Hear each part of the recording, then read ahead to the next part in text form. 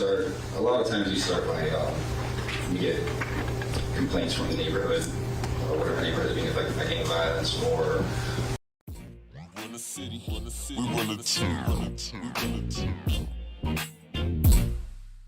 things that are happening in a certain area, and you start looking into it to see if it's random or if there's something more organized going on.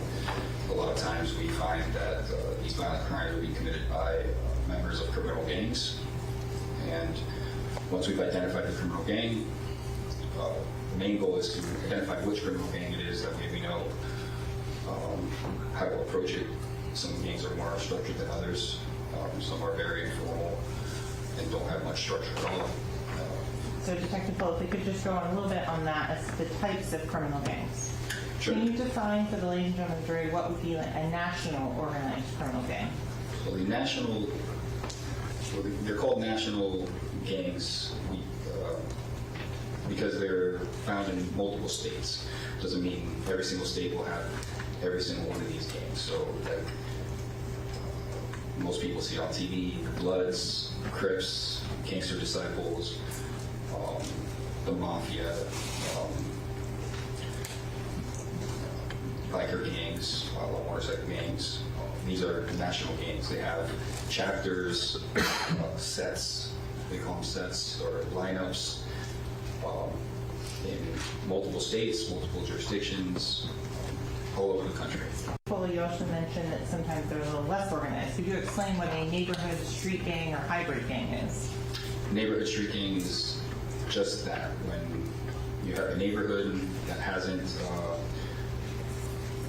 you have a group of 3 or more individuals involved in criminal activity, ongoing criminal activity, and they decide to take on common hand signs, colors, symbols, clothing, anything to unify them and show that they are a group. And they operate sometimes within a city, or they can operate within multiple jurisdictions, but they're working together and they've adopted these common identifiers.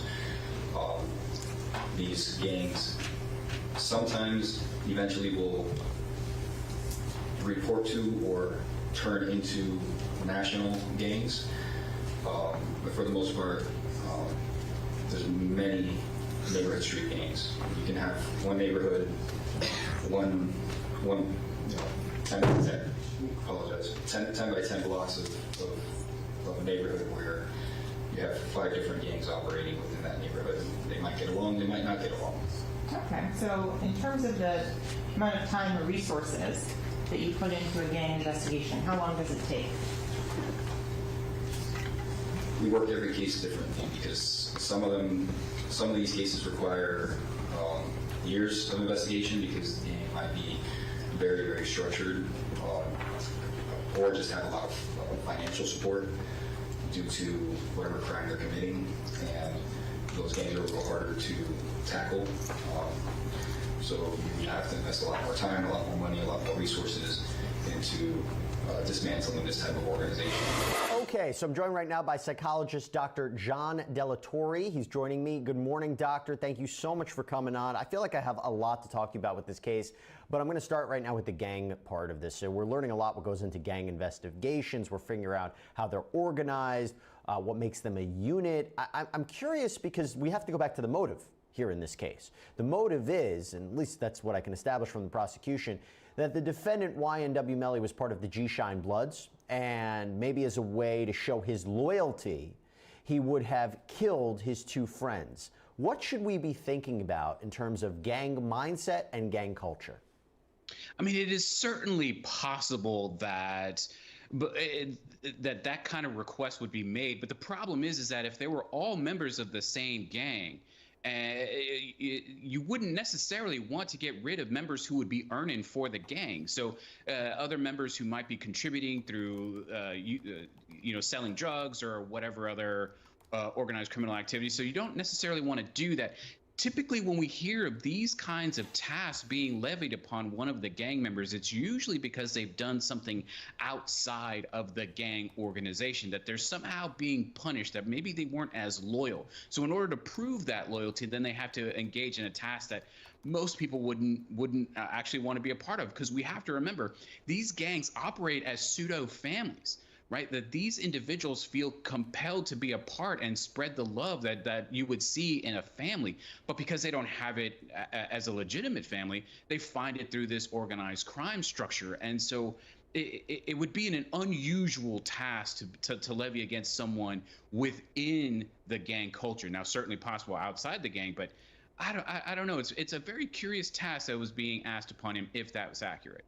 Now, later on in his testimony, he discusses more of the details about gang rules and how to move up the ranks. I want to listen to some of that. Again, this is from Undercover Officer Detective Danny Polo. Detective, you talked about how people are promoted through the ranks. What's good, y'all? Yes. Is that reflected in this document? What's the dealio? Happy Monday. Happy Monday. They catching up on stuff, man. It's day 8 of the YNW Melly double murder trial. Florida versus Jamell Demons. Ooh. Hopefully today, man, we get into some good stuff. But shout out to everybody that showed up. Hello. So yeah, they just going back over some things that where we left off last week. I hope everybody had a great weekend. A lot going on. The BET Awards. Please leave Patti LaBelle be, okay? Aside from that, man, we're going to enjoy getting back into this trial. This is all historic stuff. We're going to look back on this stuff at some point and be like, wow, what a trial, right? But anyway, we're going to get back to it. I just want to say happy Monday to everybody. Marathon Mondays.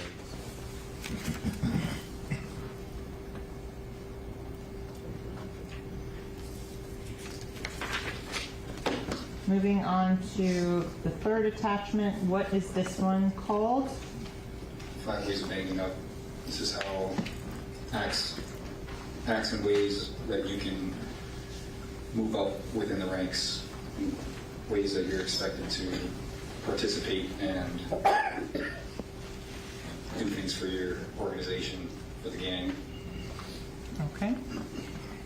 In terms of... So, are we all ready to proceed, counsel? Yeah, sure, we just have to have the witness run around. Lieutenant, you ready to go? Yes, sir. Good morning. Good morning. See if check on it. I don't think it's cold enough in there, Judge. Don't you start. Why should today be different than any other day? Called them Friday, told them that you complained about it on Thursday. It was a little too warm in here for you. They said they were going to adjust it accordingly. I appreciate that. It's easier for things. There's no happy medium in life. Could we approach off the record? Sure, we'll go to one screen next.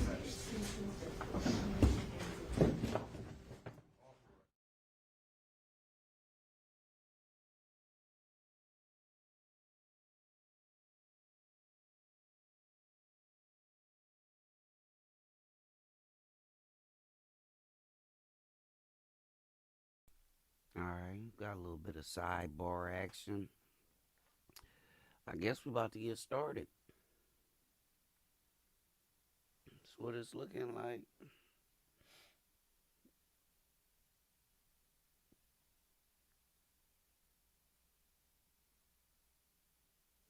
That's what it's looking like. Mm-mm-mm-mm.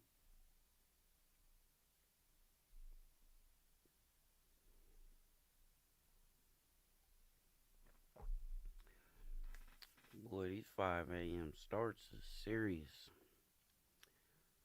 Well, the show starts at 6, but I gotta get up at 5 something to make all this stuff happen.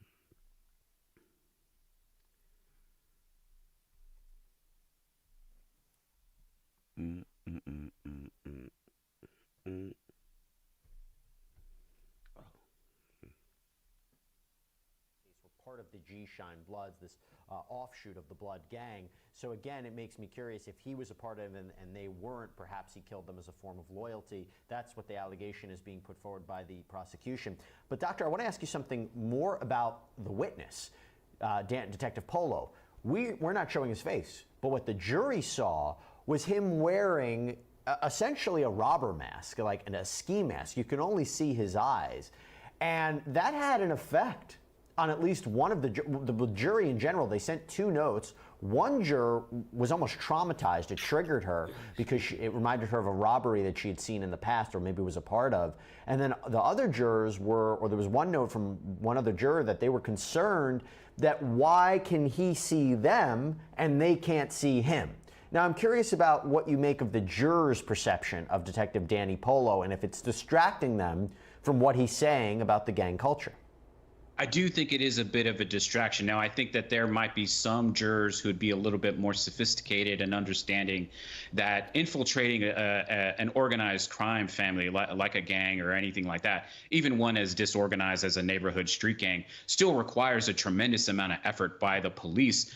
But if you live in a community in which crime is rampant and these kinds of imagery is constantly being shown to you, right, it's automatically going to elicit all different kinds of negative emotions, and it's going to make you focus on those negative emotions rather than the material that is being testified to. So yeah, it's a double-edged sword where you want to protect the officer's identity, but you also got to understand that by doing what you did, by putting him in a mask, like that kind of mask, I'm sure there were other ways that you could have protected his identity.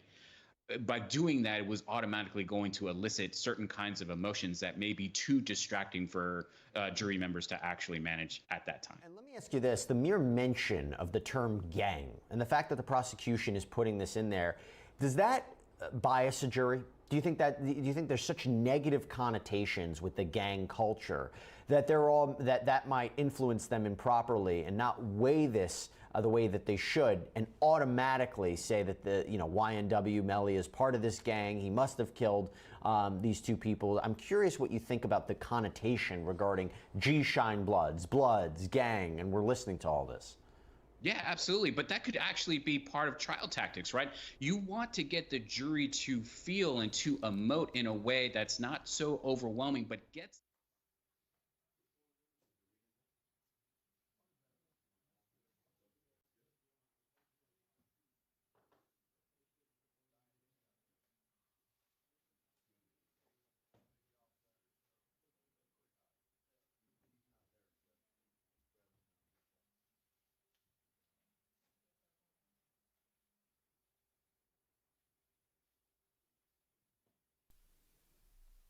No idea why this mic is Don't get mad at me if I like the judge. I like the judge, man. I do. I like the judge.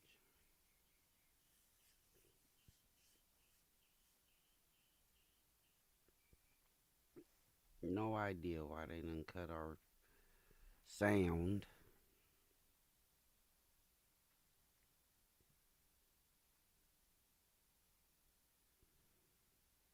That's how they doing us, huh? That's how they doing us.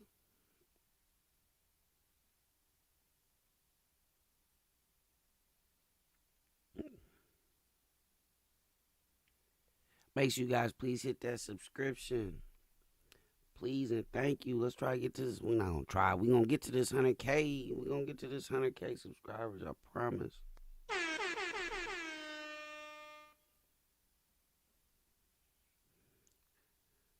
What is going on?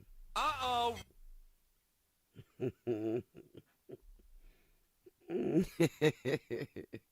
What is going on?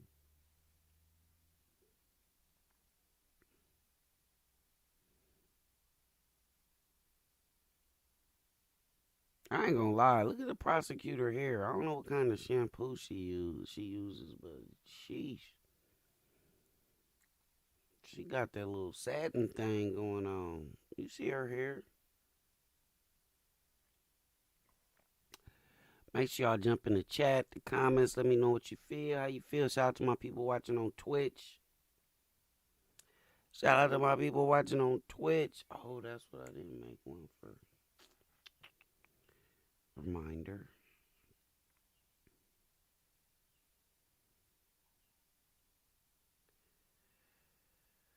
Well, we could tell nothing's really happening for officially because you see the court reporter is, I don't know, is she texting somebody, taking screenshots. You could tell us early here. You hear the birds chirping. Mm, mm, mm.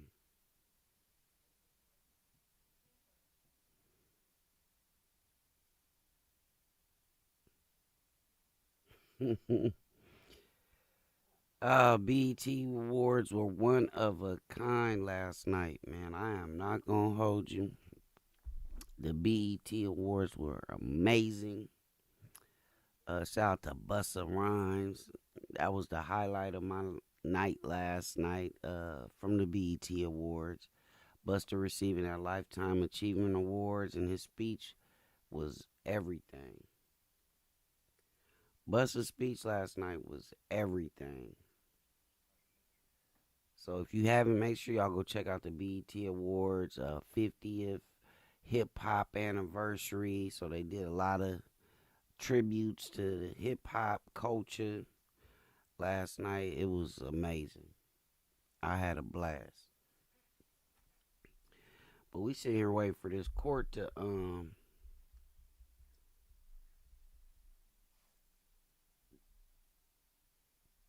yeah, I don't know. They got people walking all around. They not ready. It's Monday. It's Monday. They feeling like me.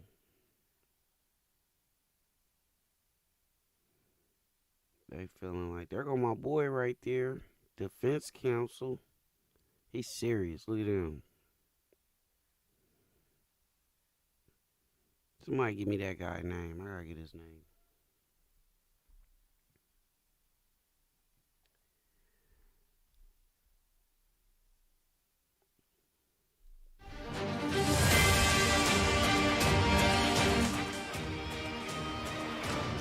Back to Law and Crime, everybody. So we're waiting for day 8 of the double murder trial for rapper YNW Melly to start up. 24-year-old Jamell stands accused of killing his 2 friends back in October of 2018. And as we wait for the proceedings to start up this morning, I do want to talk about the juror issues that arose last week. As we spoke about in the last block on Thursday, an undercover detective was called to the stand to give insight on gang culture and to protect his identity. He was masked, and while this didn't really sit right with one juror, and they were actually brought in to have a little conversation with Judge Murphy about it, let's take a look. Messages during the last witness's testimony. And the first one said, I don't feel comfortable. Why does he get to see us, but we can't see him? Mm-hmm. That's your message to me? Yes. And the second was, I need a moment. I can't listen properly. When I was a child, I seen someone get robbed and am having an anxiety attack. Yes. And I guess my concern is, are you able to sit as a juror, or you think this is too much for you? I'm trying to figure out. And that's why we took a little extended lunch break to figure out whether you feel comfortable and you're up to it. Yes, I feel comfortable, but I just don't think it was appropriate for someone to be masked up like that. And plus, you guys didn't even tell us. Like, you don't know what people have been through, so it just it's shocked me, like I was shocked. So, yeah. But I do feel like I can handle it. But that just wasn't appropriate. I'm sorry? I said I don't believe that was appropriate. Well, some things I make certain decisions about things, and then we go forward with it, and I instruct jurors. And are you think you'd be able to follow those instructions, and you pay attention to the evidence, or do you think that you're concerned about the masking that is going to affect your ability to follow the instructions and follow the evidence? Yes, I can listen and follow the evidence now that I know he's going to have on mask. Thank you very much. And the anxiety issue, we're past that, you're okay? Yeah, I took my medication. Thank you. Dr. John, we talked about this before. It's a unique situation. I've never seen it before. You have this witness who needs to be concealed for safety reasons. I've seen that. But making this a juror issue where jurors extremely uncomfortable, Judge Murphy made the call by letting them continue to serve on the jury. He didn't, excuse this juror. And I'm curious if that was the right decision in your mind, because to have this juror step up and say, I don't think it was appropriate, and say that they were triggered by this, I mean, do you want that juror sitting on the jury? I think it comes down to the statement that she had made, which was, I just didn't know, right? Had she had known that this individual was going to be testifying in a mask, right? In particular, in a mask, then...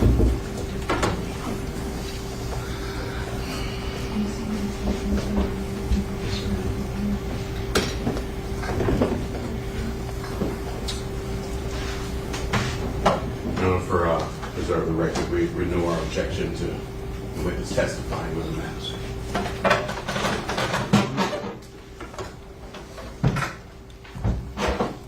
Judge, we're good. All right, bring it.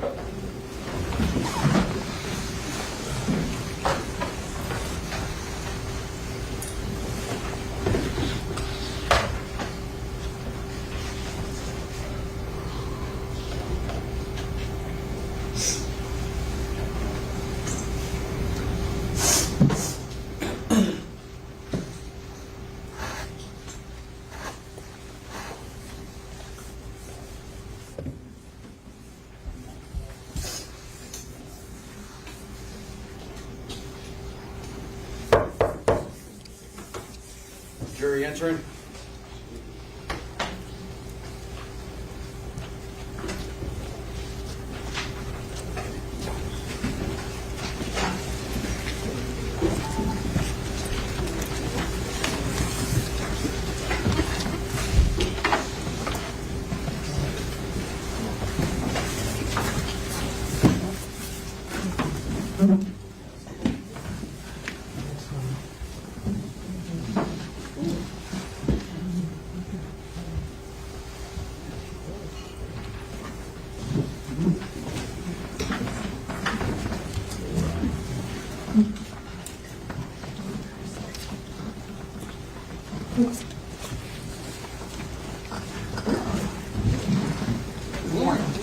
Let the order reflect the presence of the defendants as counsel. Please be seated. The assistant state attorney to the government jury and our witness, Danny Cole.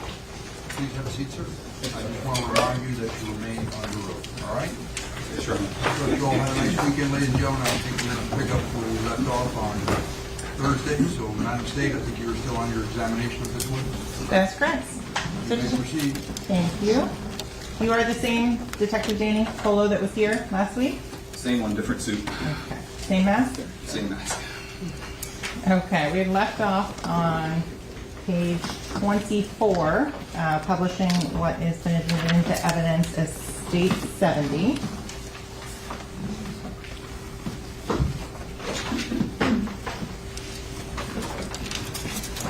Okay, going on to, this is still the chat with the number that's saved in as Gino.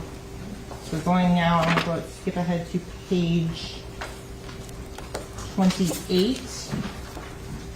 I want to make sure it's visible so everybody can read it.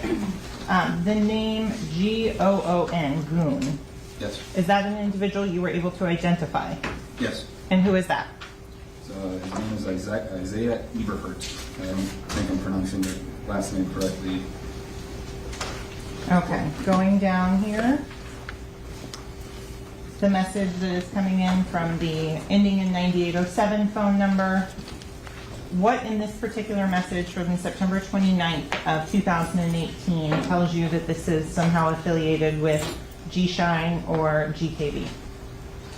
The first indication that it's blood related would be taking out the letter C from creeping, putting a K, and then the second one would be the use of the term herc, which is common to be used between members of GKB. Okay. Who address themselves, address each other. So going now to page 29 of State 70, and the message from Gino, contact on October 4th of 2018.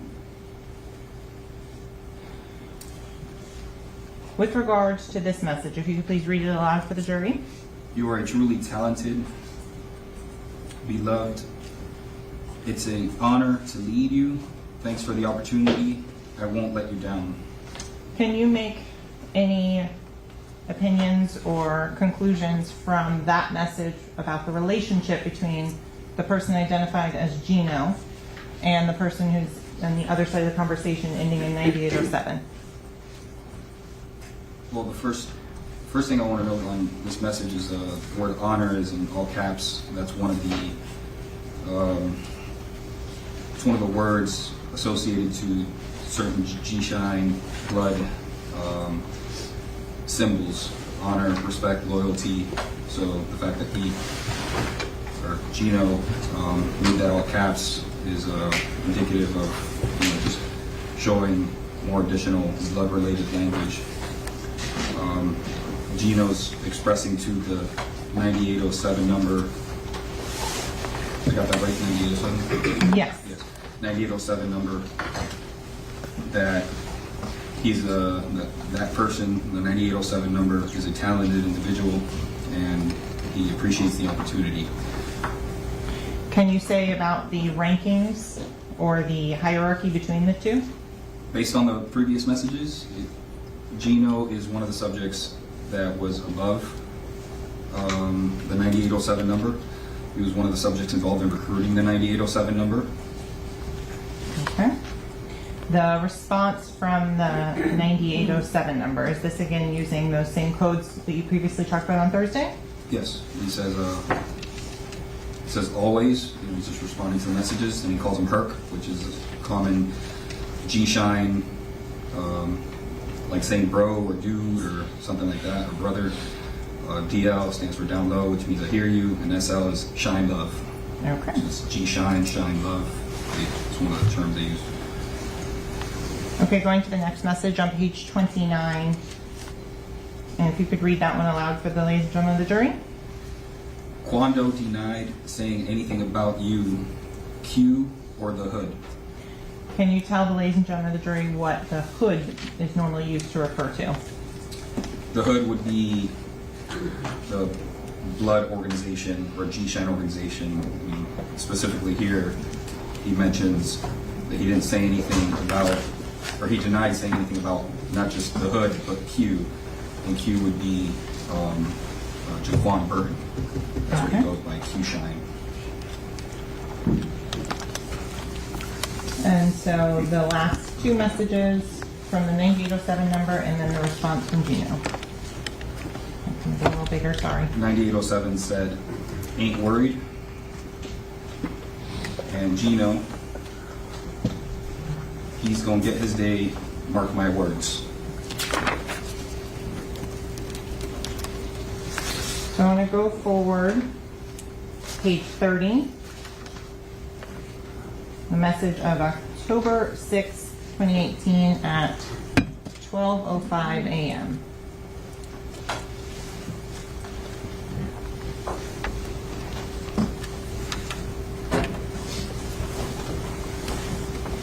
If you could read the one that is right there in the center of the screen. All right, Gino states, I'm on the line with Tall Godfather, GF. He wants a sit down with you and Jay Green. Jay Green is Jalen Green of Mr. Denman's associates, who happens to be part of a different G-Shine set. Me, you, Jay Green, and him. Okay. Going now to that same page, the message on October 8th of 2018, 12:43 p.m. Can you read this message and then translate it, please? To stay in tune is to communicate, bro. If you feel like it's too much, you can line up elsewhere, but you won't get the perks and respect you get now. The choice. What does that translate to? So based on context from the messages I read, the 9807 number wasn't checking in and communicating with members of Gino's lineup, Gino's set enough, and he's letting the 9807 number know that if if it's too much for him, if he can't follow the rules and check in as it's required, then he can pick a different set, different blood set, different lineup. Specifically uses the word lineup elsewhere, but he's saying their set has the most respect. Okay, so going to page 31, I want to go to now the message from the 9807 phone number on October 23rd of 2018. Just says beloved. And then going on to October 24th of 2018 at 12:37 a.m. What does that message show? The GKB or G-Shine, Gangsta Killer Blood, Oath. Okay. They go by many names, like I stated before. Is this the same that was reflected in some of those emails that you had previously discussed? I would have to go to the email, make sure, see if it's word for word the same, but it's consistent with the G-Shine Oath. Okay, and that was previously admitted as State 69. And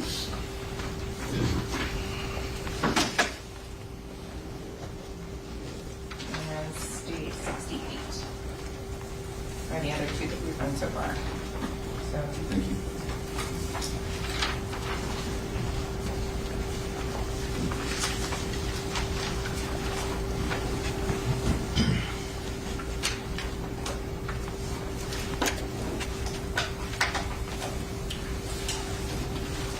You want to know what page I'm on? please, if you could refer to one for that.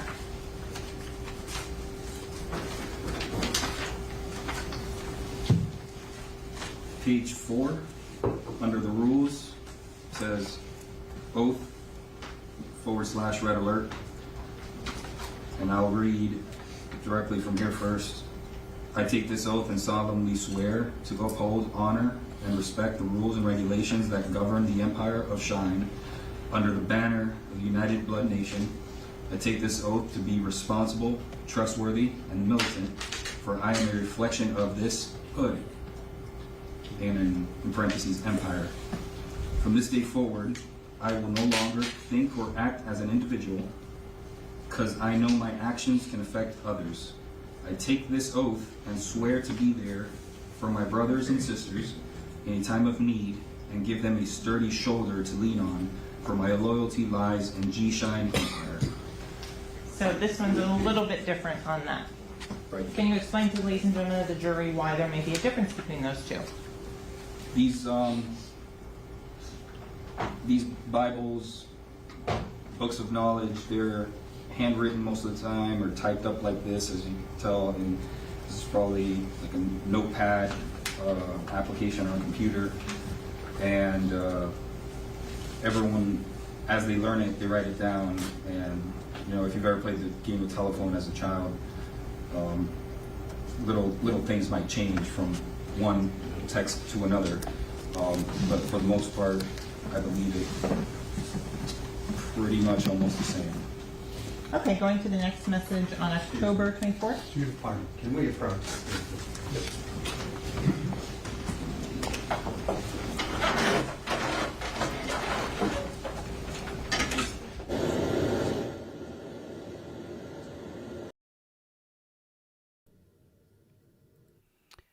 All right, we got a little sidebar action.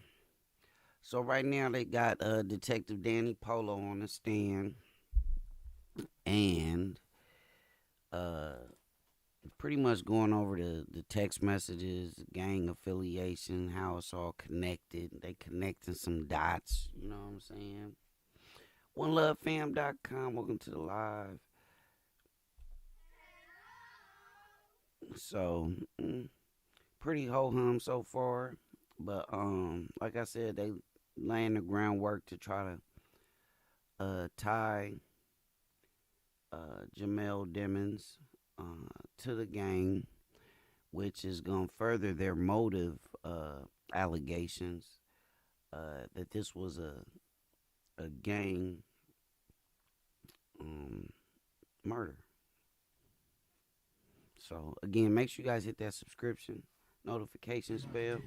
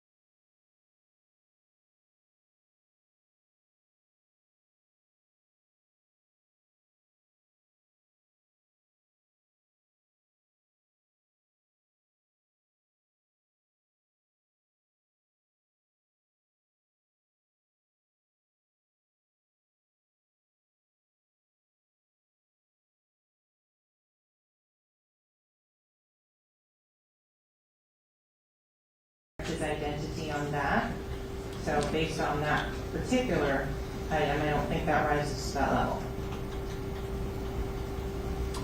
Thank you. All right, Detective, can you step down for a second, just wait outside? Yes, sir. Your Honor, I have a request. Yes. Can I briefly call my wife and make sure that she scrubs everything that I might have missed? Sure. Thank you, sir. And Judge, we just asked to have defense counsel not to preserve that because that is something that it got out. There would be concerns for the safety of the witness on that. It's already been seen by the court and be described as such. But to preserve it, is there anything else on that that could lead to safety issues for this witness would be very troubling. We have no problem with that. So that's agreed, all right. So, I'd like to hear what the witnesses finds out from his spouse. I guess my concern is, it's always something we're trying to balance things. The news crew has a right to be here and film what's going on in the courtroom. The defendant has a right of confrontation. Typically, it's face-to-face, but it's not hard and fast. The witness indicates there's threats on his life, and he's worried about his security of his family. And it's a balancing of all those things. So I don't know where this came from or how it was obtained. I don't know how you got a hold of the picture in the first place. You're saying it's on a Cash App? So, yeah, all you have to do, her phone number is listed, and when you put her in Cash App, the picture comes up. Cash App is what? So Cash App is similar to Zelle, Venmo, so if I want to send you money, or better yet, if you want to send me money, you have a Cash App, you send it to either my phone number or to my email, whatever I have set up. And most people do have pictures there. It is open to the public. Cash App is not with Venmo, you can actually make things private. Cash App does not. So everything you do on Cash App is in the public domain. Yeah, it seems a little concerning and troubling if they'd be looking at the witness's wife and family with the intent to cause them some sort of harm or to intimidate them in any way. Well, I resent that, first of all. We have a right to confront the accuser. They made a representation. It turns out to be incorrect. So, quite candidly, I resent any implication that we're trying to put anyone in danger. Quite to the contrary.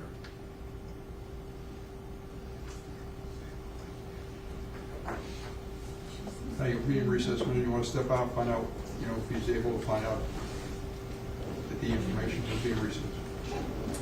You need a restroom break, Mr. Dennis? Sir. No? All right. I know.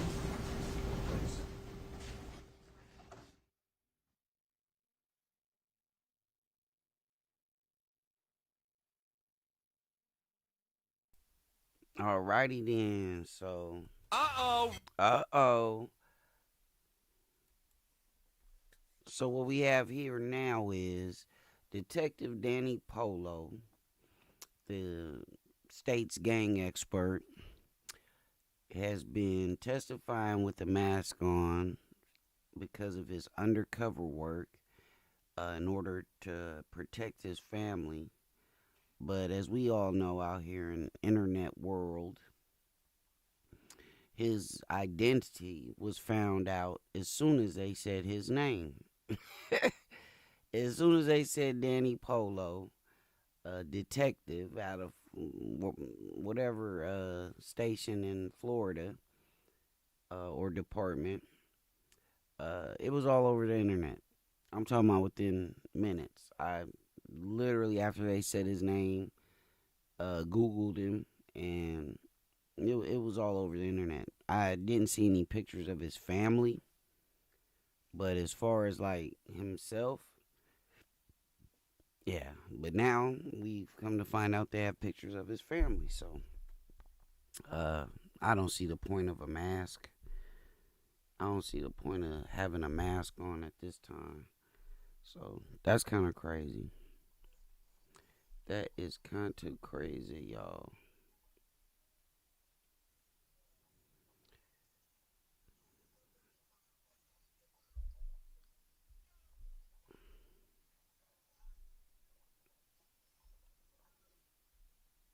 Thank you.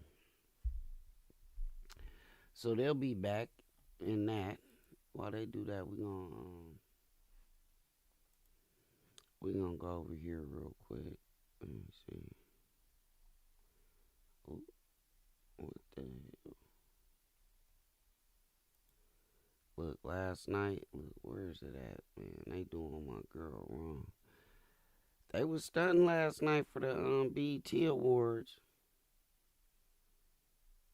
They was stunting last night.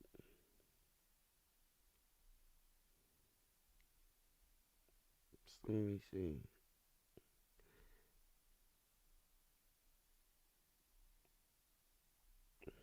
Did y'all see the story? Hold on. Did y'all see the story? It was a lady and a man in a dispute getting food, and the man starts hitting the lady while the son is filming on his phone. And I guess the son pulled out a weapon and attempted to defend his mother. And after striking the male ran, and the son continued firing and fatally struck the man. And they both been charged with, the mother and the son both been charged with first degree homicide. So was it self-defense? When you start running and you're struck while you're running, they usually kind of like look the other way on the self-defense. I don't believe it's gonna be a first degree type of charge, but definitely they're gonna hit you with something when you hit somebody when they're running away. So we in a recess in a YNW Melly double murder trial. And again, the delay is Danny Polo's family's photos have been leaked. So the defense counsel is asking that he be asked to testify without the mask or facial covering. So I really believe they might as well make him take the mask off. Because once the picture is in cyberspace, I mean, there's no protecting the identity of your family. And so I don't get that part.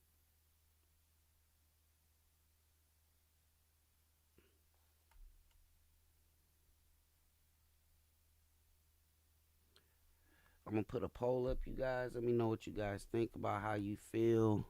What Melly's chances are looking like at this point.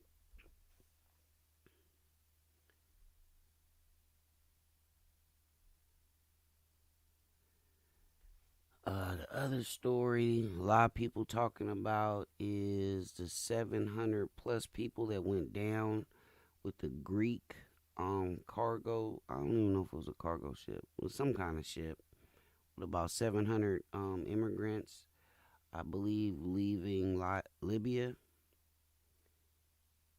And the Ocean's Gate Titan is getting all the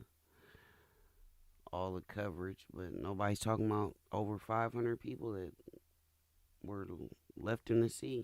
A couple hundred survived. Well, 800, I think. 80 survived, and another 100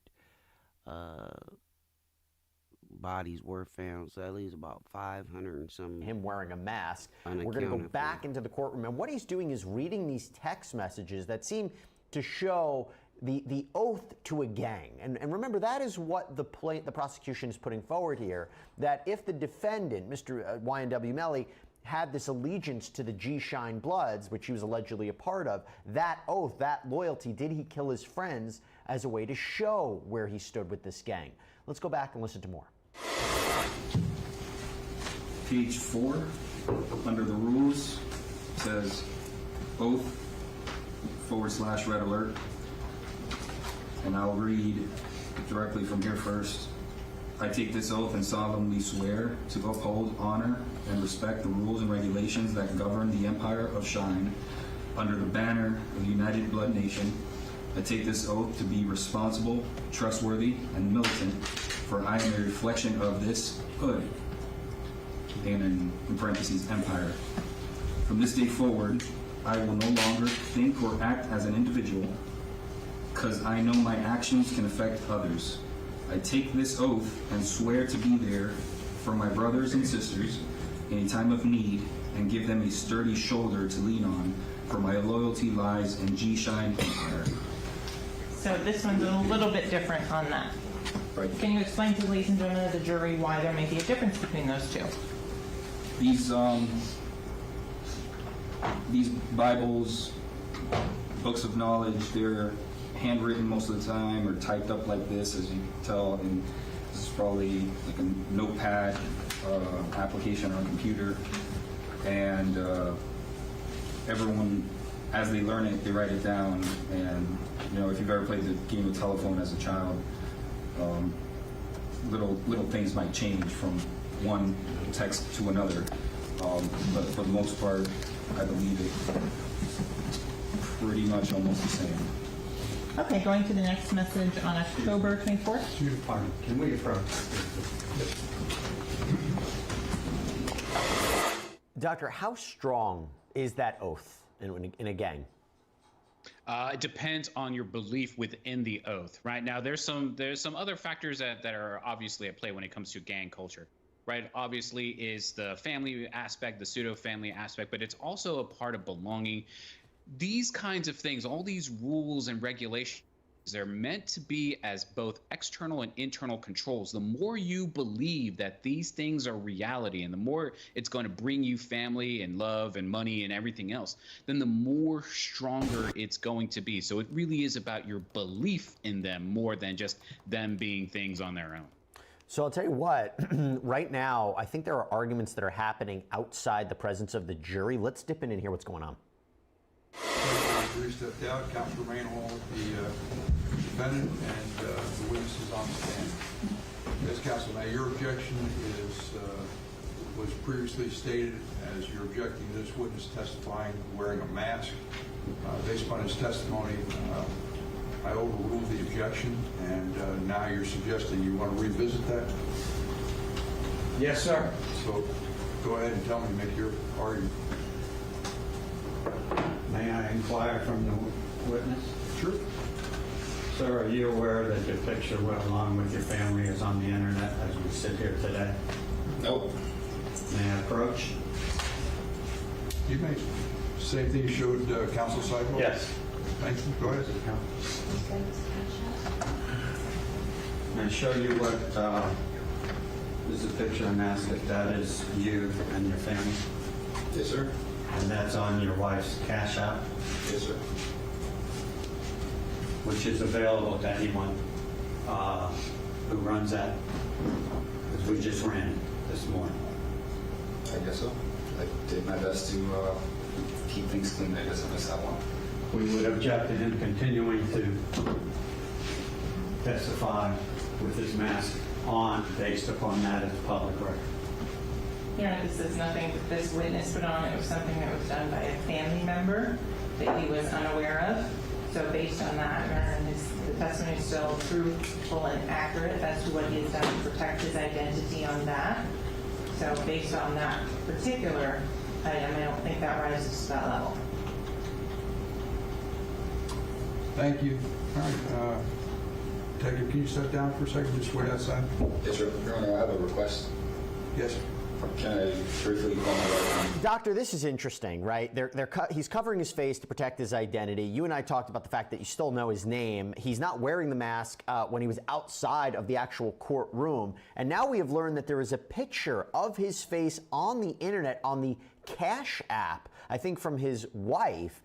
So the defense is saying, why are you still wearing the mask? It's not necessary, and my client has a right to face his one of the witnesses against him. Who do you is right here? I mean, the police department has some real issues with some operational security when it comes to this thing. He couldn't tell his wife to take the picture down. I mean, he's an undercover officer. Listen, at this point now, if people know what his face actually looks like, then he can never go undercover again. His entire cover is blown. At this point now, take the mask off.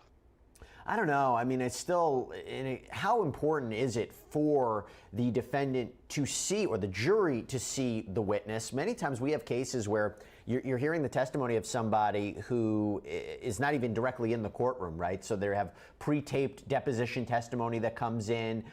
It's pre-recorded. They're not physically present. Sometimes their older testimony from an older trial is put in for different reasons. Maybe the witness passed away or is not available. So you run into those considerations. Is it that important to see his face for the jury and for the defendant? I think it's more about the procedure of things, right? The issue of fairness, right? So no one is guaranteed a perfect trial. They're just guaranteed a fair one. And I think under these aspects, I'm willing to forgive this idea that he has to wear a mask to conceal his identity. But at this point now, his identity has been blown. And I think we have to revert back to policies and procedures that we have in place for the fairness of the trial. And I think at this point, I mean, what's the mask actually doing if anybody can just go on Cash App, find his wife, and find him? It's a scary situation. I mean, you can understand it. And going back to the substance of what he's saying and trying to connect the defendant to this gang, is it possible that the loyalty of somebody to a gang can be stronger than their loyalty of friends or family? We have about 40 seconds. No, absolutely, and that's the key. That's the insidious part, is that it ends up being more favorable to the gang rather than friends or family, which is how you can end up in a potential situation like this. Yeah, I mean, that's the allegation. We know that that's being denied by the defense, and I'll be very curious to see what the cross-examination will be by the defense of Detective Danny Polo. But right now we're dealing with the issue of, will we see his face or not during the course of these proceedings? Because that's a whole different issue. Let's take a break. When we come back, we'll jump live into that courthouse and see what happens next in the YNW Melly trial.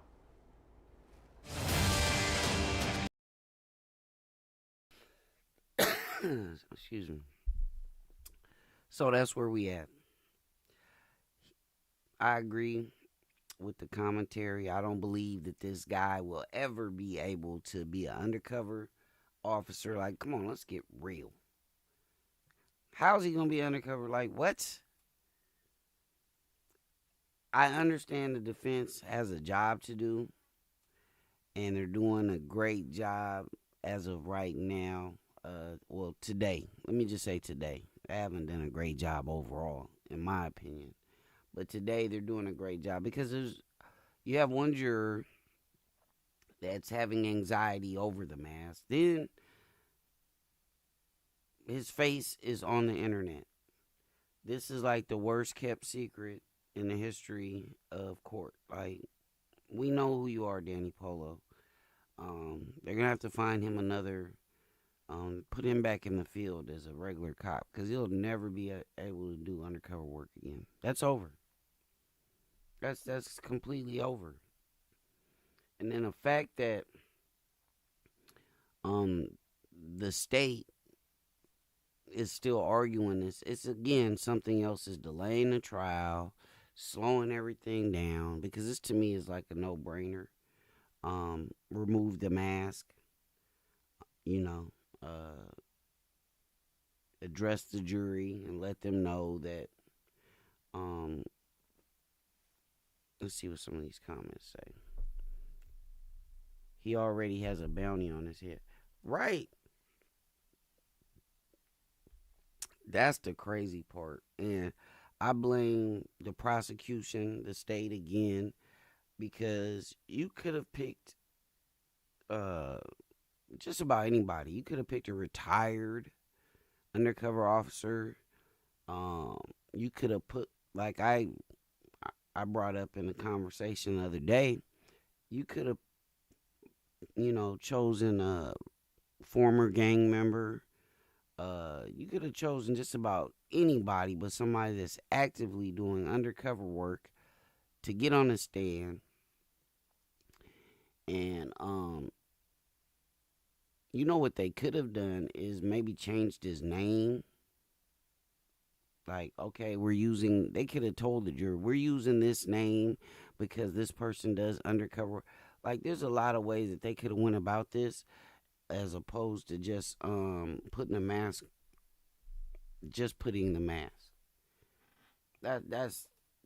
That's my thinking behind it.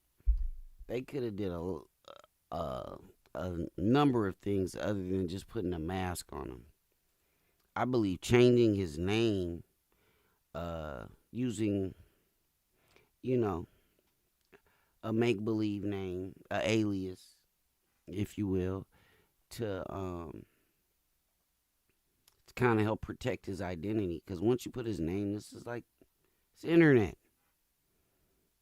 You know what I mean? My 11-year-old daughter could have found him on the internet. Like, it's not hard. Whoo. These delays blow me, though. When it seems like there's just... It's like you get like what? Let's do a little... I think you get about 10 to 15 minutes of actual testimony per hour. The rest is sidebars and recesses at this point, right? Let me see.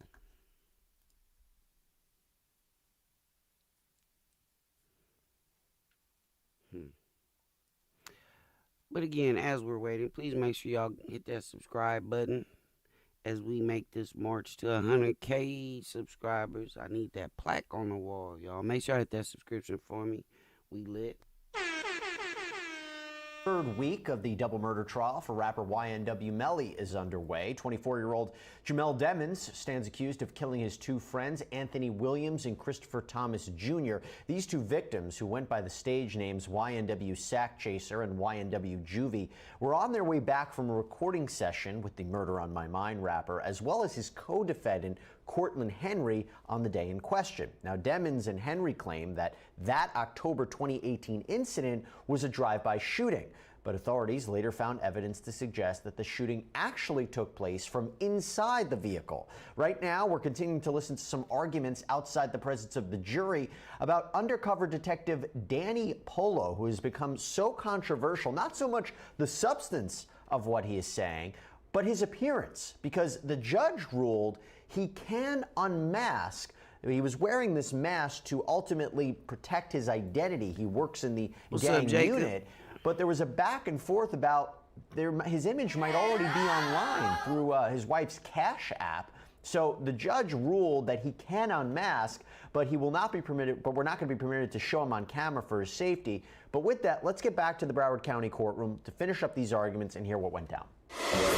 Make sure that she scrubs everything that I might have missed. Sure. Thank you, sir.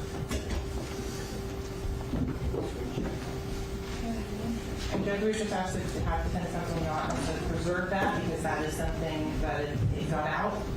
There would be concerns for the safety of the witness on that. It's already been seen by the court and be described as such. But to preserve it, or anything else on that could lead to safety issues for this witness would be very troubling. We have no problem with that. So that's agreed. All right. So, like the witnesses finds out from his spouse. I guess my concern is, it's always something we're trying to balance things. The news crew has a right to be here and film what's going on in the courtroom. The defendant has a right of confrontation. Typically, it's face-to-face, but it's not hard and fast. The witness indicates there's stress on his life, and he's worried about his security of his family, and it's a balancing of all those things. So I don't know where this came from or how it was obtained. I don't know how you got a hold of the picture in the first place. You're saying it's on a Cash app? So yeah, all you have to do, her phone number is listed, and when you put her in Cash App, the picture comes up. Cash App is what? So Cash App is similar to Zelle, Venmo, so it's if I want to send you money, or better yet, if you want to send me money, you have a Cash App, you send it to either my phone number or to my email, whatever I have set up. Hey, And those look, people the do have judge is pictures like, there. Cash App It is is what? open to the public. Cash App is not one of, That's how you know with you get Venmo, you paid, can actually so make you ain't things playing. private, Cash App does not. So everything Cash you App do on is Cash App is what? in the public domain. Aaron, it seems a little concerning and troubling if they'd be looking at a witness's wife and family with the intent to cause them some sort of harm or to intimidate them in any way. Well, I resent that, first of all. We have a right to confront the accuser. They made a representation. It turns out to be incorrect.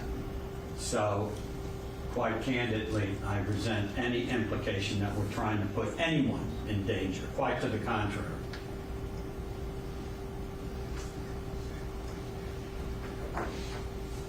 Now, you'll be in recess when you want to step out, find out, if he's able to find out that the information will be in recess. What a disaster this is. I'm here with psychologist Dr. John Delatorre. I can't tell what I'm more upset about. That the idea here, I assumed, and I tried to look, I'm not going to lie to you, I tried to look online for Detective Danny Polo to see if there were any pictures. I mean, other than him testifying, and I think it was the XXX Tentacion trial, you could see just him wearing the mask. Couldn't find any photos of him. The fact that there is a Cash App that's being used by his wife and his photo is on it, I imagine, he said he had no idea about it. I imagine that's going to be a tense conversation later. But also the fact that we even know about it. Should this not have even been broadcast and put on the record? Because I feel like if this is really a safety concern and his identity is an issue, why we know his name, now we know his photo, where it can be found. What do you make of this?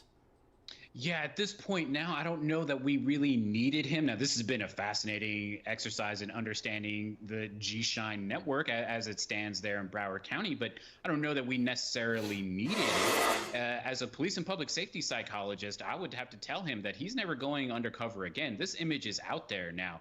Open source intelligence, operational security, all of his cases that he has open right now, he's getting pulled out immediately. Now that we know that there's an image of him, anybody can find him, and he's now in more danger than he was had he just shown his face from the entire beginning.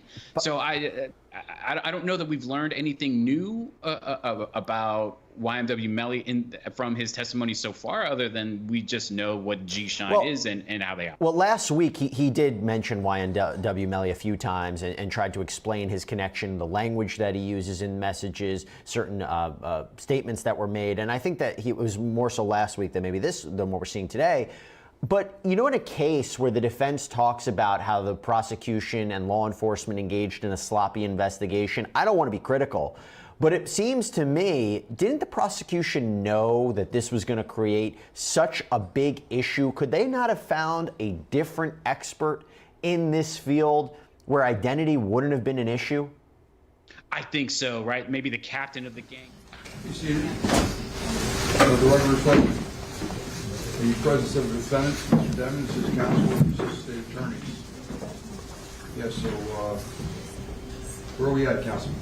Aaron, put me up, bro. Sure.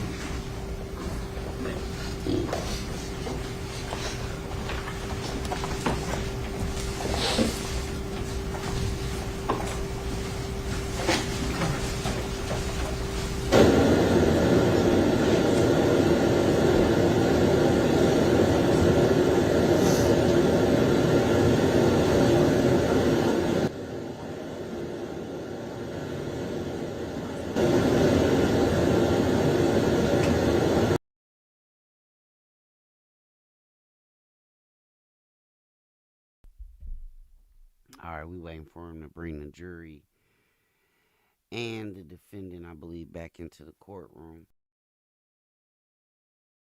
Excuse me.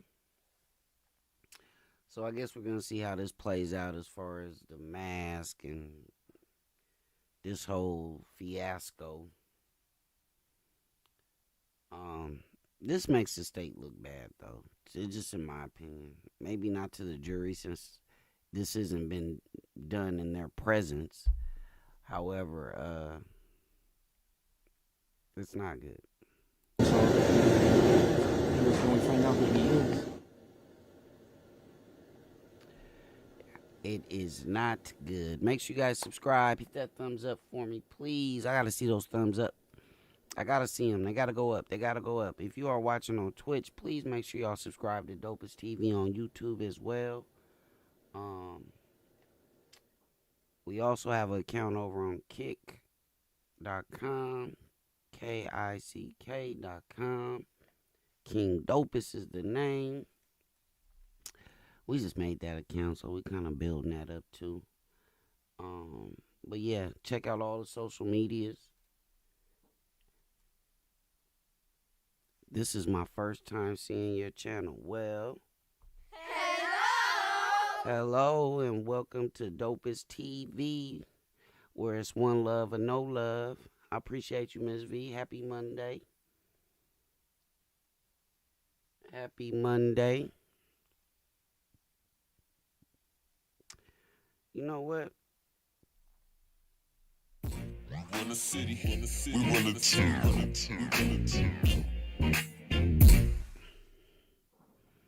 I got my guy Jacob Tennis over on Twitch, man. I appreciate you. I see you being active over there. Much love to you. Thank you, Royalty, aka Dopest Melly, and my co-host on Dopestology, for the super chat. I appreciate the donations, y'all. That's love. Helps me keep this thing going and growing. If you guys aren't aware of this trial, this is the 8th day.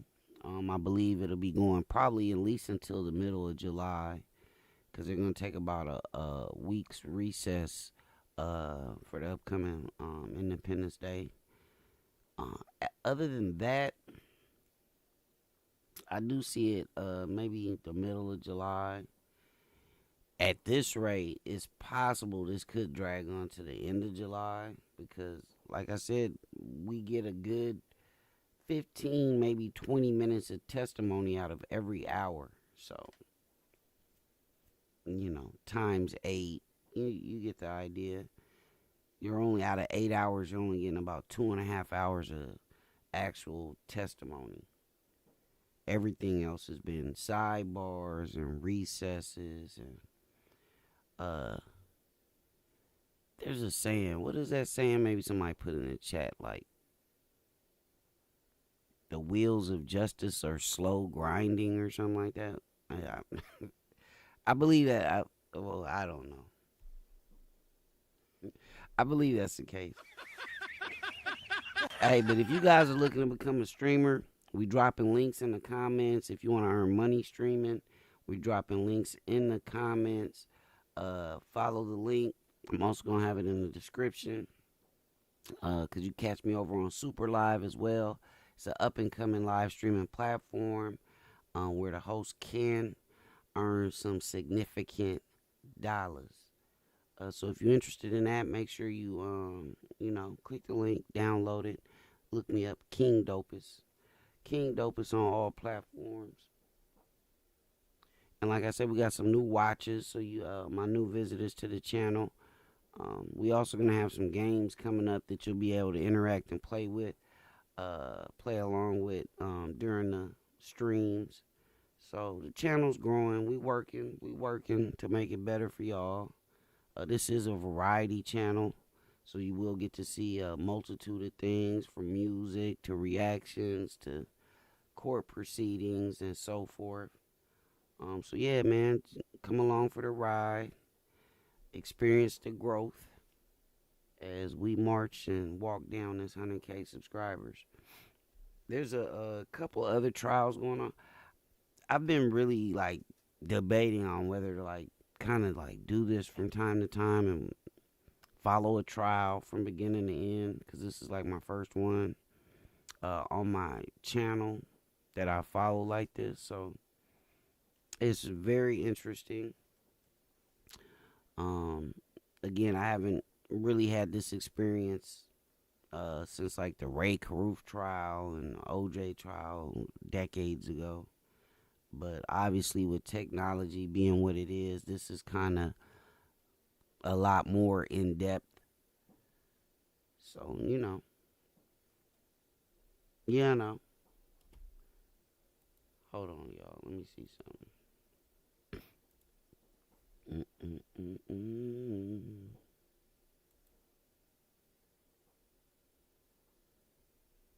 No, that wasn't it.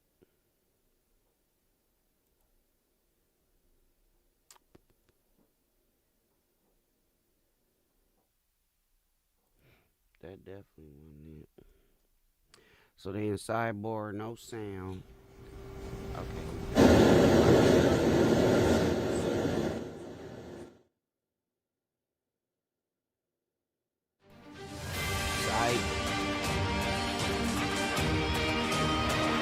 And welcome back to Law and Crime. So we're waiting for day 8 of the double murder trial for rapper YNW Melly to start up again. 24-year-old Jamell stands accused of killing his 2 friends back in October of 2018. The trial was on a recess while Judge Murphy decided what to do about undercover detective Danny Polo and his mask, a continuing controversial issue. It has been decided that he will take off his mask when they return to finish up his testimony. However, we will not be showing his face at all. And as we wait for these proceedings to continue, I want to listen to some of his testimony from last week. So putting aside his appearance, let's listen to the substance of what he had to say.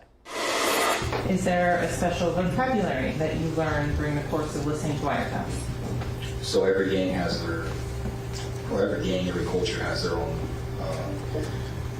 way of speaking. So a lot of gangs come up with codes, code words.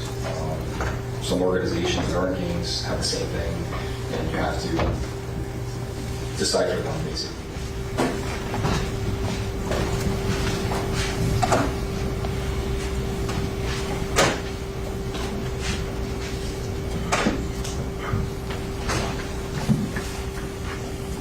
Can I see you for a second? We're in recess for a minute. Can I see you?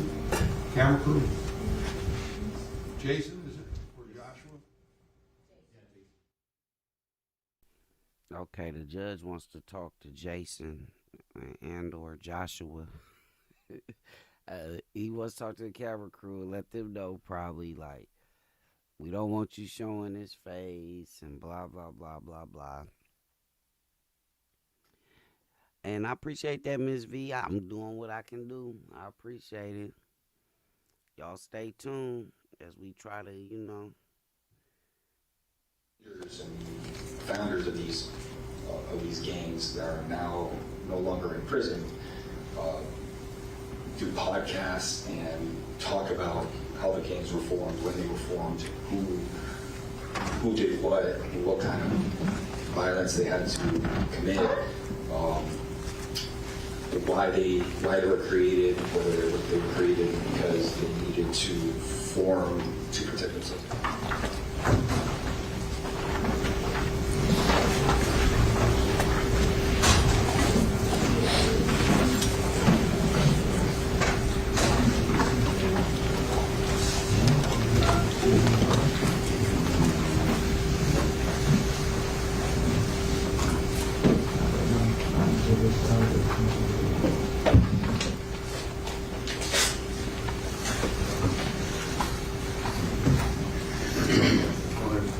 Yeah, you bring it.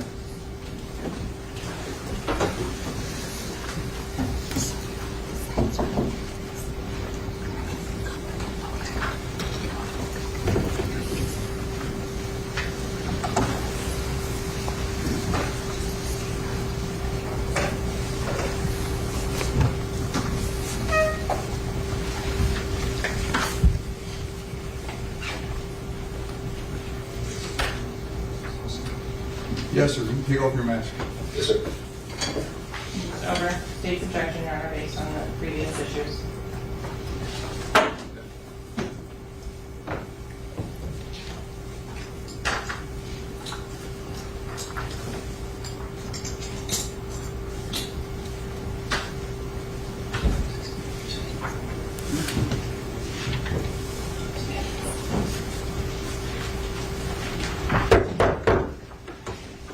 Jury entering.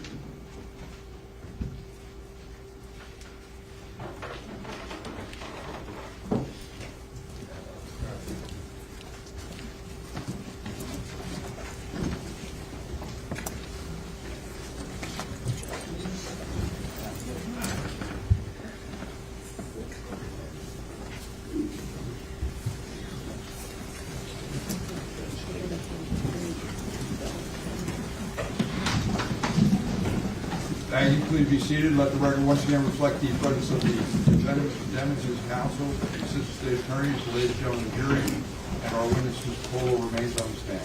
Counsel, you may proceed. Thank you. Okay, Detective Polo, we left off talking about the G-Shine oath and the slight differences between them. The next message on October 24th of 2018 discusses coming up with a handle. What is a handle? It's like a nickname, a moniker, something that you would assign yourself as your gang name, Okay. kind of like your Instagram handle or your Cash App handle.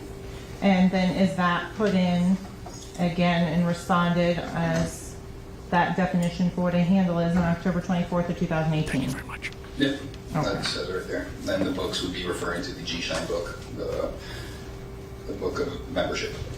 Okay.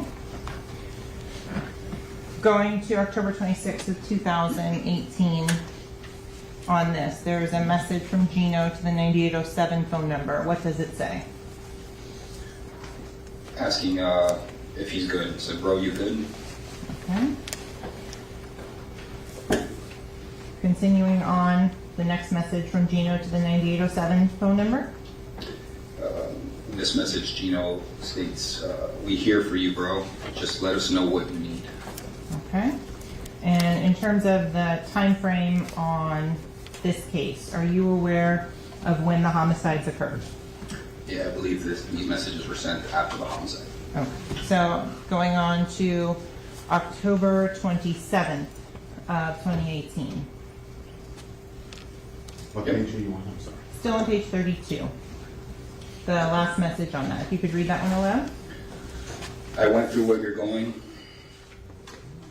through. It hurts, but it's like when you're going to the next level, the people you love die. It's so that they can protect you better from the sky. Okay. In terms of additional messages in this, and I'm going to go forward now to page 35.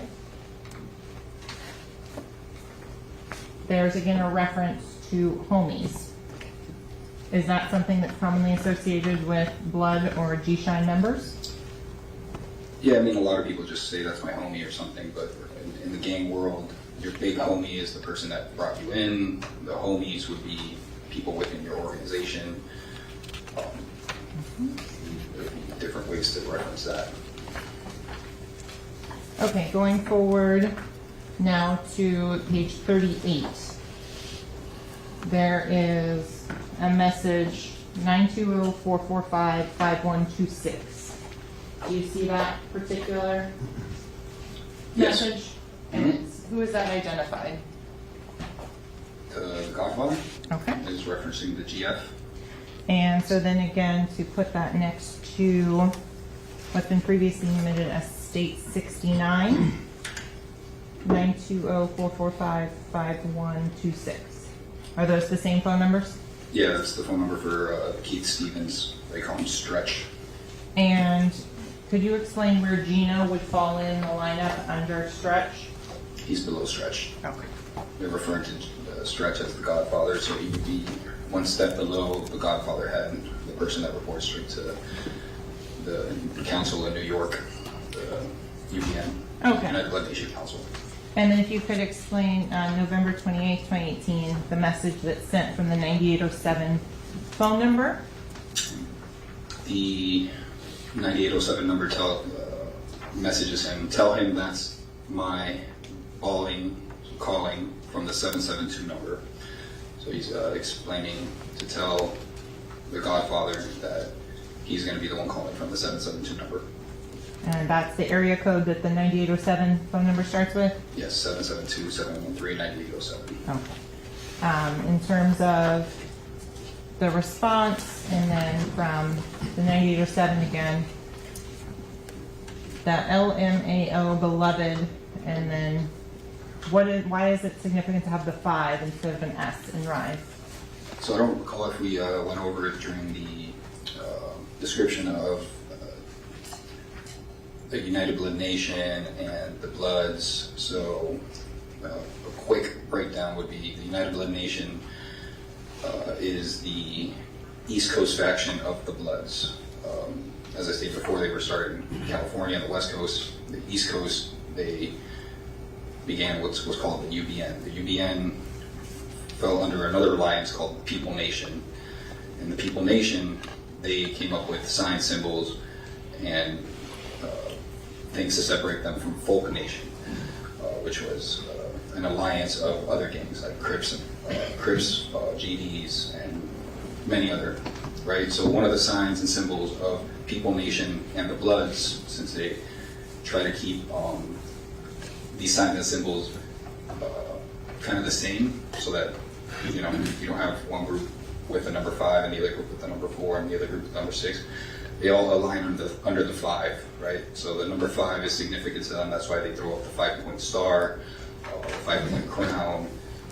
A lot of things they use have the number 5 in it. So they'll sometimes replace, like when they replace C's with B's or X's, they'll use the number 5 to show their allegiance to the UBN and to People Nation.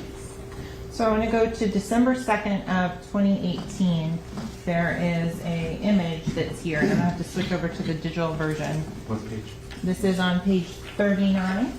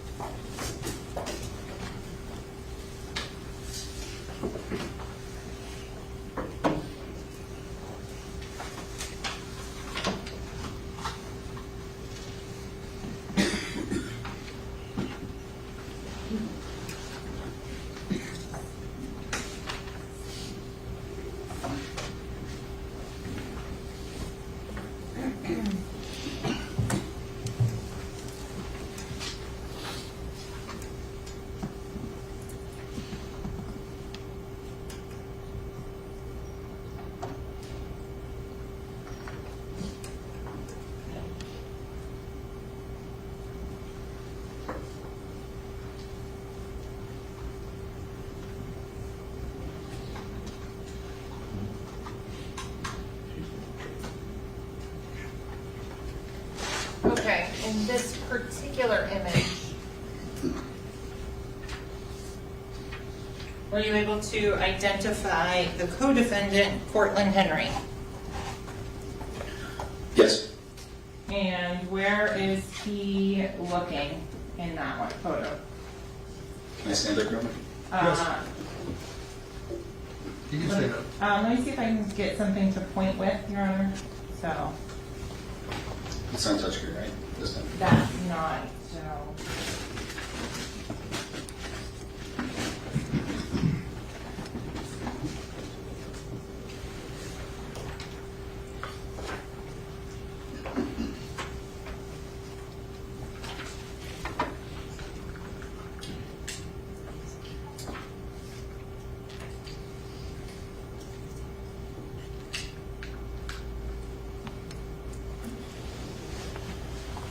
I'm going to go ahead and give you a wireless mouse.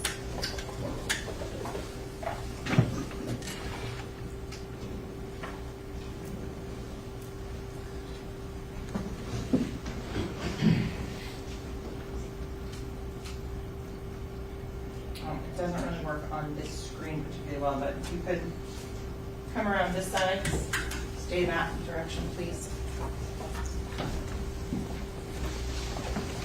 And if you could point to Cortland Henry.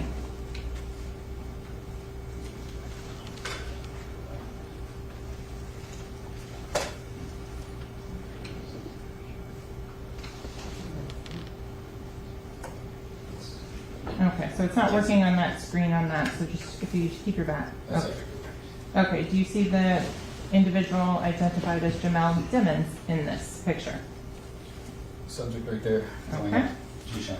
The other individuals that are in this photo, were you able to identify them? Yes. And who are they?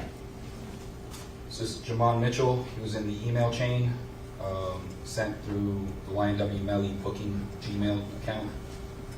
This is Jaquan Burton, Q-Shine, or Herc, as saved on the phone.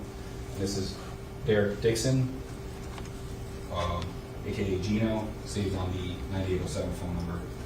And the hand signs and symbols that are being shown, what are they indicative of? So So this hand sign right here, that's a big B for blood. This right here is G-shine, same hand sign that Melly or Mr. Demmons is throwing up. Same hand sign he puts on his music albums and commonly uses.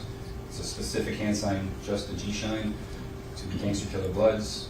While this is a universal hand sign for Bloods, this is universal hand sign for Bloods. This is specific to Gangster Killer Bloods. Okay, so I'm going to go and scroll down further on that same page, same 39. Proceed. Thank you.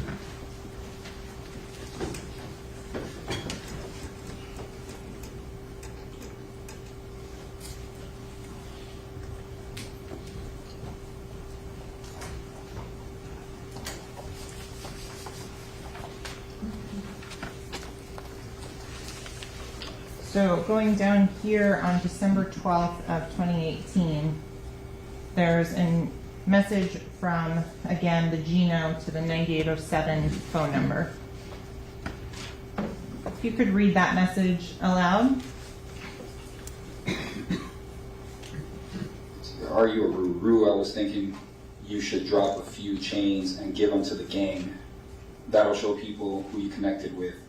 It's not mandatory, just a thought. Okay. The response. Not everybody, of course.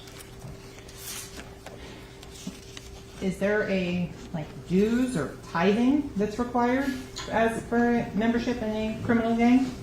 Yeah, as described in the oath and many times throughout the Bible, it's not about the individual, it's about the collective. The mere fact that he wasn't even communicating with Gino and with his lineup enough, that was enough for them to say, you're not doing enough for us. And now, to step further, we need to be brought to these shows, and you should buy this some jewelry, because that jewelry's not cheap. Okay, so then the next message from December 12th says you're in the position to be a young Don. What is a young Don? Higher up, captain. Okay. Is that one of the ranks? They didn't reference that name as in their Bible as what they call their ranks. So I think it's just like a term related to the mafia, Don. Okay. And the response from the 9807 phone number is? Let's do it. Okay. Then Gino continues on in the next message on 12/12/2018, still on page 40. In that message that's up there, is there other terms and things that you see that would be indicative of G-Shine or Gangster Killer Bloods? Yes, so I'll read it and then I'll go through it. Bet that, Ascari, but seriously, I want you to really think about the power you possess, little brother. I'm just here to show you how to use it. So the first thing is Gino is addressing the 9807 number as Ascari, which is rank. It's not like saying blood or homie or any of the other, or Herc or Twin. He's specifically calling him Ascari. It would be like calling him general if he was in one of the first floor, second floor, third floor, fourth floor, fifth floor general spots, or Godfather, something to that effect. He's saying Ascari, you are an Ascari. And we know that based off his email where he has a document that says you have now ascended to the position of Ascari. So this reaffirms that. And then Gino explains, I want you to think about the power you possess. And that power comes from, in my opinion, from what I've read through all these messages, the power is money. Money is power in a game. And not only is money power, but fear and intimidation. Objection. Is power. Sustained. Okay, so going on. Strike. Here, disregard the last comment. Stricken. Moving on to the next page, 42, at the very top. If you could read that message aloud. Once the family gets a real glimpse of how you rock with me, it's all access granted. Be like a young Nicky Scarfo. Who is Nicky Scarfo? Philly mob boss. Okay. Very powerful mafia boss in Philadelphia. Okay. So then there's other messages, December 23rd, 2018, where Gino is asking for something. Can you read that one aloud, please? The things I ask you to do don't even cost money. Shake my head. SMH. Okay.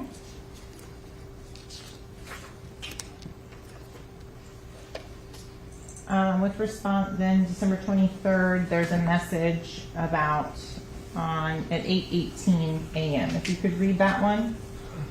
No more shows for you and that N-word. Okay. Track being his manager. Or, Mr. Demon's manager. Okay. I'm putting bubblegum in his hair. Yin Yang twin looking ass. Okay. The next request, if you could read that one aloud. The Godfather wants to know if we can be an R&B group. Is there anything based on your training and experience that you can say about that particular message? In these organizations, the higher-ups usually call the shots, although the guys on the bottom of the totem pole might be doing their own thing, either, whatever hustle they decide to choose. They have some autonomy, but at a certain point, if you get directions from your higher-ups, you kind of have to start listening to them. You wouldn't just be able to act reckless and do whatever you want, so you would get some kind of direction, especially if it's for the benefit of the organization and benefit of the game. Okay, moving on from page 43 on to 44. At 12:26, the Rue, I need to skyline with you. What does that mean? I need to talk to you, I need to meet up with you. Okay. And then the next message, 44. The next message on page 44. I'm here to help you, but I refuse to not be helped back. Takes a seat out. In all actuality, you don't fuck with me or with the set. I'm beefing with N-words in Florida, and I don't even know. Shake my head. Why are you even around? And if you can remind the ladies and gentlemen of the jury, what does it mean to be false flagging? False flagging is claiming something that you're not. So saying you're blood when you're not a blood, or saying you're a blood and you are a blood and you're just not acting like a blood. And holding to your values for your oath as a blood. Okay, going to page 47 at the very bottom. What is being asked of the 9807 number at this point? Post me for my belated birthday, Herc. I'm only asking because I got hella hoes last time you posted me. He's asking 9807 number to post him on social media because it got him a lot of females last time he did that. So he's clout chasing. Okay. And can you explain what clout chasing is? Trying to get popular, famous, get a lot of views, become famous using social media, Instagram, Facebook, YouTube, any platform, TikTok, Twitch. These gang members are on all these platforms. Regular people are on all these platforms. Everyone's, like I said, in the era of social media, everyone's trying to make money on social media, and he's trying to get females. Okay, so on January 26th of 2019, there's another message that has some unfamiliar words. If you could read that and translate it. On another note, one of them, Pyru N-words, reached out to me saying something about some shit. And could you explain what Pyru is? Pyru, I discussed that when we were talking about the original West Coast Bloods, the Pyru Boys, Pyru Street Boys. They were a gang that originated in the West Coast. Now there's East Coast Pyrus. And Pyrus are a different set of bloods. They don't fall under G-Shine. G-Shine is its own thing. They don't fall under the UBN. They're their own thing. Pyrus are West Coast Bloods, and there's a big difference between West Coast Bloods and East Coast Bloods. They don't respect each other. Might work with each other sometimes, show a little reverence towards each other because they're all blood. But as of right now, I know for sure there is a disconnect between West Coast Bloods and East Coast Bloods, and there's not much respect. Okay, going on January 27th, 2019, still on page 48 at the bottom, what messages is Gino sending to the 9807 phone number? The top message of the bottom, you said? Start with the top one. Top one, okay. It was quite a lot, accusing you of something that you're punishable by death, also stating that Shine Family is nothing more than a chess game in the palm of little Four's hand.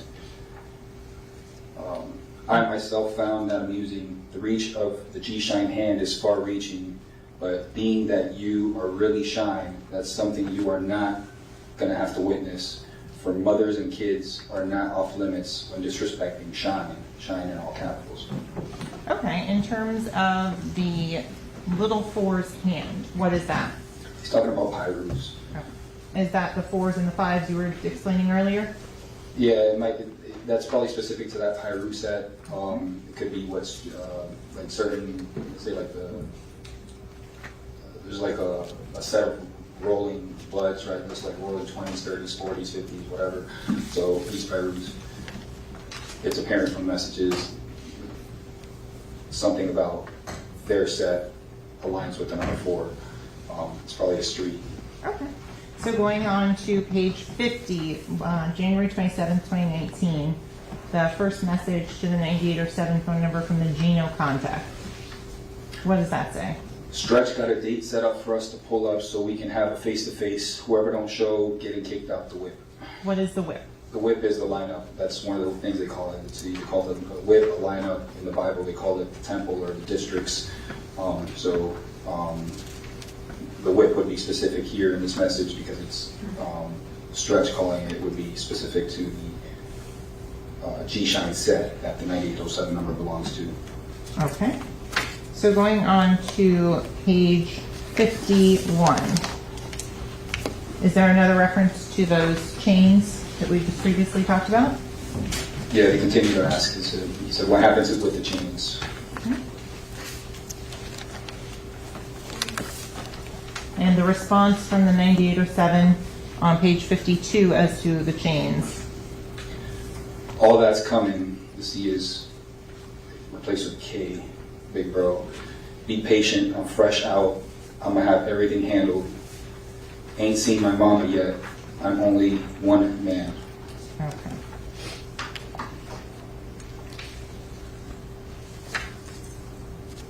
So going back to on to page 53, the message from the Gino contact reads what? Hey, for real though, I need to borrow 10 bands. I'll give you 15 back. And the next line? If I don't pay you back, you can have my stain and my life. What is a band? Bands? $10,000 or $1,000. Okay. One band is $1,000. 10 bands, $10,000. Okay. And the next line about having stain, what does that refer to? That's a slang term used for for their like the rank. It's like if you say I'm going to give you my stain, I'm giving you my rank. He's saying if I don't pay you back, you can have my rank. So obviously, the person speaking to the 9807 number is above an Ascari, which we've determined the 9807 number is being spoken to as he's an Ascari. Okay. Going to January 31st of 2019 on page 55. Does Gino at this relate his life story to the 9807 phone number? Yes. Okay. There's also an attachment of some sort of song on that from Gino. Yes, Gino was an aspiring rapper as well. Sends the 9807 number sends a song to that 9807 number. At some point, Gino changes his Instagram handle to YNW Gino Shine instead of Gino Shine. YNW being the YNW collective that Mr. Demons was a part of. Okay, going on to February. Page was this one, sorry. That was 55, moving on to 56. At the top of page 56, there is a message. If you could read that and then translate it, please. I believe that you are a man of your word, the Godfather behind the wall. So the Godfather in prison, not the Godfather on the outside, which is Stretch. Godfather behind the wall is trying to put you on a plate, saying you use and shine for your image. So I told him, that's a dub. You're signing me in March, and I hope for our sake you're not flagging at this point. It's critical. So he is giving a warning / threat that if, first off, the Godfather behind the wall, the Godfather in prison, so one of the more powerful ranks, he's thinking about putting the 9807 number on the plate, which, if you guys recall, that means he's going to be labeled for death. That means if any other blood member sees him, doesn't matter what rank or set, they're to kill this person. And then the accusation is that the 9807 number is using shine for their own personal image and not for the collective, which has been a topic on this several times. Then Gino responds, or continues and says that he vouched for him basically and told the Godfather that he's not just using G-Shine for his self-image, because the 9807 number has promised to sign Gino. And he says, I hope you're not flagging, I hope you're not lying, because it's critical at this point. Because once the Godfather's thinking about putting you on the plate, making you food, green lighting you, whatever you want to call it, there's no going back from that. Okay. In terms of at the end of this page, there's this last message, February 10th of 2019. And so the names in this, Kodak, do you know who they're referring to? Probably Kodak Black. Okay. Rapper. And Boosie? Boosie's another rapper. Okay. And Quando? Sorry. Quando's, he's I assume a rapper. He said he's going to sign him. Okay, so is this something that G-Shine is involved in as part of their regular business in the music industry?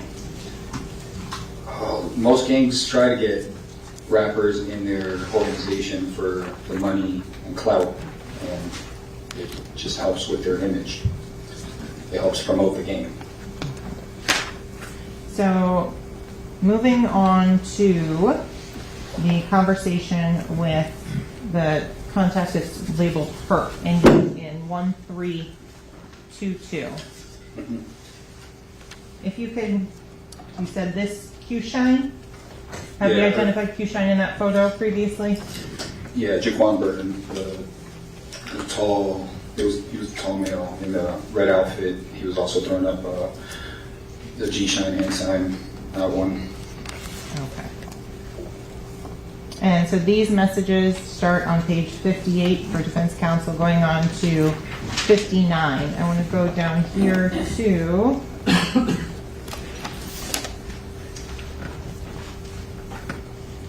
the messages from the 9807 number to this new contact HERP on September 13th of 2018, the one in the middle. If you could just read that out loud.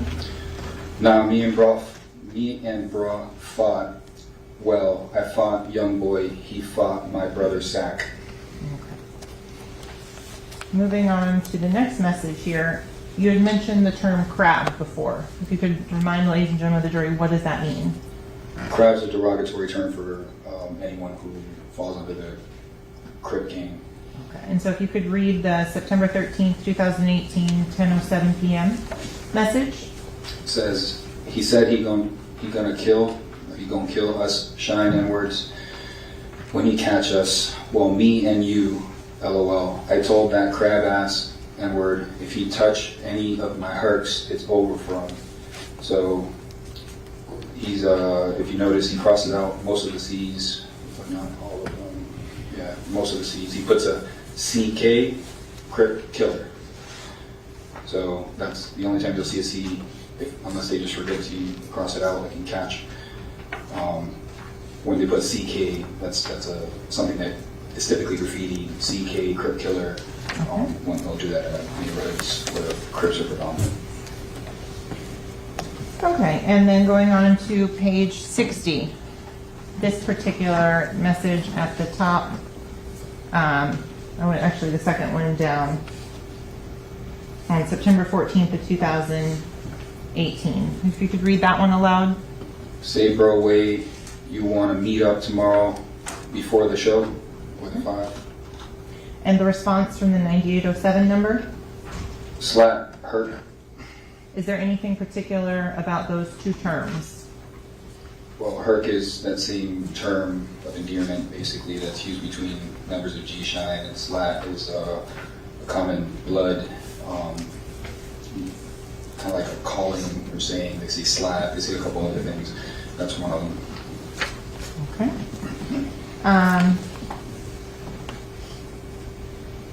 And in terms of continuing through page 61, what are the discussions about this particular venue? If you could read that one aloud. Yeah. Y001, I don't mean to keep hitting you up, bro, but what time do you want me to come? Took out the seat up there. I don't know the place or time it starts. Also took out the seat on place. Okay, and then the responses are... I'm getting ready now, Herc. Most likely around 1 a.m. Okay. And then the questions that are sent back. Where is it located? Again, with the CK Herc killer. Okay. And then it talks about the venue. Yeah, he's asking about a venue. Where are they going to meet? Where's the location at? Okay. Going on to September 15th, what is this message say? Subject Herc or Jaquan Burton says, but I got them sticks with me, so you know we're going to be 050. We're going to be good. And what are sticks? Did you determine that in your training and experience? Sticks are rifles or shotguns, any long gun, other than something that's not a handgun.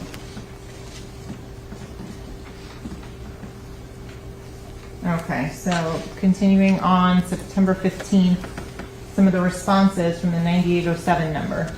9807 number responds, yes sir, always us Herc. He uses the 5s instead of the S's.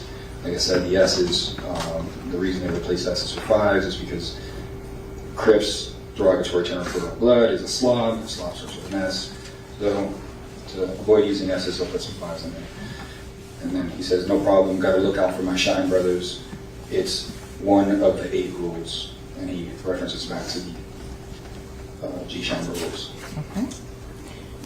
In terms of the location and the address that's on there, have you searched the phone for the location and address on this particular incident on September 15th? I did at the time, but I can't recall right now. Was it consistent, or I wouldn't say consistent, but was it also in the Jacksonville area as reflected in the message above? Yes, I do recall that. Okay.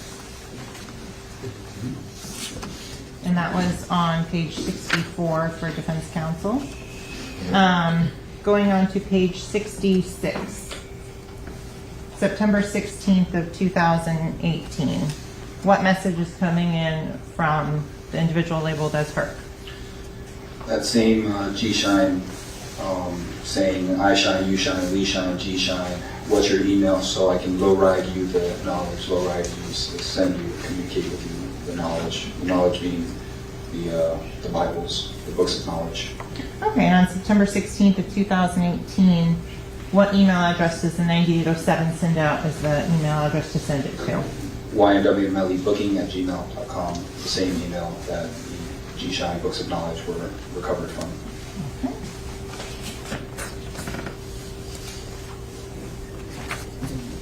I want to go to now page 68. And this is going to have to switch over to the digital version again. On September 21st, 2018, at 12:06 a.m., what is the email address that is sent? BurtonJaquan@gmail.com. What page are we in? My apologies, Mr. Howard. I'm sorry. We are on, I believe, 66.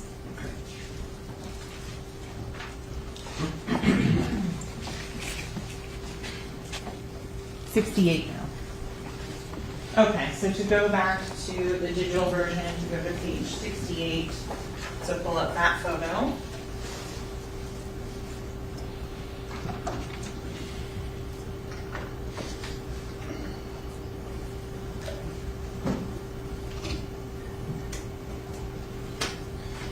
Who is identified in this picture? Mr. Demons throwing up the gangster killer blood hand sign. The other subject is, I call it Shaquan Burton, and he's throwing up the same gangster killer blood hand sign. Okay. And if you could identify them by an article of clothing as to who is who. You're right, they're both doing the same hand sign.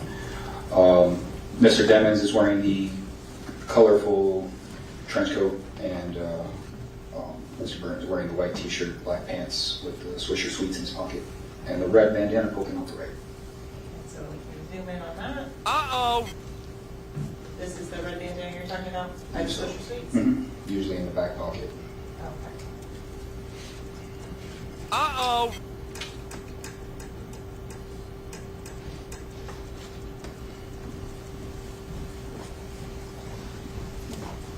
Shut up! Continuing now on page 68,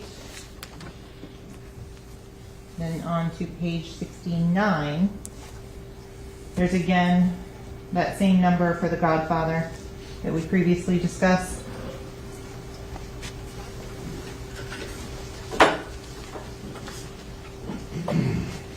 It's a different number. Oh.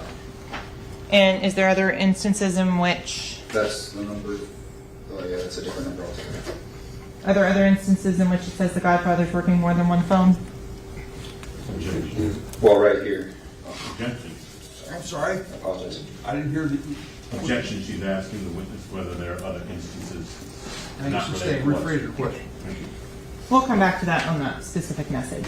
Okay. Going forward now, on September 27th, 2018, what message comes from the 9807 number to the individual saved as her? What page are you on? Page 71. Herc, I feel you, but y'all try this rap shit one time. I don't even have time for my mama. I've been doing radio runs all week. Shit's tiring as fuck. And so the response from the Herc phone number on, again, page 71 at 2:16 a.m. on September 27th. Bro, I totally understand. We're rocking with you 110%. Trust me, Herc, I'll give my life for my R's. But we gotta communicate more. Ain't nothing personal. We all had to go through from Stretch to me to Gino. But this is how things are going from now, Herc. Okay. And then the next message. At the end of the day, we still don't know you. We don't know what your motives are, basically. I just gotta learn you a little more, bro. I seen people get whacked for bringing the wrong people around. I'm not trying to go through that. You are going about it the right way. Gino and the Godfather are like brothers, for real. By dealing with us, you will be closer to a lot of bros and access, so took off the C's, access to whatever. In terms of the people getting whacked, what does that refer to? People getting killed. In any of the messages that we've gone through up to this point, is there any communication with Sack Chaser or Anthony Williams? No. Is there any communication with Christopher Thomas, also known as Juvie, in any of these messages? No. Okay. Continuing on September 27th of 2018. That's the first, you'd mentioned twin earlier. And is that something that you've seen a lot in these messages? Yeah, it's another term used by members of G-Shine. They'll call each other twin. Okay, and that was in response to the message here, September 27th, 2018. If you could read that one again. I shine, you shine, we shine, G shine. Just doing my rounds, checking up on everyone. I wasn't trying to be hard on you last night, bro. We fam. We just gotta learn each other more. So Herc is explaining that he's just doing his job to check up on all his other bloods, all his other members. And he's just trying to get to know the 9807 number. Okay. So that was on page 72 for defense counsel. Moving on to September 28th of 2018. Can you read that message and then translate it? Shake my head. Fools giving false info saying he Inglewood and shit. Y'all gonna do a mixtape. That'll be a good look for you, Herc. Okay. And I'm going to go above that.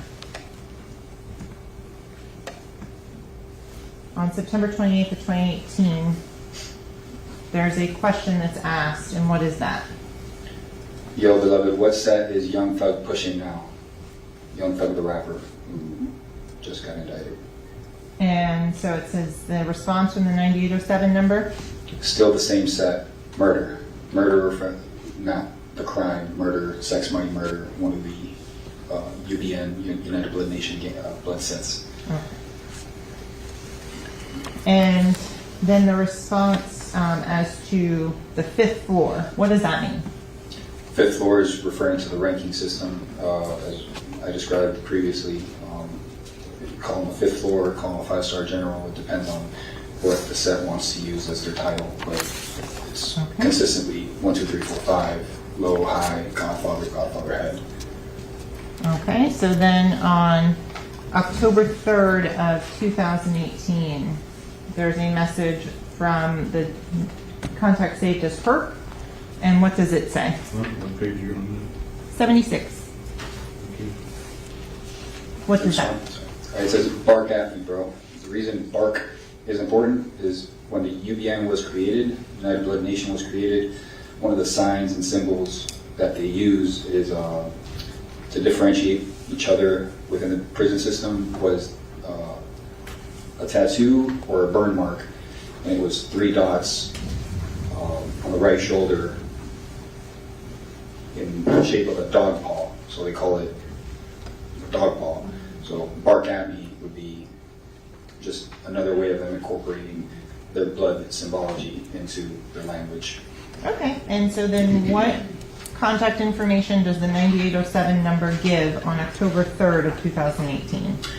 YNW Melly booking at gmail.com. Okay.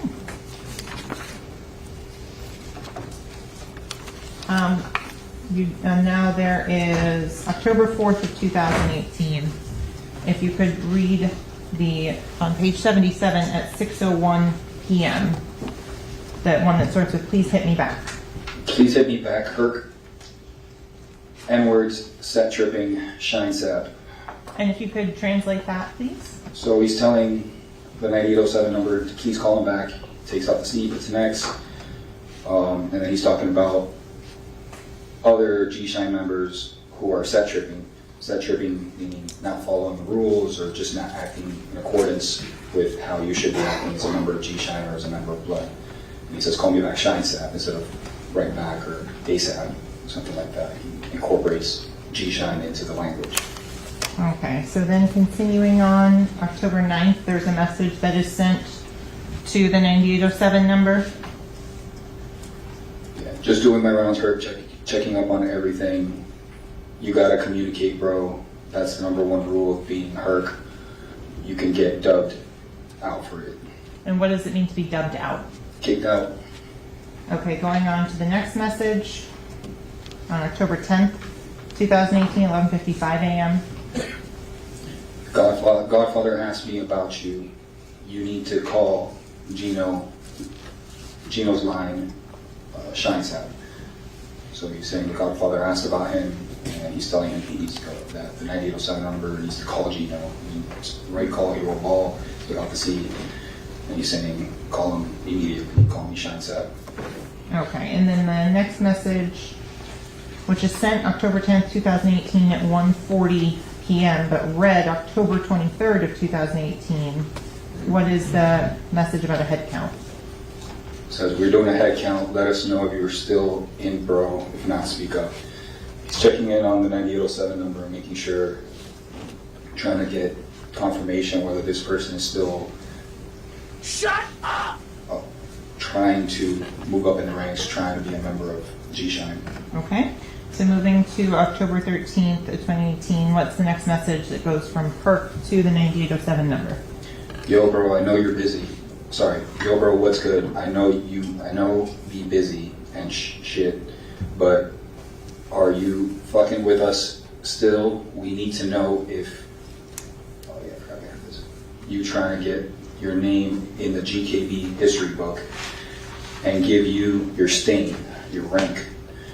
You still like our little bro, whatever it is, you can bark, talk to us. Or me anytime. I got mad love for you, bro. Like I told you before, I'll kill any N-word or die for you, Herc.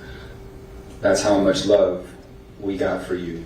We would have been this same way on you if you wasn't famous. Bro, trust me, just bark at me like a man. No lost love, SL, shine love. Forever shine, right shine, shine bright. Okay. The response going on to page 79 is sent October 23rd, 2018, 10:39. And is that the first time that the 9807 number responds to those other messages? Yeah, it appears that was the first response. Okay.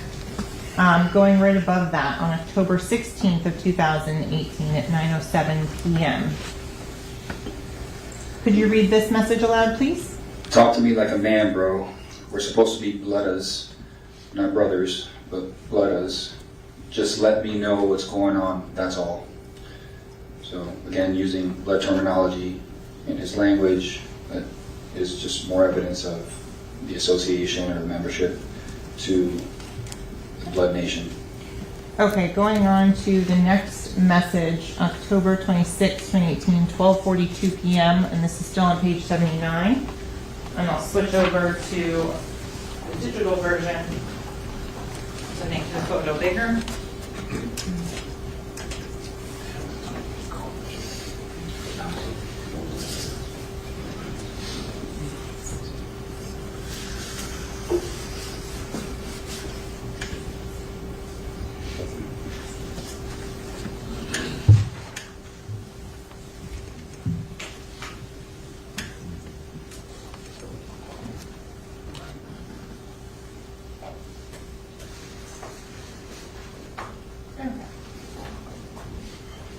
Is this the picture that was sent in the text messages?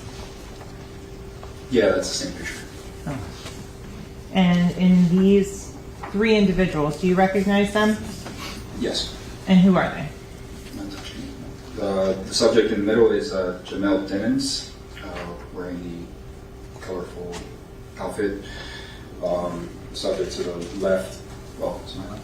Well, let's go by colors. Okay, the green shirt is Juvie, that's Christopher Thomas, and the red shirt is Anthony Williams, sack chaser.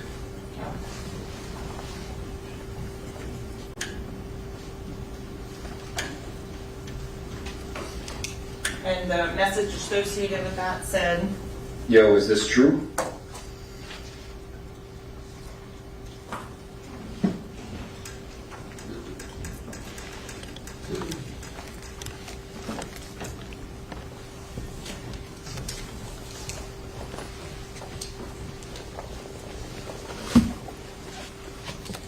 the next message from PERC on October 26th of 2018 that reads as what follows. If you could please publish that for the jury on October 26th, 5:27 p.m. Again, page 79, Defense Counsel. So the message from HERC at 5:27 p.m. on October 26th says, "Damn bro, I'm sorry, get closer. Damn, bro, I'm sorry for your loss. I know shit's hard right now for you right now, but keep your head up. I wish I could have been there to guide you. If it's anything you need, bro, let me know. Don't hesitate to bark at me. Love you, bro, 110%. Okay. He was offering his guidance in reference to what had occurred. Okay.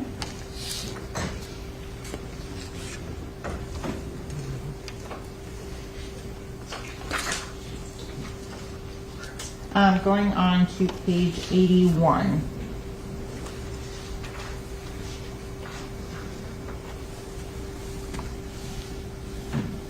October 29th of 2018.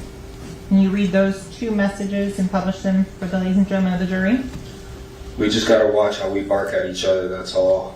Just talk normal, hit me back. As we say, we just gotta be careful the way we talk to each other, and that's all, just to talk to him normally. Just giving him a word of caution, giving him some guidance. And so then the next response from the number ending in 1322 labeled as her. You wanna ask you about some music, if that's cool. Cool. Okay. And does the October 29th at 9:55 p.m. is that same email address that you previously mentioned of burtonjaquan@gmail.com mentioned? Yes, same email, same subject. And that's on the bottom of page 82 now, going to the response from the 9807 number. What does that read? Yeah, Bloodda, I'm on my way to a show, Shine Love, SL. Okay.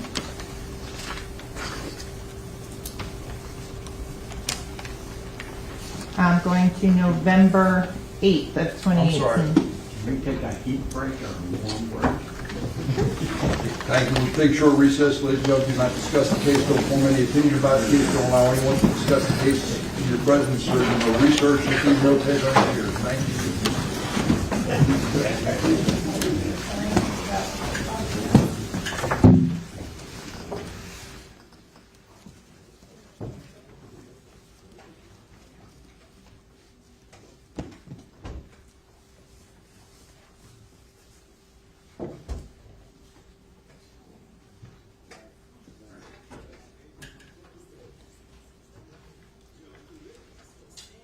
Thank you. Let the record reflect the jury stepped out. Counsel remain along with the defendant and the witness. Anything to discuss? No, sir. All right. You need a restroom break? All right. Can you arrange that? Yes, Judge. Thank you. We're in recess. Derek.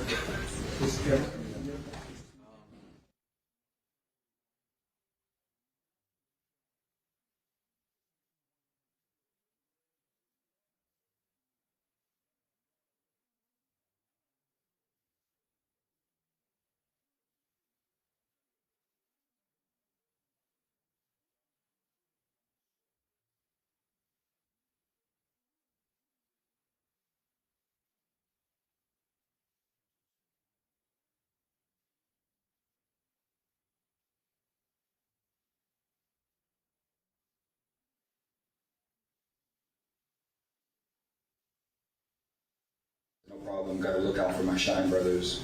It's one of the 8 rules, and he references back to the G-Shine rules. Okay. In terms of the location and the address that's on there, have you searched the phone for the location? Okay, I'm back here with trial attorney and federal litigator Robin Nunn, but also joining the conversation is criminal defense attorney and civil rights attorney Tyler Bailey. So Tyler, good to see you. The best that I can make of this is they have a number that I think it's Melly's mother's phone, and they're basically associating him with using it. And two things that stood out to me. One is that the language he is using and the terms is that of somebody from the G-Shine Bloods. And then, I think more importantly, is this idea that he can't just be using this to up his street cred. They can't just be part of the G Shine Bloods to help his image and help his career. He's got to really be a part of it, because if you're not a part of it, that's dangerous for him. And so I think that's an important narrative to be putting forward by the prosecution to show he needs to prove he is really a part of this gang. What do you think about what we're hearing from these line of text messages?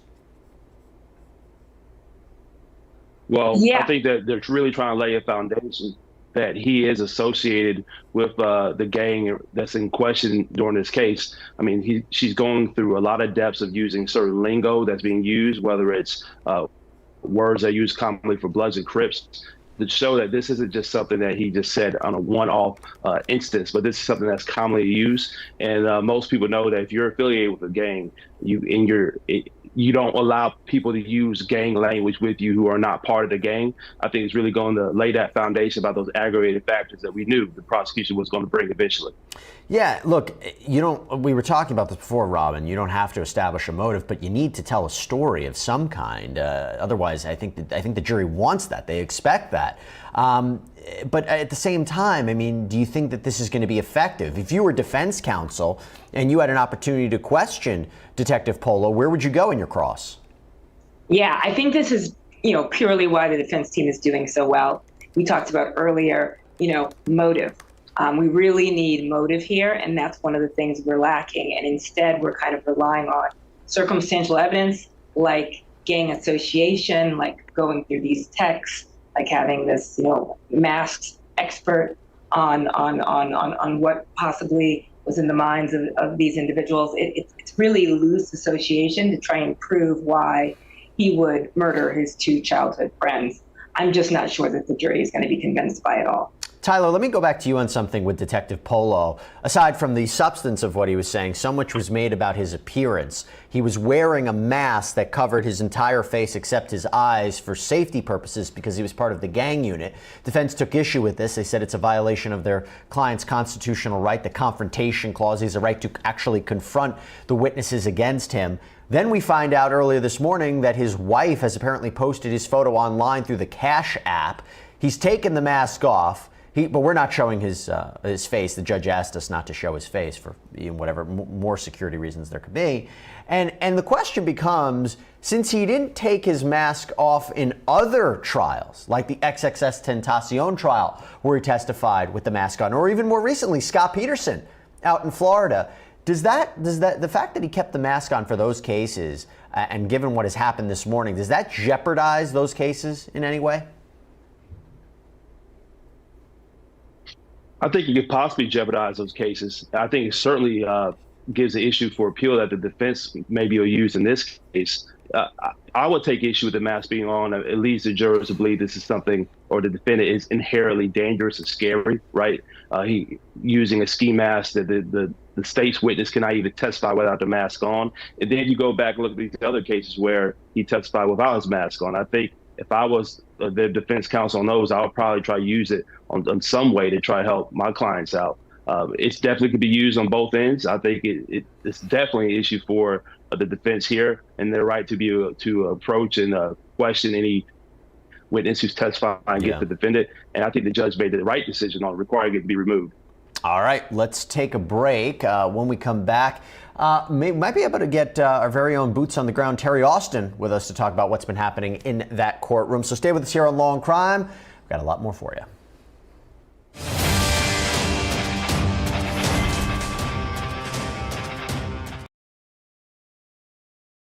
All righty then. So, well, we've got to see pretty much the same testimony that we've been hearing since last Thursday.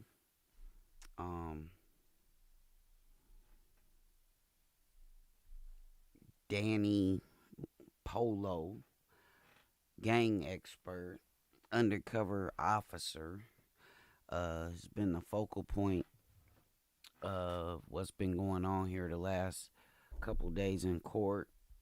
His testimony, somewhat key to the prosecution state's defense allegations that Jamell Demons, aka YNW Melly, was in fact a part of a gang. and they are alleging that this was in part his motivation for the crimes in question. We don't know the makeup of the jury as of yet. We've gotten to hear the voice of one juror that took issue with Danny Polo wearing a mask. Last week she had an anxiety attack because he was wearing a mask. Some ethnic groups have a lower bar to reach reasonable doubt when there is a black defendant. Yeah, well, there's for sure, probably from what we've heard, at least with her speaking in court, if you can base opinion on that there is at least one black female on the jury. As far as the makeup of the rest of the jury, we don't know as of yet, as I believe that their identities have been concealed. But I'm gonna have somebody look into it. Matter of fact,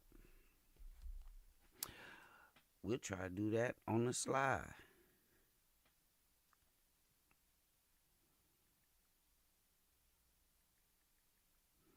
Let's see if they have that on the internet real quick.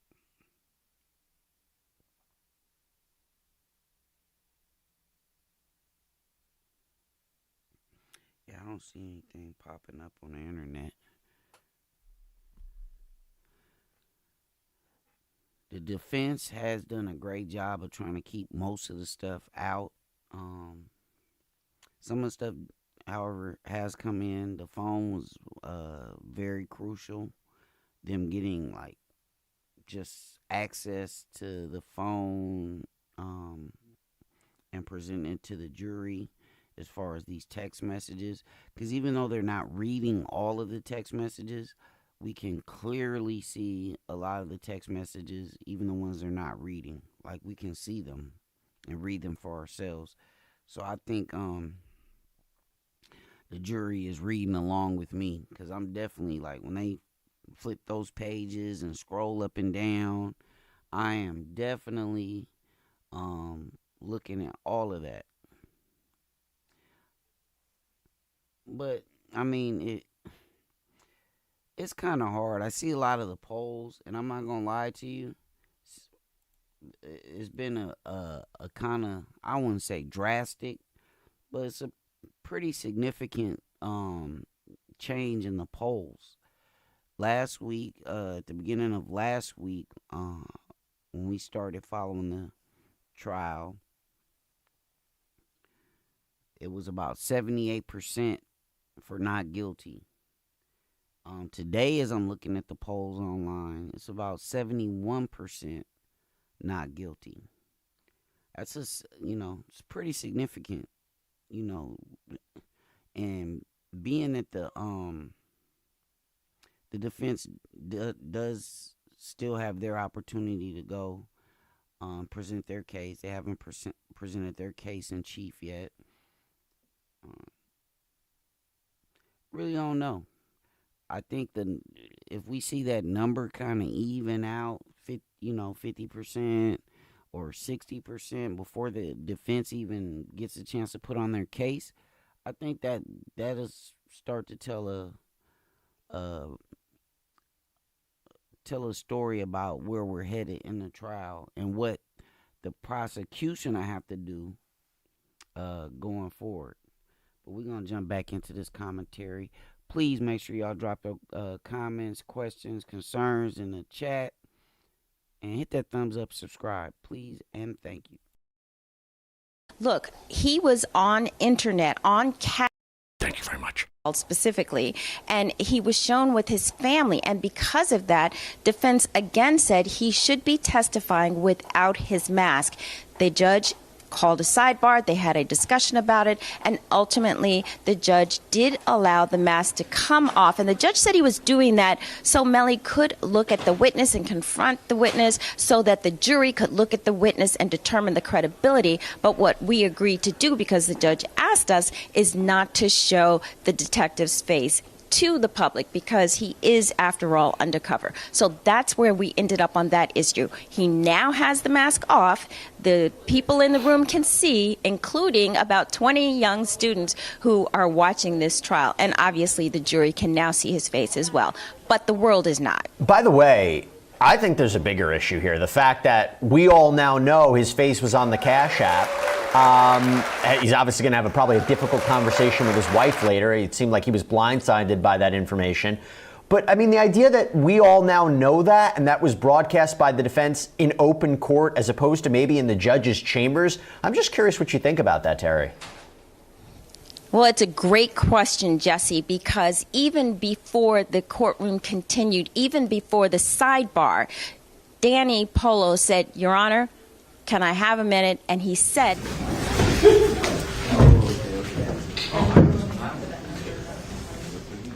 uh-oh. And then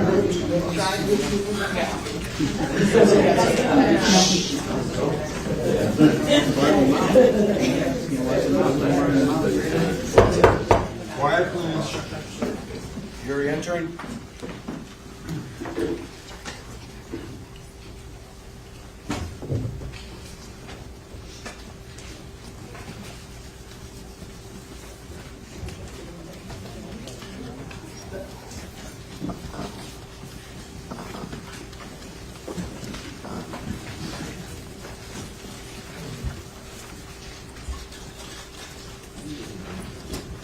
Ladies and gentlemen, thank you. Please be seated.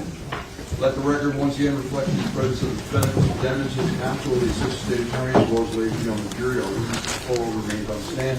Ladies and gentlemen, we broke the statement still on their direct examination of the witness. Counsel, if you would, please continue. Okay, so we left off and we've gone to now page 83. November 4th of 2018, 1:50 a.m. The focus button, make it a little easier. What does this particular message say? Good show, Herc. You had me be safe on the road, on that road to full South Florida. Or sorry, South Florida, so sorry. Shine love. Okay. Continuing on, there's a message on November 8th, again, still on page 83 for defense counsel. That is at 12:58 p.m. If you could read that one, please. Moreless, east side, banging blood. I be that true and living blank. Standed and grounded with devotion, overstanding and loyalty for cause of Ola. Reppin' that Shine family, because real riders don't switch. Therefore, it's platinum, gold, gold, platinum, 001, G's up. Even when my mind, body, and soul departs, forever expanding the mind, height line, black. Okay. So, continuing on to page 84. There's a discussion about add me back. Do you know what that refers to? In this context, I think he's probably talking about social media. Okay. Continuing on to November 18th of 2018. Can you read this text message and then translate it? Why this N-word goon going around telling the homies you want a plate because you name up under Gino? I'm a Peter roll that fool on the hood. And if you could explain what this means. So, goon was the, I believe we talked about it early on. Jamell Demons was being recruited by 2 different G-Shine sets, 2 different lineups, whips, whatever you want to call it. One of them was under Goon, and that's the one that Jalen Green Jay Green belongs to. The other set was the one being run by Gino and Herc, all the way up to the Godfather stretch. When Mr. Demons, or I apologize, when the 9807 phone number decided to go with Gino, Herc, and Stretch, it caused issues with Goon because that second lineup, that second G-Shine set was not chosen, and that caused issues because they wanted to recruit him first.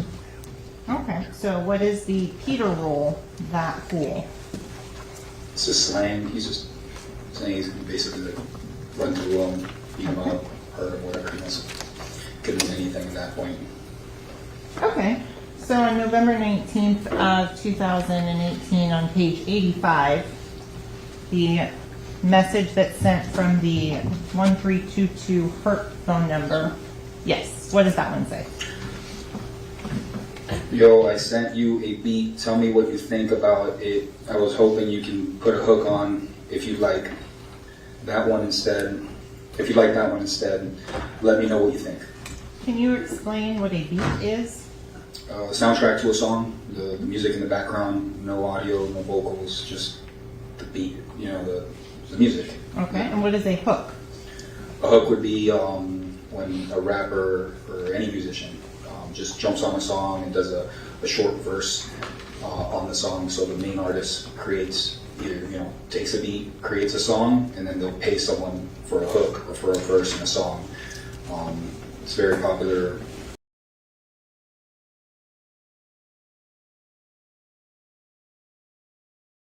So, Ms. V, I completely agree with you with your comment. I personally think that he may be guilty of the crime, but the state has not proven it beyond a reasonable doubt for me so far. I agree.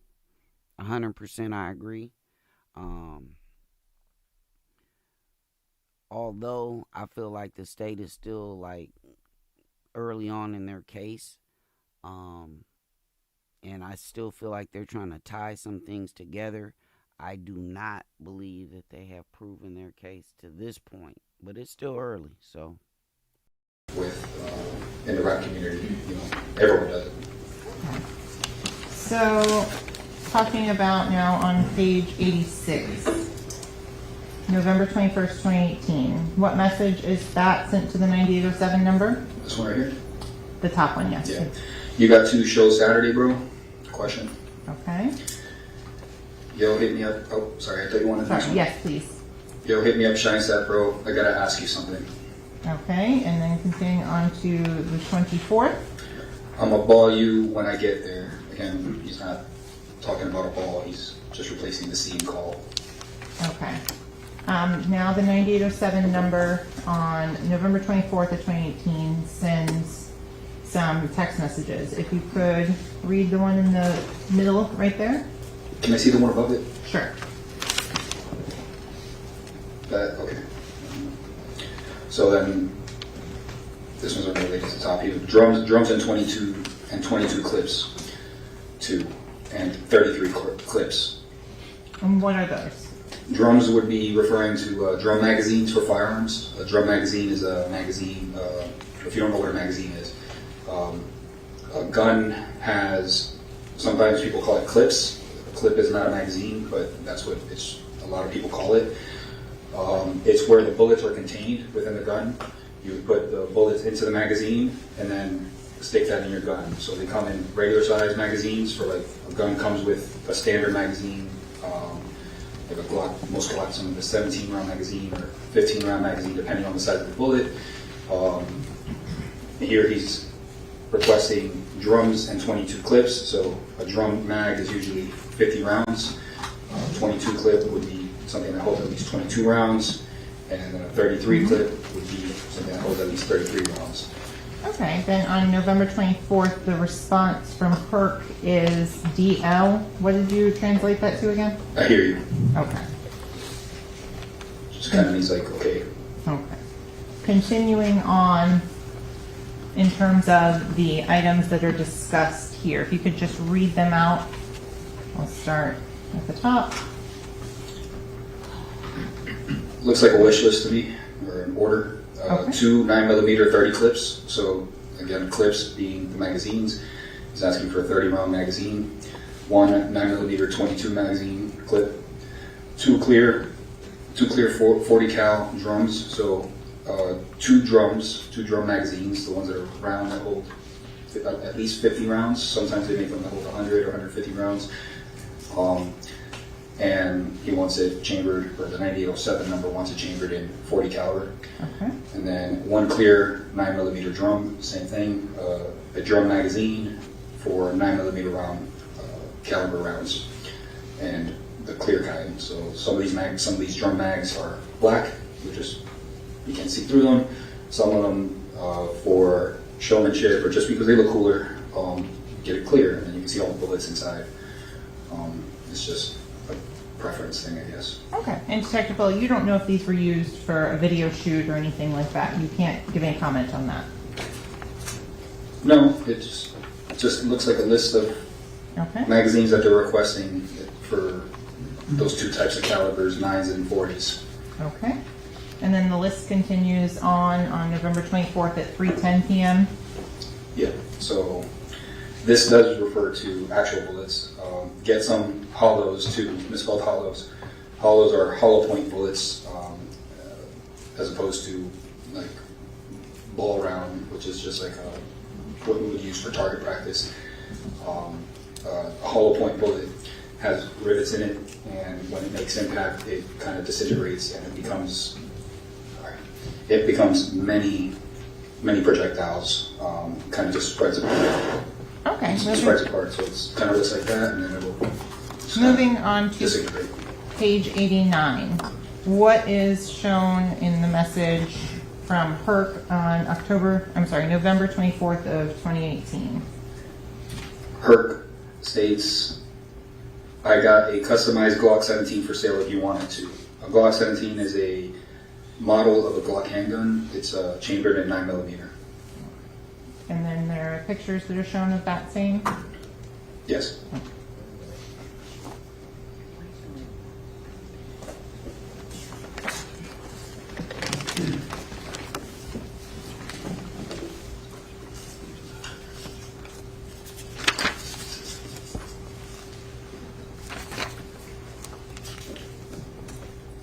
Okay, I want to go forward now on November 28th, 2018 at page 93. The first 2 messages there, if you could read those. Bet it up, shine right. Sorry. Bet it up, shine right, shine bright, shine love, bro. They capitalize the B for blood, capitalize the O for Ola, which is, according to the Bible, Swahili for blood, but I don't think it really is. I tried looking it up. Okay. So then on the next message.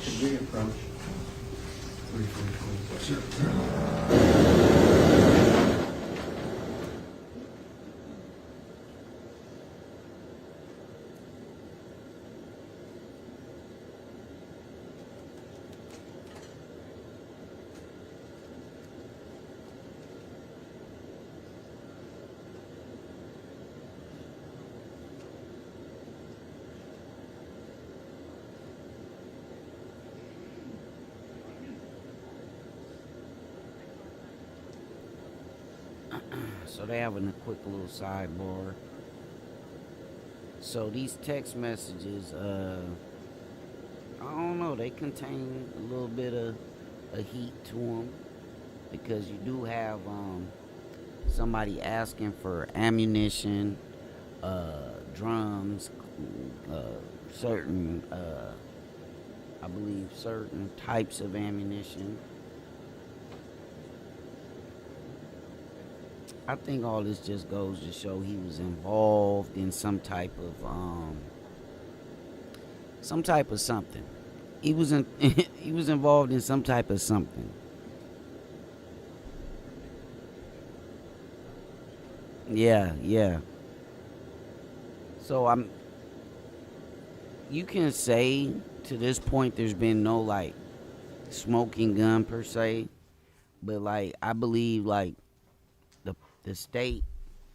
Okay, so continuing on this page 93, the next message at 10:03 p.m.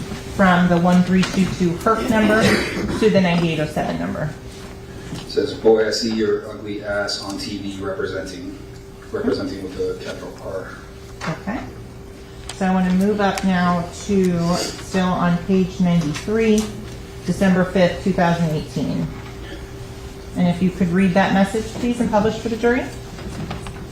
Damn, what's up, blood? We beefing or something? I know you view me barking at you. I just be trying to check up on you. That's one of the 31 rules. And the N-word really care about you, bro. Because that fake rockin', we don't roll like that, bro. Not in this 5-dub. We straight up with each other, and cause we gonna die about this GSF, G-Shine family. Shit you heard, just let me know what's up. And if you could translate that, please. I'll do it in portions, so okay. we don't get lost. So, first part, he's asking him, what's going on, blood? So he's referring to him as blood, acknowledging him as one of his own. He's asking if they're fighting or they beefing, what's going on? So he must have not been getting responses or not been getting communicated with, not following the rules. He says, I know you see me barking at you, so he can see that the messages are being viewed, and he's just checking up on him, so he's not getting responses. And that's one of 31 rules, references back to 31 rules in the Bible. That's both the UBN Bible and the G-Shine Bible. Then he says, he follows it up by saying, we really care about you.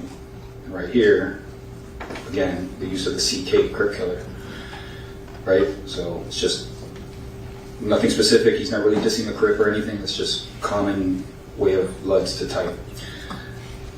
And that fake rocking, so he's saying, if you're fake rocking, we don't roll like that.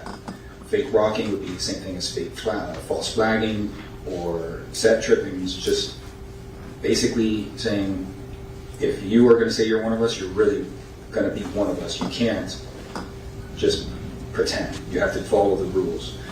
He said, we don't roll that way. We're straight up with each other, and we're going to die about this G-Shine family. So this is not just a club, an organization. This isn't the Boy Scouts. This is an organization that they're willing to die about. He's saying, I'm just saying this so you hear me and so you know what's up. Okay. In terms of the response about the communication, in terms of that, I'm going to go to the 9807 number, responds as what? Bro, why really just we beefing? Let's go type it there. Okay. And then the response from 1322 HERC. Of course, we're not beefing, bro, but you got to do better on your communication with your 5-dub.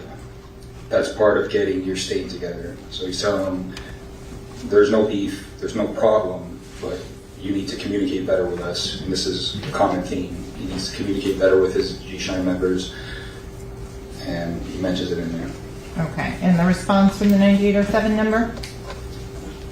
Herc, and the N-word be dead busy. It's just referring to him as a Herc. He's acknowledging he's G-Shine, and he's saying that he's just been too busy to communicate back. Flight to flight, don't even see my mama text on God. So he's saying that he's so busy he can't even text his mother. Okay. And then to continue on page 94 still, the response from Herc to that busy text. Yeah. As big as possible, sorry. He says, I smell that, bro. I understand you. I feel you. Same thing. I smell that, bro. But this G-Shine family shit is, he uses double R's, real right. We talked about that. Right? So that means we're not a fake, unsanctioned set. Not a fake set. I won't call them fake. They're not, he's saying we're a real set. We're aligned with a national sanctioned set. So they're real right mob regardless of mom being members of blood. Regardless of how busy we all get, we always got to make sure we find time to check up on the bros. Even trouble. Do it, bro. And he's a big artist like you. It's nothing personal, and we're not saying we want all your time. Just text and let us know you good. That's all, bro. You say we your brothers, but you be showing us different, and we really gotta be real. Love for you, Herc, 110%. So then moving on again to the digital version on December 7th of 2018. What is the text that accompanies this video? I believe this was a screen recording of a conversation between Goon and Jamell Demons, if I remember this video correctly. And so to go to Goon being the same subject that was recruiting Mr. Demons into the other set.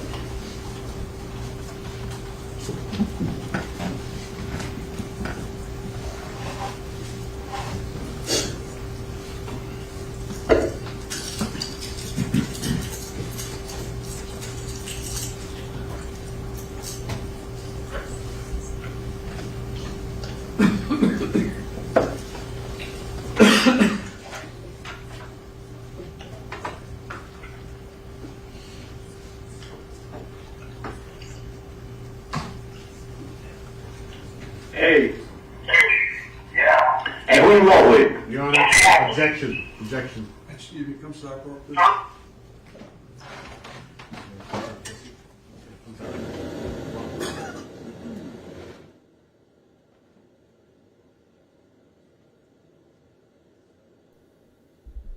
So we've had some type of objection to this phone being played in court.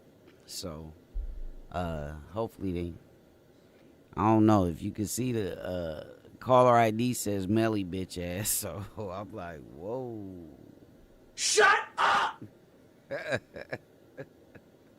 Uh-oh. Uh-oh. It look like it say Melly bitch ass.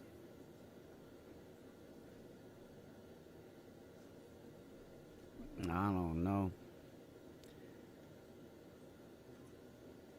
Kind of need to fix the audio on that though, cause The name of the contact on this. What does it read as? You want me to say it now? Yes, please. Oh, Melly's bitch ass with I think it says smiling, laughing face. With the Hey.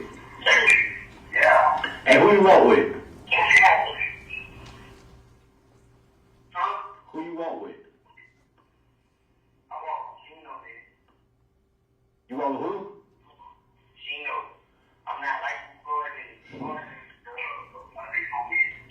Yeah, sounds good. Now listen, send him my number.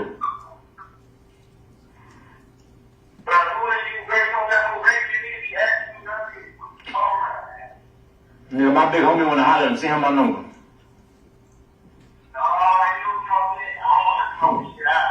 It ain't no talking, but you trying to meet this show so I can beat your ass, jit.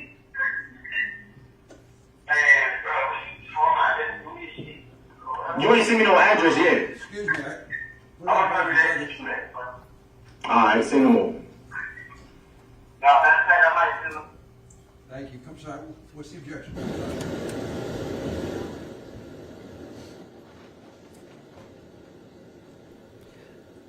they really trying to keep this out.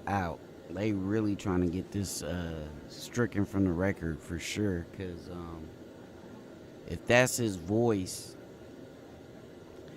then it kind of leads to their allegations of motive.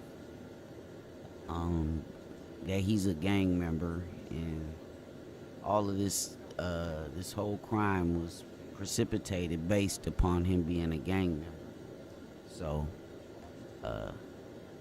the defense definitely wants to keep this out. Again, shout out to everybody since Super Chat. Shout out to Dopest Melanin. Shout out to Miss V. I appreciate y'all. Make sure y'all hit that thumbs up. Make sure you guys hit the subscription button.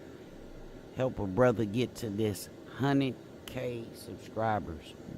Every subscription counts. Yeah, Juan. I don't know. Because like I said, one piece of evidence by itself, I don't believe it's going to make much of a difference.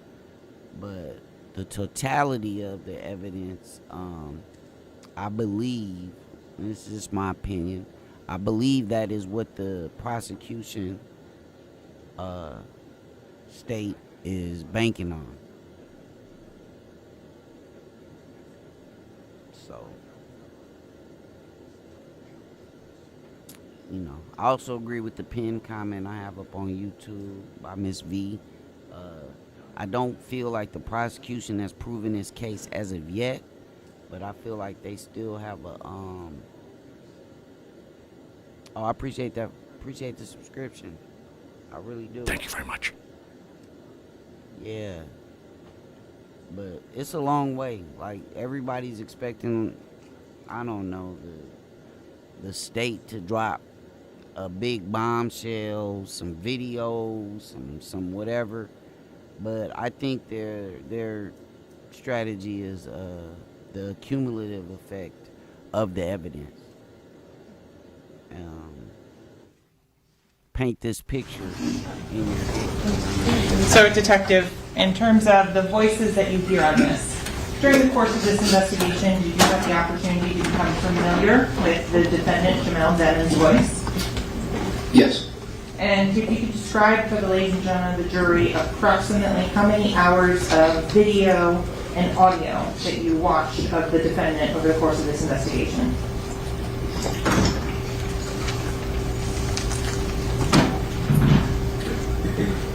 And I probably listened to almost every single one of his songs, music videos. I watched interviews he did, listened to jail calls, and the difficult part in the jail calls was Objection.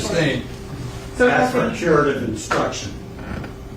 Why don't you come sidebar?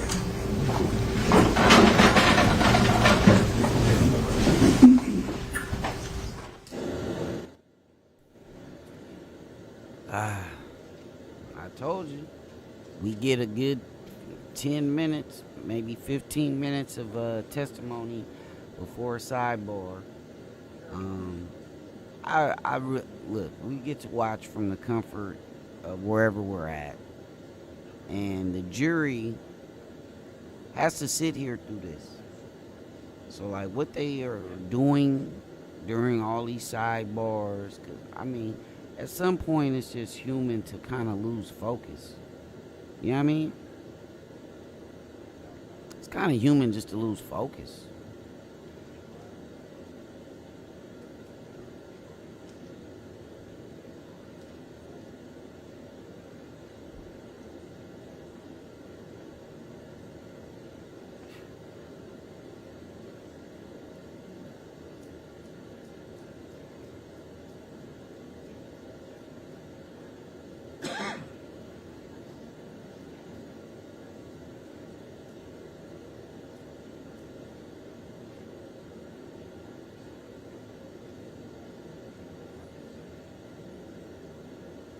I'm really trying to figure out what it's precisely that they're objecting to.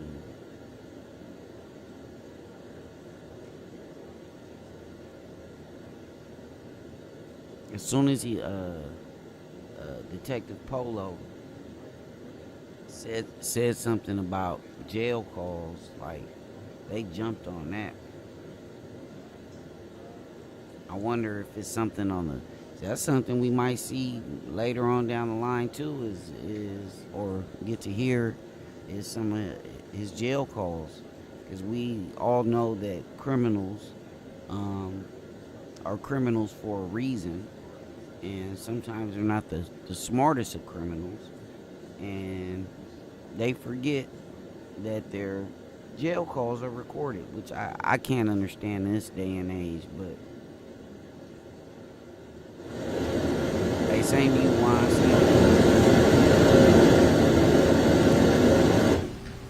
Ladies and gentlemen, there was an objection. I sustained the objection. It had to do with discussion of where the calls emanated from. I sustained that objection. I'm going to ask counsel to rephrase your question.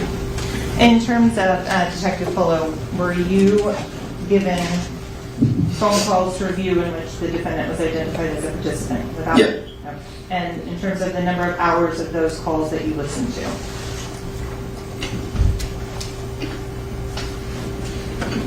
Over 30 hours, maybe. Okay. With regards to your familiarity with the defendant's voice, are you able to say who is on the phone that is being recorded? Well, the unknown subject holding the phone, no. The person on the other line of that iPhone looks cracked iPhone. That sounds like Mr. Devins. Okay. So you're on with that. I'm going to go ahead and publish again what's been already in evidence as part of State 70, and this is image. Objection calls for hearsay. Anything else? No, sir. Objection's overruled. Proceed. Oh, and it's image _0747.MOV for the record. Hey. Yeah. Hey, who you walk with? Who you walk with? I walk with Gino, dude. You walk with who? Gino. I'm not like going to Yeah, it sounds good. Now listen, send him my number.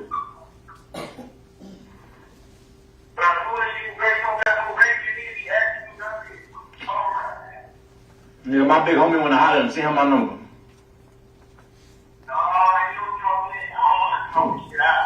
It ain't no talking, but you trying to meet this show so I can beat your ass, jit.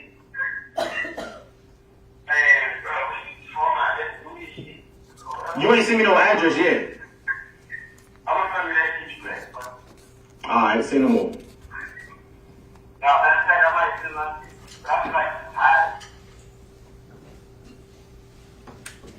Okay, so going back now to the printed document, we're going to go to page 97 for defense counsel.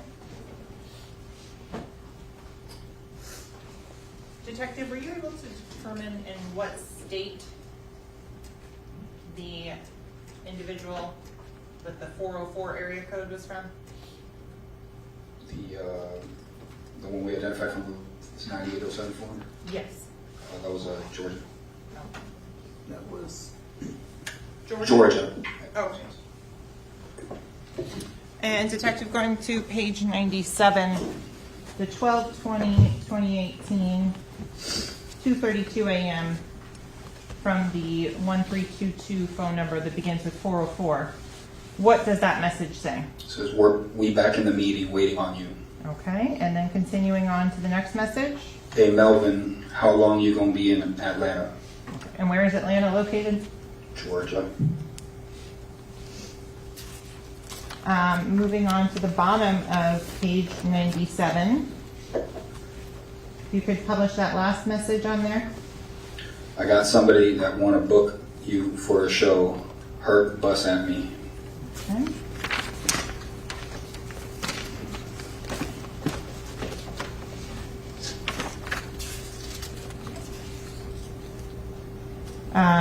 Going on to,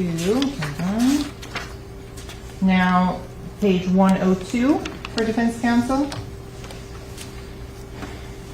The individual identified as Goon, the phone number ending in 9277. You reviewed these messages as well? Yes. Okay. And you mentioned that there's two sets that were trying to recruit the defendant. Yes, from the messages on the phone, it was clear that two different G-Shine sets were trying to recruit Mr. Devins. And is Goon in the same set or lineup as Gino, Stretch, and the Herc messages we just went through? Not based off the context from all the messages I read. Okay. And in terms of the first message from the 813-451-9277 phone number, what is Goon saying? And that's the name of the contact that's given. Yeah, Goon was again identified as Isaiah Eberhardt. He was identified as a documented G-Shine gang member. He says, "Yo, twin, you don't have any of the recent Englewood being the knowledge or the books of knowledge, the Bibles. I am trying to find out how much you need." Okay. And the response from the 9807 phone number is? Yeah, I had some 5. He's referring to the knowledge. Okay. And then the response from Goon? Out of date shit, or you up and bopping? And if you recall, in 2016, I mentioned in 2016, the G-Shine Bible, G-Shine Bylaw, or the Book of Knowledge was rewritten. They called it God Knows Best, the Rebirth. Okay. And if you could go through now September 2nd of 2018, the next message that's on there, and read it and then translate it. Yo, twin, just letting you know, bro, I poured the big fool a drink on what's shaking with you, and that you gotta line up with us just so he was in tune with the play and everything is everything, beloved. He told me to blowfish you his 9, so you got it for whatever reason. He is well known in death row. If an N-word don't know my handle, they definitely gonna know his, you feel me? And N-words know him on the music shit too. He a producer. He did records for Young Thug, French Montana, Jules Santana, a bunch of others. Sorry.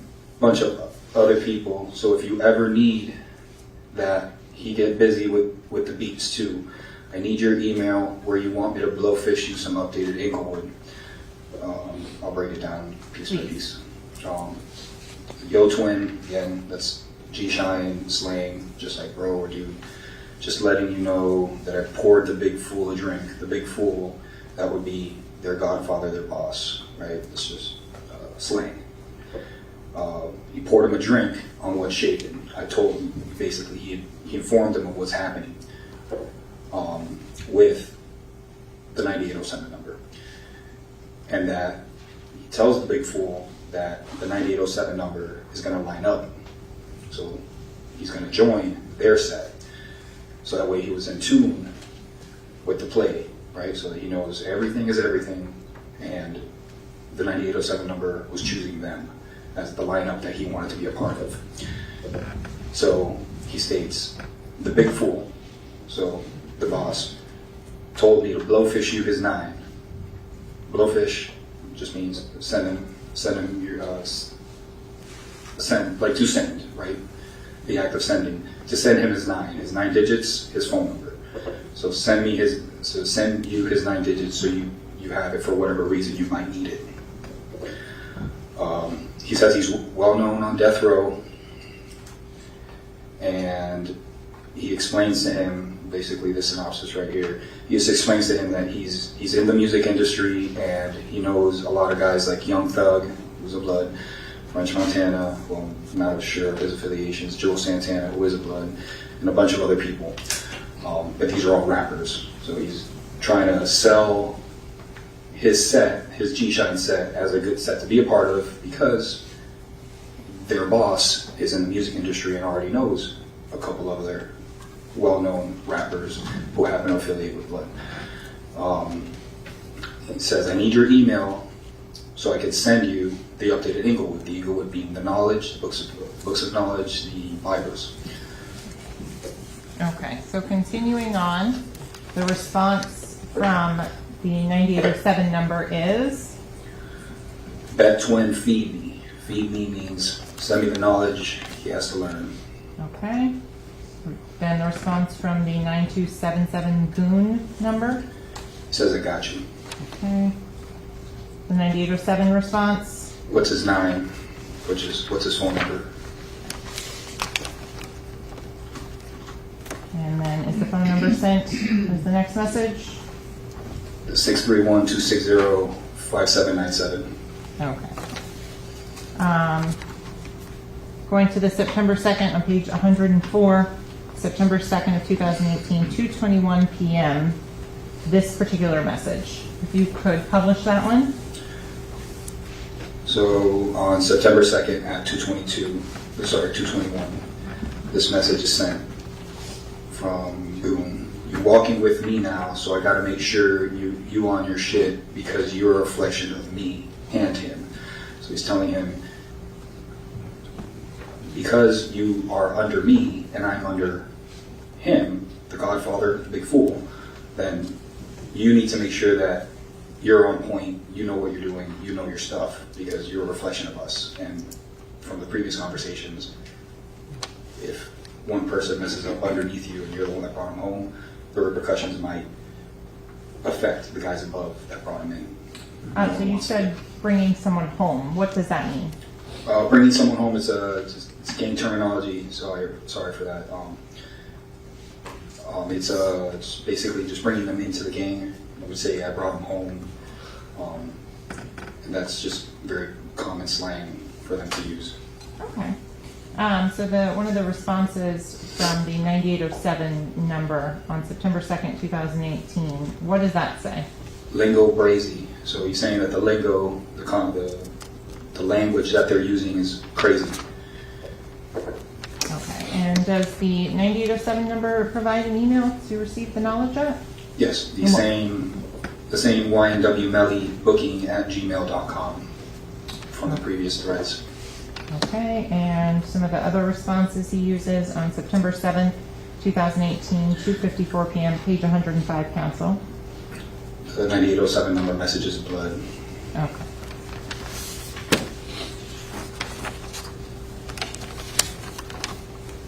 The other email that is provided from the individual named as Goon, what is that? Elevation mp2 at gmail.com. And then the next message on September 7th of 2018. Sent the last memo, just wanted to make sure you get it. And the response from the 9807 number. Gonna view it now, so he's gonna view it now. And then from 9277 in response to that. The same thing as before, when they write DL, down low, I hear you. Okay. Next message from the 9807. Got it, 5. That's a common for them to call each other, other than twin or Herc or blood. You might call each other 5, like, what's up, 5? You know, it's not normal for other people to do it, but that's how they communicate with each other. And so with regards to the messages here now on page 107, on September 7th, 2018, talking about the oath again. Right, so it says copy, then I'll send you, I'll blowfish you some other shit. You got the oath and all that? Okay, and then the question was asked?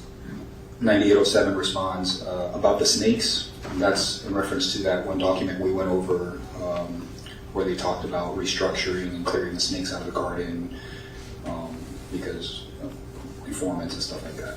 Okay, so then the response to the question about the snakes is what?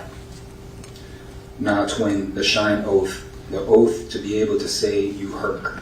So he says, he's not talking about the memo, the memorandum that was sent out to inform people of the changes within the organization. He's saying, do you have the oath that we've read a couple times already? That's if you know that oath, that's how they know that you are G-Shine. Okay. And then talking about the Shine birthday and things like that? Yeah, he tells them that's the main things you're supposed to know are the Shine birthday, the founders, who started the hoods. So he's prepping him for future interviews and interactions he's going to have with higher ups because they're going to, they might not realize they're getting quizzed, but they are getting quizzed. Okay, and then what does 9807 respond to that? I ain't got none of that blood.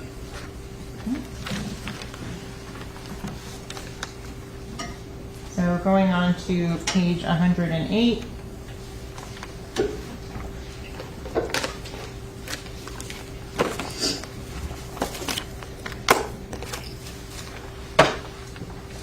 What does it say on this first message from the individual identified as Goon?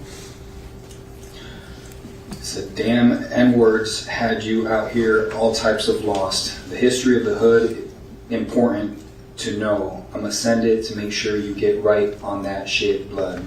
So he's explaining that, basically saying you've been claiming blood and you don't know any of the knowledge. You need to know this, it's important. Okay, and so the response from the 9807? He says, I know who the founder is, blood. I'm saying you ain't sent it. And then he writes Julius B. Sonny, which is incorrect. Okay. Incorrect answer to who the founder is. I'm saying you ain't send it. This is all I got. And so then in response? Oh, no, I only sent the memo. I'm trying to see what else I gotta send. And the picture on that, is that the same photo that was previously published in State 68? Yes, I believe that's the document, same document. Okay. Moving on to page 109. At the top. So, And this you referred to the Julius B. Sonny as being an incorrect answer. right, so as I stated, the Julius B. Sonny is wrong.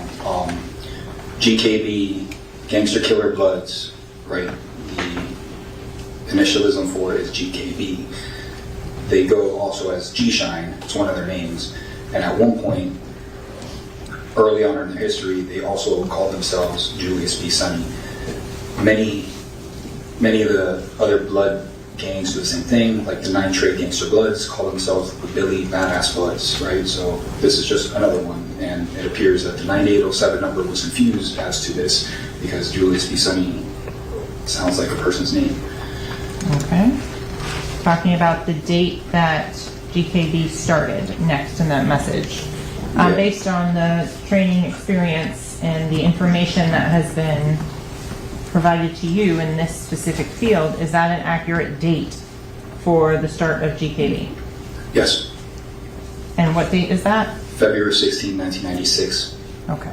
Going out to the bottom of page 109, can you read the last message here and explain what that is? They ask you to ran a 31. So 31 is in reference to the original 31 rules or laws. And running a 31 in reference to the UPN, or to, would be, if you remember when we talked about the different ways to get into a gang, being blessed in, being beat in, putting in work, running a 31 would be in reference to getting beat in. So some people are blessed in, and they might not earn the same respect as if they weren't beat in, because they didn't actually have to shed blood and fight for their position in the gang. So he's asking him, did you get beat in? Okay. And in response to some of the other questions at the top of page 110, you mentioned the memo and the restart or rebirth. Right. Is that date, November 16th, 2006, consistent with the gang knowledge that has been intercepted by law enforcement? Yeah. Okay. So then the response from the 9277 goon number. So I'll read it. Hello, making sure blood and N-words nowadays be getting passes and bros don't respect that shit. If you ran it, then that's valid. So this goes towards what I just stated, where some bloods are brought into the gang just for having money or for whatever reason, and it's looked down upon because most bloods had to get beat in to get in, and he was just making sure. Okay. He's letting him know. And so then going on to, if you could just summarize the September 7th, 2018, as to what that, the message at the top, what that one meant? So it's got to respect that. Now, if you want to let your nuts hang in front of the bros and run it again, then you can. But if you did it, then it ain't mandatory. So he's saying, he's using slang, a lot of slang, right? So let your nuts hang. Do you want to like show them that you have the bravado to be, not say what they're trying to say. Do you have the courage to redo it in front of all your bros, in front of the homies, right?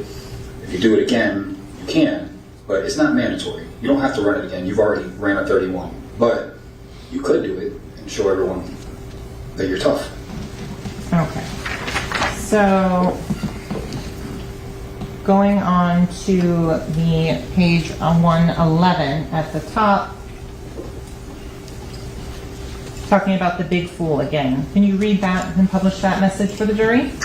The big fool be out here next month too. If you're trying to link with him and shit, he sent me the info yesterday. So he's telling him the boss is going to be in town, and if the 9807 number wants to meet with him, to let him know so he can set it up. Okay. Going on to sending on September 9th, 2018, more messages from Goon. What did they say? So it sent you the updated lingo books. Did you get that?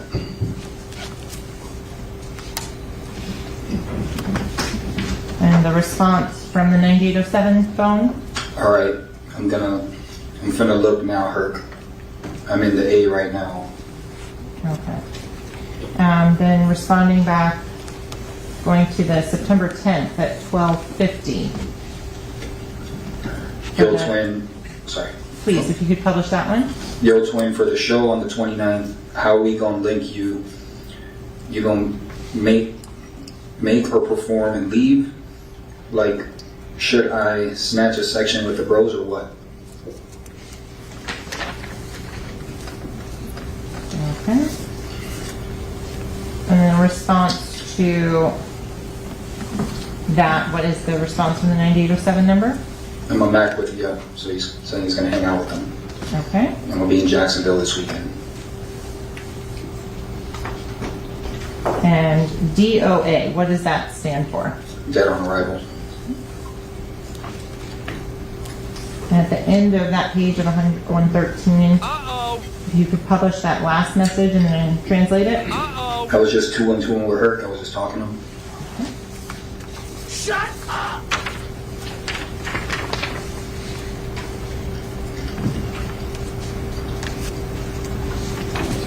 September 11th on page 114. Just ran into, and if you could just publish that message there. 9807 number sends this text message. Just ran into Blue Bond Herc. Okay. Blue Bond's a blood out of Broward County. And is Pompano a city in Broward County? It is.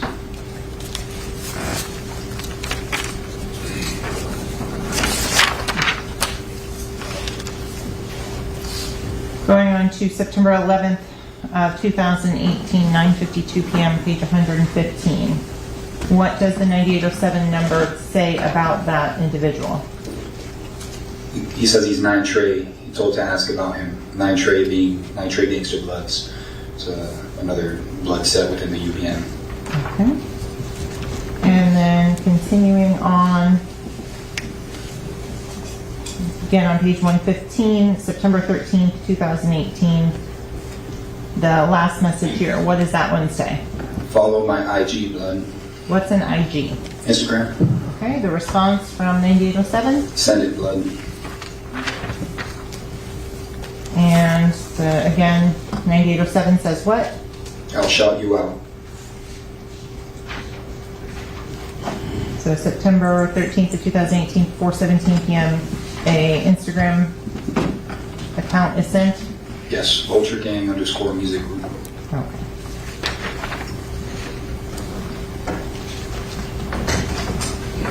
So going on to page 117 at the bottom. If you could publish that message for the ladies and gentlemen of the jury. It says, hell yeah. Shit, let me know you know the Herc's on stage. Okay.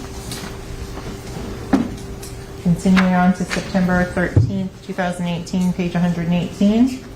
Say less, twin. I'm gonna send you some more shit today. Okay. And continuing on September 16th of 2018, this message right here. Linked with Herc last night. Them boys the truth.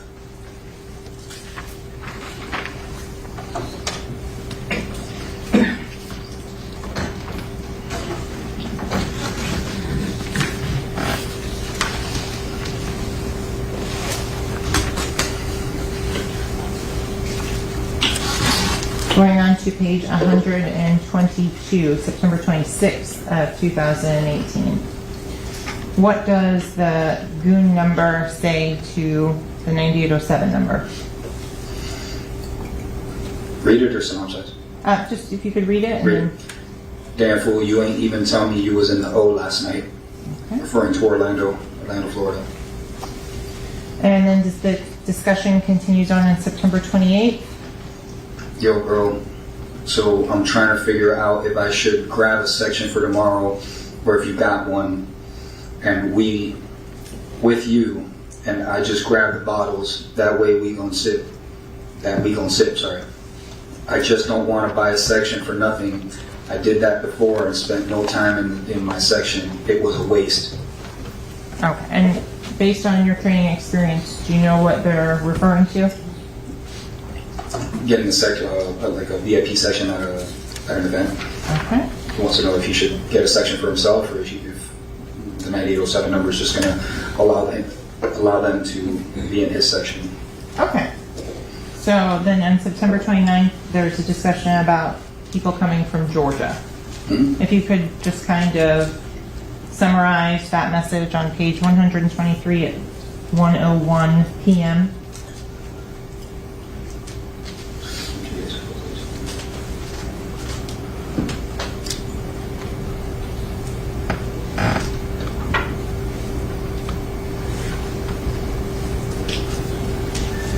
He's just asking. He's saying that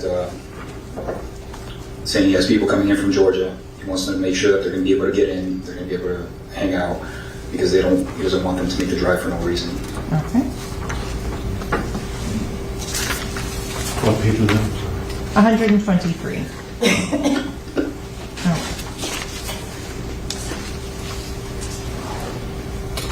So going forward to October 25th of 2018, 10:25, 1:09 p.m. If you could publish that message to the ladies and gentlemen of the jury.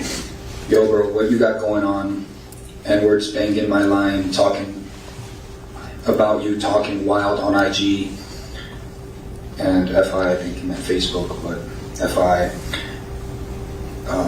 ain't real right. What you talking about? That was page 127 for defense counsel. Going on to page 128 at the top. The message from Goon to the 9807 number, what does it read? You straight? I just heard what happened last night. Okay.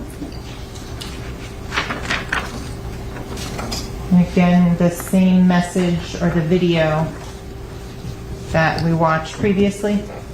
Right. Okay. Going on to the fifth chat with an individual that's identified as Papa. Mm-hmm.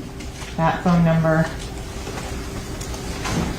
If you could read the first message.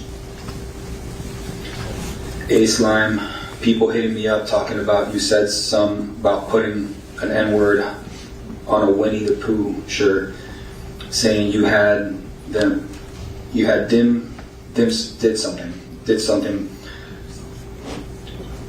something to do with it. I told they ass, stop calling me about that shit. It ain't my business. I don't know shit about nothing. I don't know, man. But congratulations on XXL, little one. I'm proud of you. The term slime. So go ahead. Have you explained that to the ladies and gentlemen of the jury? The term slime is something East Coast Bloods say. West Coast Bloods won't say slime. It started off with YSL, the record label, Young Thug. It's that's where it came from. And so at the bottom of page 129, if you could read the response from 9807. I gave an example slime.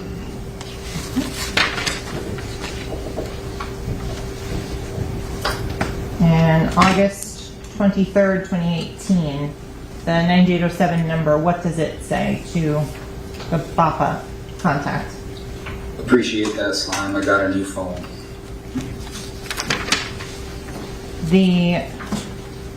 response at the top of page 131. You got the same number?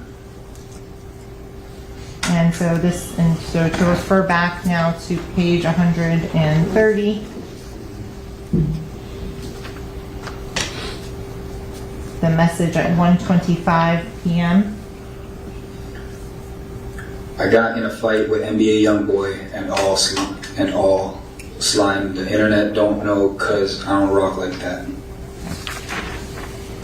And then continuing on that response on 1:26 p.m. on page 131.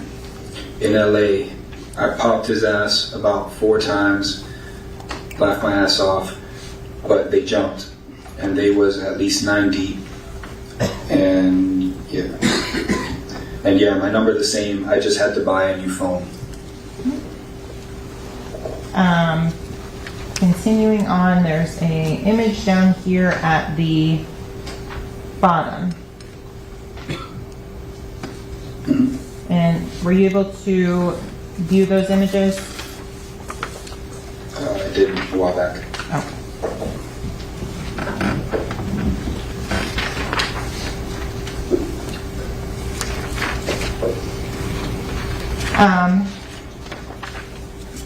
In terms of the page 134 on this particular set of messages, on 8/31/2018, the BAPA number sends a message. If you could read that. You bark with him? So did you talk to him? Okay, is that its same meaning or symbolism that you talked about earlier about the barking and the dogs? Right, so it would be something significant to someone that falls under the UPN.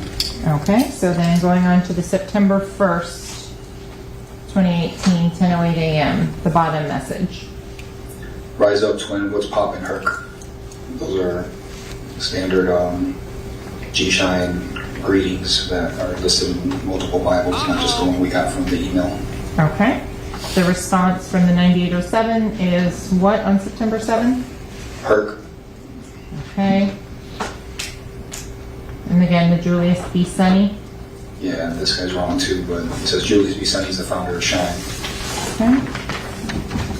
And so then BAPA asks in the top of page 135, what is the first question that he asks? What else do you need to know? What does the 9807 number ask for? For G-Shine's birthday. Shine's birthday. Okay. Are these the same messages that were then sent to Goon, basically copy and pasted?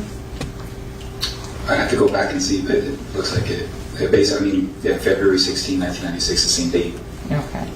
And so the last message on September 7, 2018 on here from BAPA on this page, what does it say? The homies coming to the show, or bumming, but coming to the show, and the big fool from up top. Okay. And the response? Bet.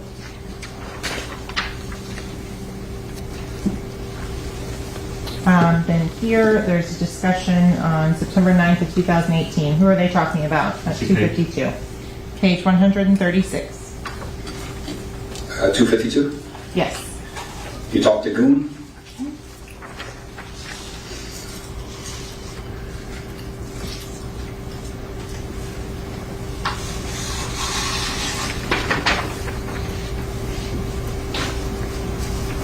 So there's discussion about losing someone.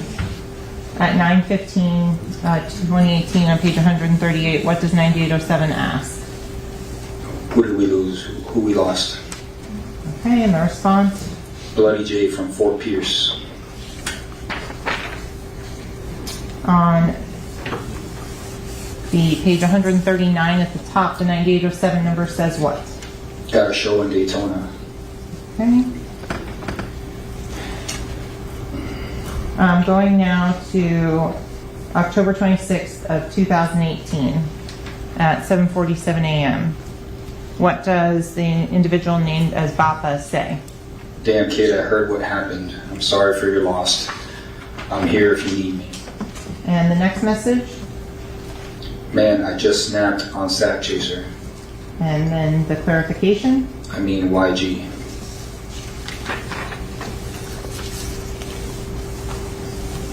And the last one on this page, 140, the message says from Papa to the individual with the 9807 phone number.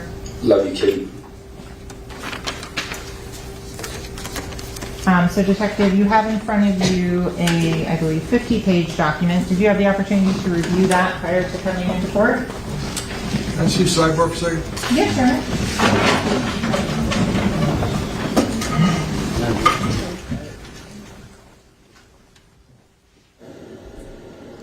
So, for those of y'all that are still awake at this point,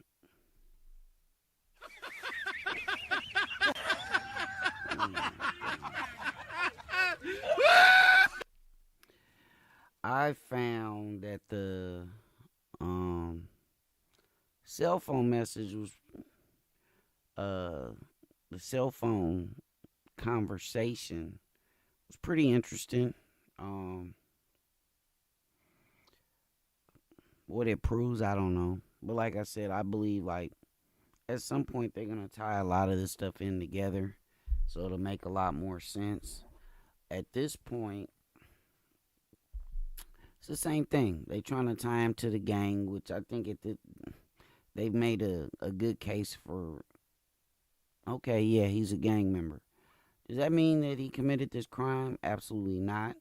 However, it is laying the groundwork, as I've said numerous times before, for their explaining of motive. 'Cause at this point, they have no motive.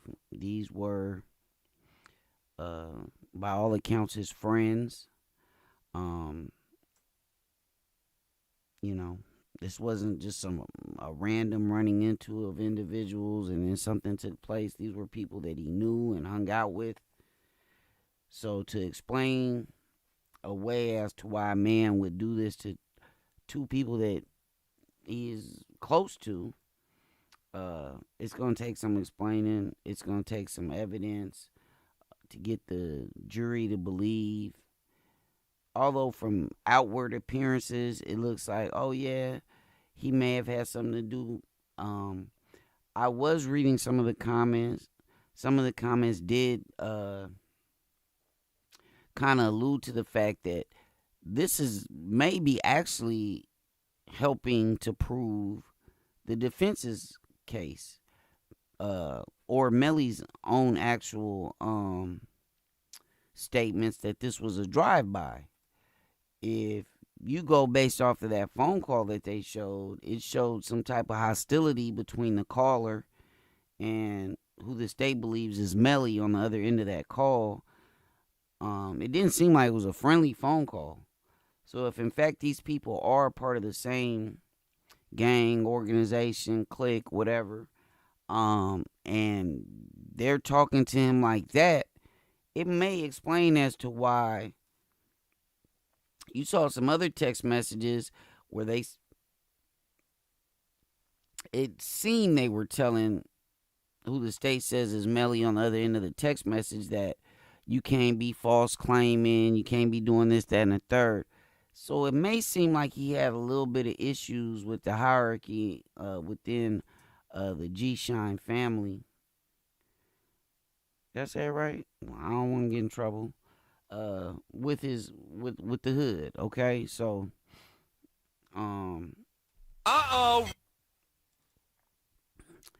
if that is the case, and he was put as the detective has said a couple times on a plate, then that would explain why maybe he was a victim of a drive-by. Make sure you guys get that subscription already. Yeah. And we roll it. Your Honor, objection. Excuse me, come sidebar, please. Okay, we have to take a quick break here at Law and Crime, but stay tuned as we continue our coverage of the YNW Melly trial in Florida. Stay tuned. All right, so they're going on break. But as you can see, when that phone call came up, the defense promptly objected to that being used, which, as we can see later on, was overruled by the judge, who again I think's been fair on a lot of these rulings so far. Hasn't been any glaring omissions or admissions. So that's where we are. Day 8, YNW Melly double homicide trial. Let me see. So what's this been like? What, a day and a half with this guy on the stand? Sheesh, I wonder how much more we got to go with him and who's next. I had an interesting question from one of my viewers earlier. They wanted to know the makeup of the jury. I'm still trying to get that information because that always plays a big role. You know, hopefully it's a you know, diverse jury. Oh, wow.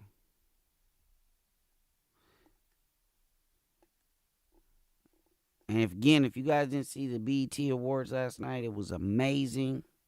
Aside from my girl Patty, they still on her top. I'm seeing the comments come in. Poor Patty. The Tina Turner tribute didn't go as it should have. But how do you get somebody to come do a tribute to somebody and they don't know the words to the song? I'm sorry. I was all for Patti LaBelle doing that tribute to Tina Turner. I actually got into a small little disagreement with my mom. My mom felt Fantasia should have did the tribute to Miss Tina Turner. And I was like, nah, Patti LaBelle's a good choice. She's from that era. Miss V said, I'm ready for another witness. These text messages get boring. Yeah, I think they need to skip through some of the text messages and like get to the point. You know. But who knows? Maybe all the like text messages as a whole is gonna. I really don't know.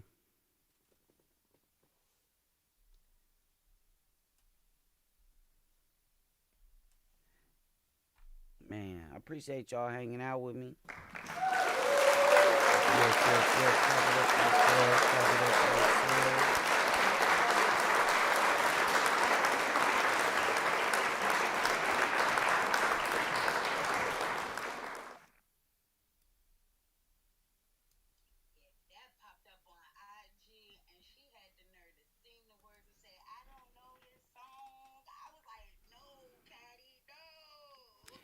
Nah, Patty said, no, it was when she was like, I'm trying, y'all. I said, whoa, not I'm trying during the middle of the song.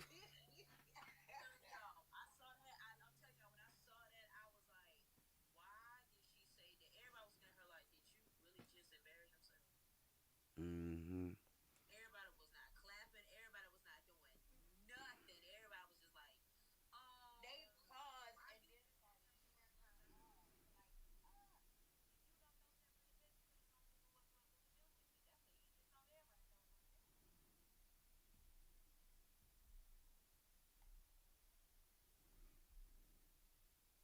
Okay, welcome back to Law and Crime. We are covering the YNW Melly trial in Broward County, Florida. Let's go back into court now. Detective Danny Polo continues his testimony. He is the prosecution's expert witness. Let's go back into court. On this, what does it read as? You want me to say it now? Yes. So, Melly's bitch ass with I think it says smiling, laughing face. With the Hey! Yeah. Hey, who you walk with? Huh? Who you walk with? I walk with Gino, man. You walk with who? Gino. I'm not like going Yeah, sounds good. Now listen, send him my number.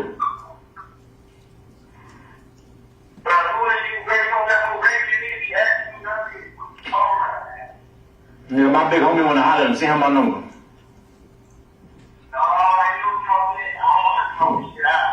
It ain't no talking, but you trying to meet this stuff so I can beat your ass, shit.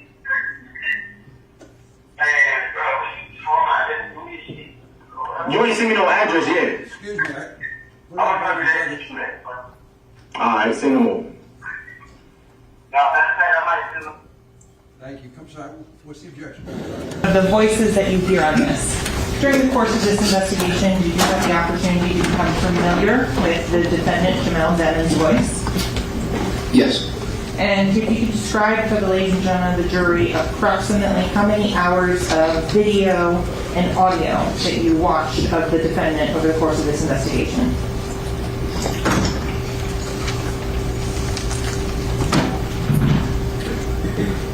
And I probably listened to almost every single one of his songs, music videos. I watched interviews he did, listened to jail calls, and the difficult part in the jail calls was... Objection. That's for curative instruction. Why don't you come sidebar? Okay, so Detective Danny Polo still on the stand at the YNW Melly trial. Let's bring in Afi Patterson to talk about some of the testimony that we are hearing right now. And we are seeing clips of videos and content that was taken from the cell phone. How do you think that the defense will look at this evidence that the prosecution is putting on vis-a-vis this expert witness and use it to their advantage, either by cross-examination and listing certain things out, or ultimately at the end in summing up to the jury? Well, I'm still trying to figure out where the state is going with this. Post-shooting, they introduced a lot of text messages where they're talking about guns, ordering ammunition, ordering guns, different types of guns, and it's plentiful. My argument from a defense's perspective would be, why wouldn't I be looking for guns and ammo if I've been attacked in a drive-by shooting? Things in my life have now become a little bit more intense, a little bit more heated. I'm in danger. I need weaponry. So that would be my first thought. Again, it's post-shooting, so I don't know where they're going with that. Also, the communications between, who we're supposed to believe is Melly and someone who's from the Blood Gang, is they seem to be deferential toward Melly, and Melly seems to be non-responsive, and it seems that they are reaching out to him and asking him to be more communicative, but in a very diplomatic way. So again, I don't quite know where the prosecution is going yet, but I do believe that they absolutely have to have a strategy in mind. Absolutely. And, you know, we're looking at this evidence coming in through this expert witness. Last week, he testified extensively about just gang culture and various aspects of gang life in order to tie in YNW Melly to gang activity. Why is that important for the prosecution to do so in this case? Well, as you can see in the text messages, there is a lot of slang and a lot of words that are used that are specific to the gang. So you need someone to come in and be able to explain what that means. You can call it coded language, slang language, something that's just specific to this subset of people. You need someone to explain that. And I think the defense is probably going to attack the fact that the expert witness is not on the inside. He's never really been on the inside. I think when he was being certified as an expert last week, it was pointed out that he really has never been undercover. He's received his expert certifications, if you will, through attending different programs and just being educated on gang life.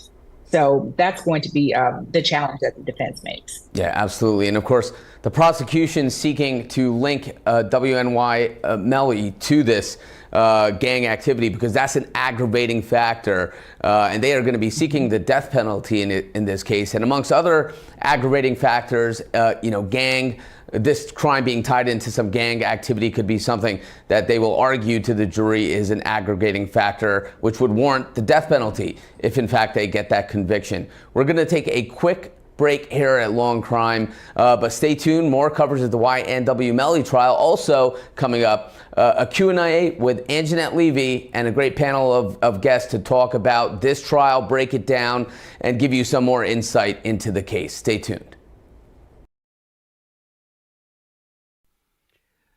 Sheesh. So hold on, y'all.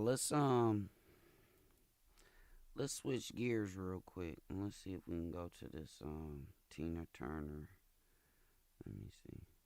It's the comments for me about the Tina Turner. It is the comments for me. Where is it at?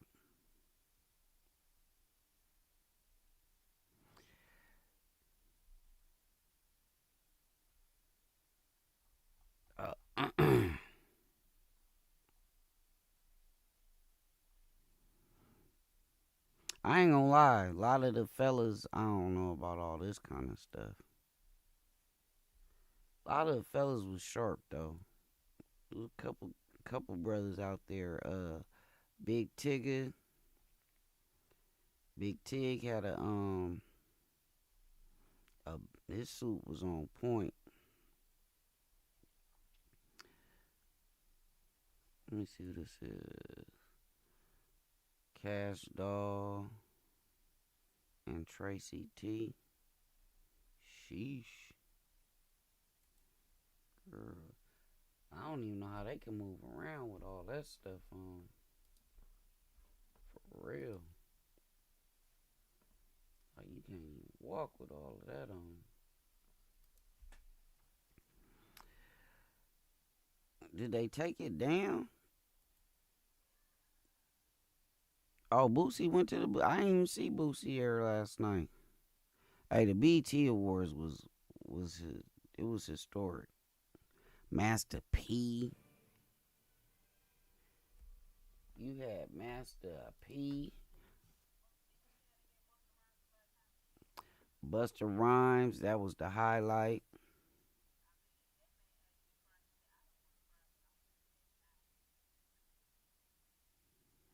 I'm really tripped out on... let me refresh this. Because this might have been from yesterday.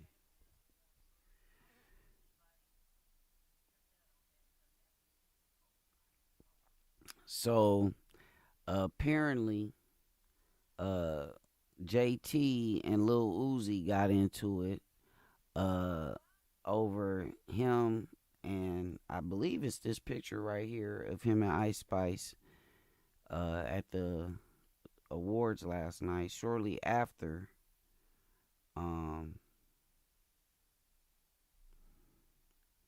she threw a phone at him, and it was wild. It was wild. Here's the Tina Turner. What if I can't see the words? I don't know. She said, whatever I see the words, I don't know.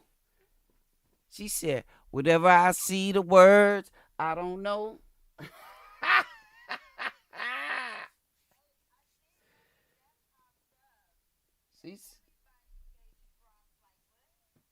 Y'all know I could barely hear y'all. Y'all gonna have to jump in the Discord so we can have these conversations, because y'all not getting picked up on the microphone and just kind of sounds like somebody off in the background talking.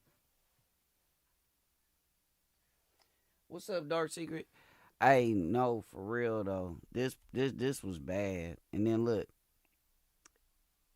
it's the memes. It's the memes for me. Tina Turner in heaven right now after Miss Patti LaBelle didn't know her lyrics.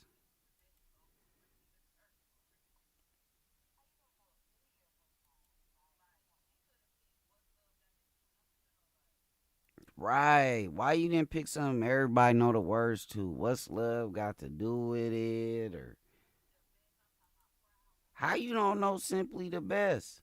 This was the highlight of the night for me.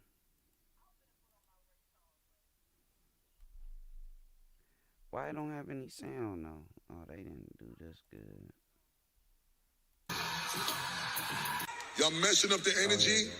We gonna stop this narrative like we don't love each other. This divide thing. It's corny, it's tired, it's whack. What's really happening is they scared for us to get together. We might give y'all too much information. We're gonna stop these little petty beefs that we be doing in rap. Buster did that, man. Buster's whole speech and everything. Shout out to Lotto, hip hop, Coco Jones. Yes, indeed, Coco Jones. I really heard performance last night when they turned around and showed the crowd. People were in tears, man.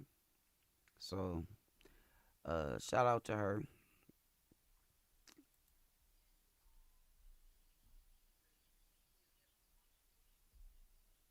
Is a defense attorney and also a host here at Law and Crime. He is with us, and Terry Austin is down at the Broward County Courthouse in Florida. She's covering the case for us, and Afi Patterson is here as well.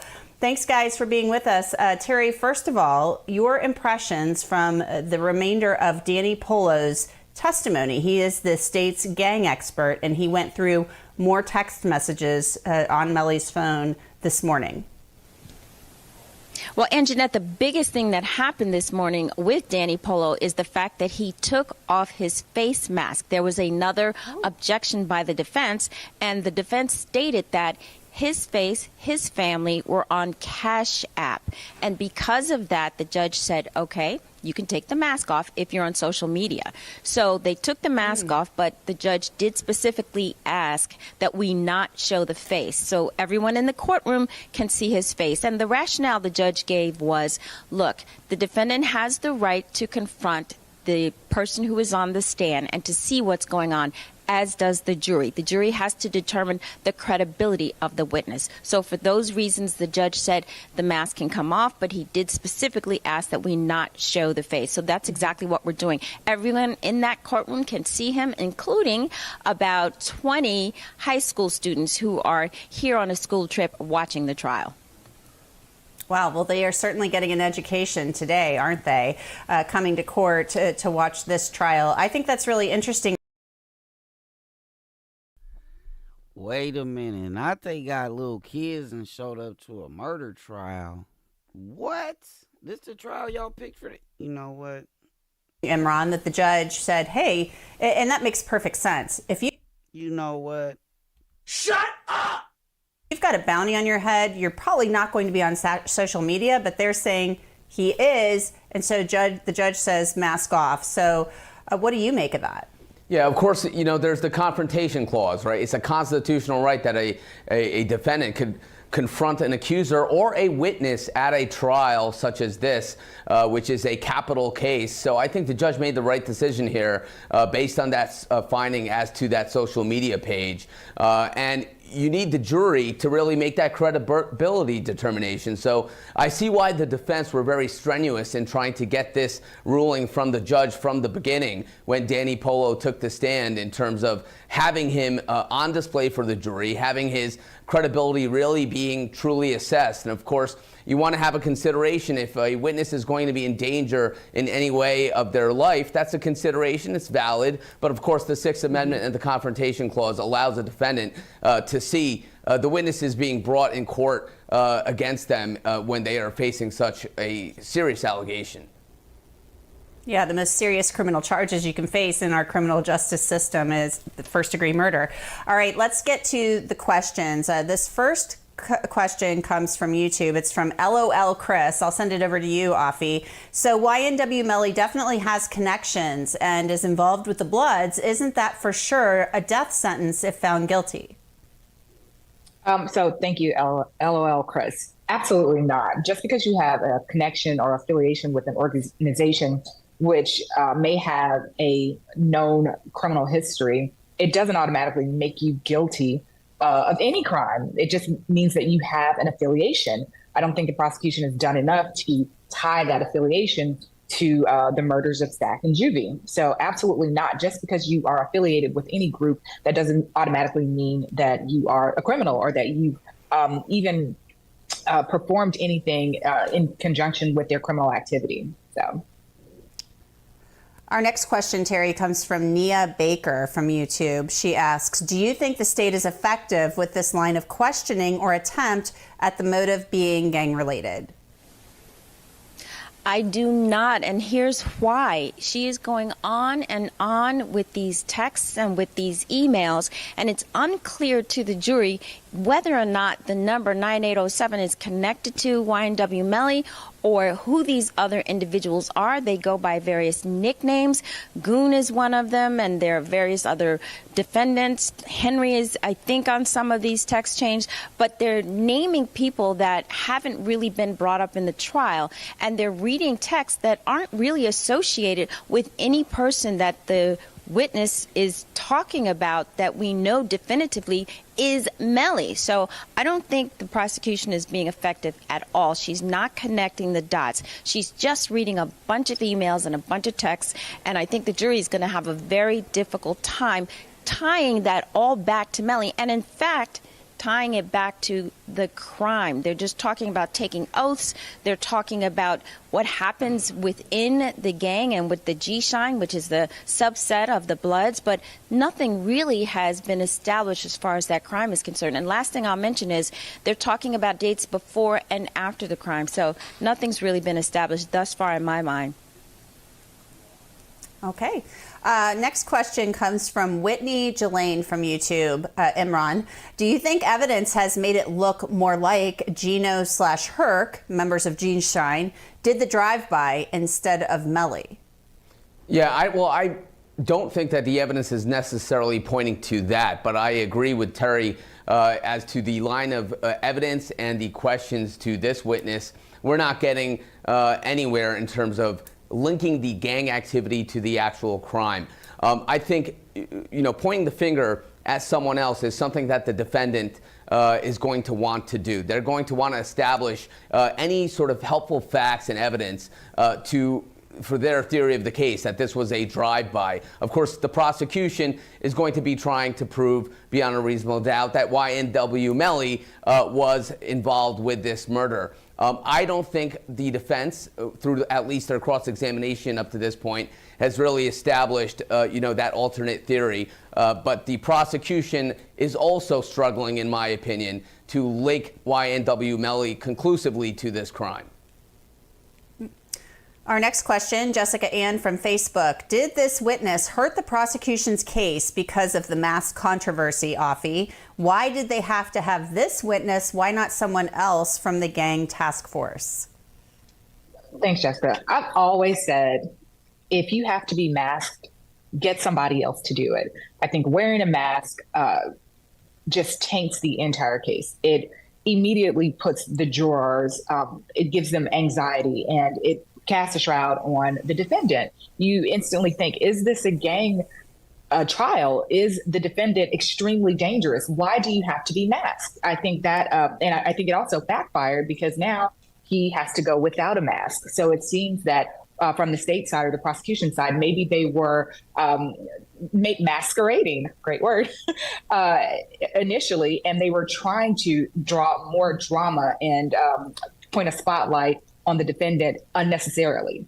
And that may lead people to wonder, how strong is your case? But also, I want to talk about what he testified to.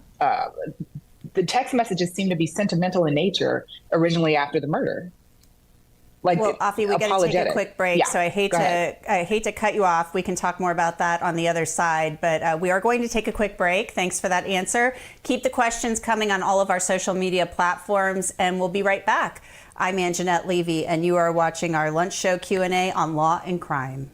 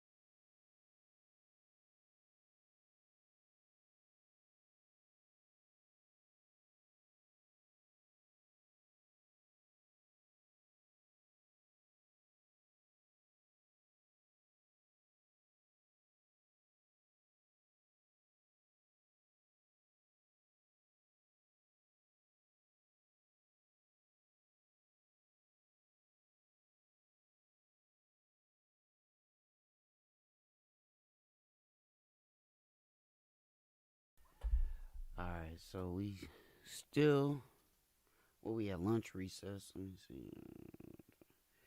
Probably another 30 minutes, huh? Probably another 30 minutes, huh?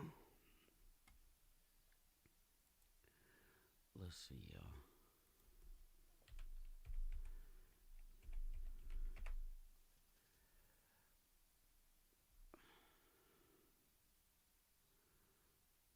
Let's see what's going on.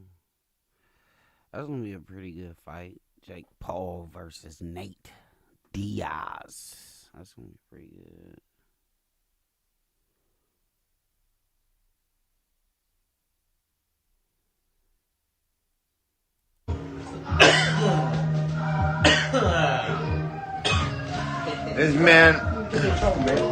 This man won't get out of my house because I didn't give him enough piss. I pissed all I can, my nigga.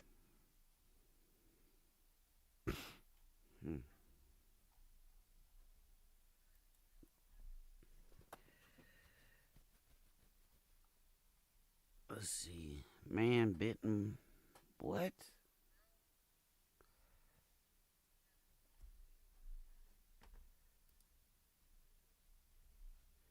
What?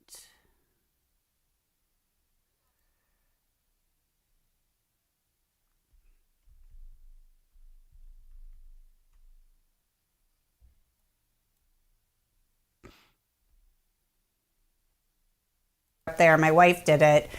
Probably a little bit of a tense call during that break.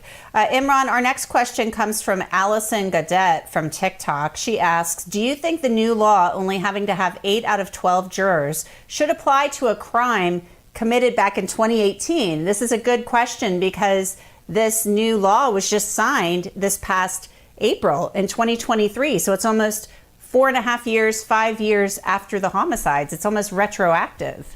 Yeah, no, that's a great question and something which is probably going to percolate its way up through the appellate courts, because I imagine once this is put in place in terms of cases going forward and defendants being sentenced to death based on an 8-juror vote, that is going to be challenged and likely challenged up through the appellate courts. And that retroactive question may be something that those courts are going to have to grapple with.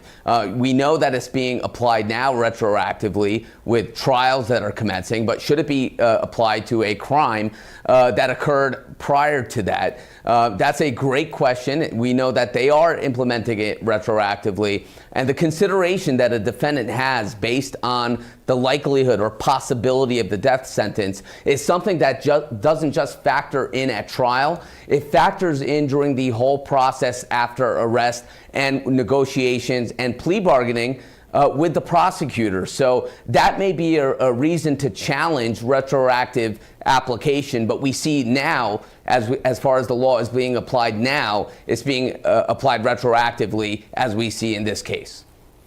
It does seem very odd that it's retroactive, because I know I've covered cases where, you know, the defendant was, you know, tried for something years ago or what have you. Maybe there's a retrial and they still are under the sentencing guidelines or whatever for that past period in time. So seems a little strange. We'll see what happens with that. FOF Poncho from Facebook.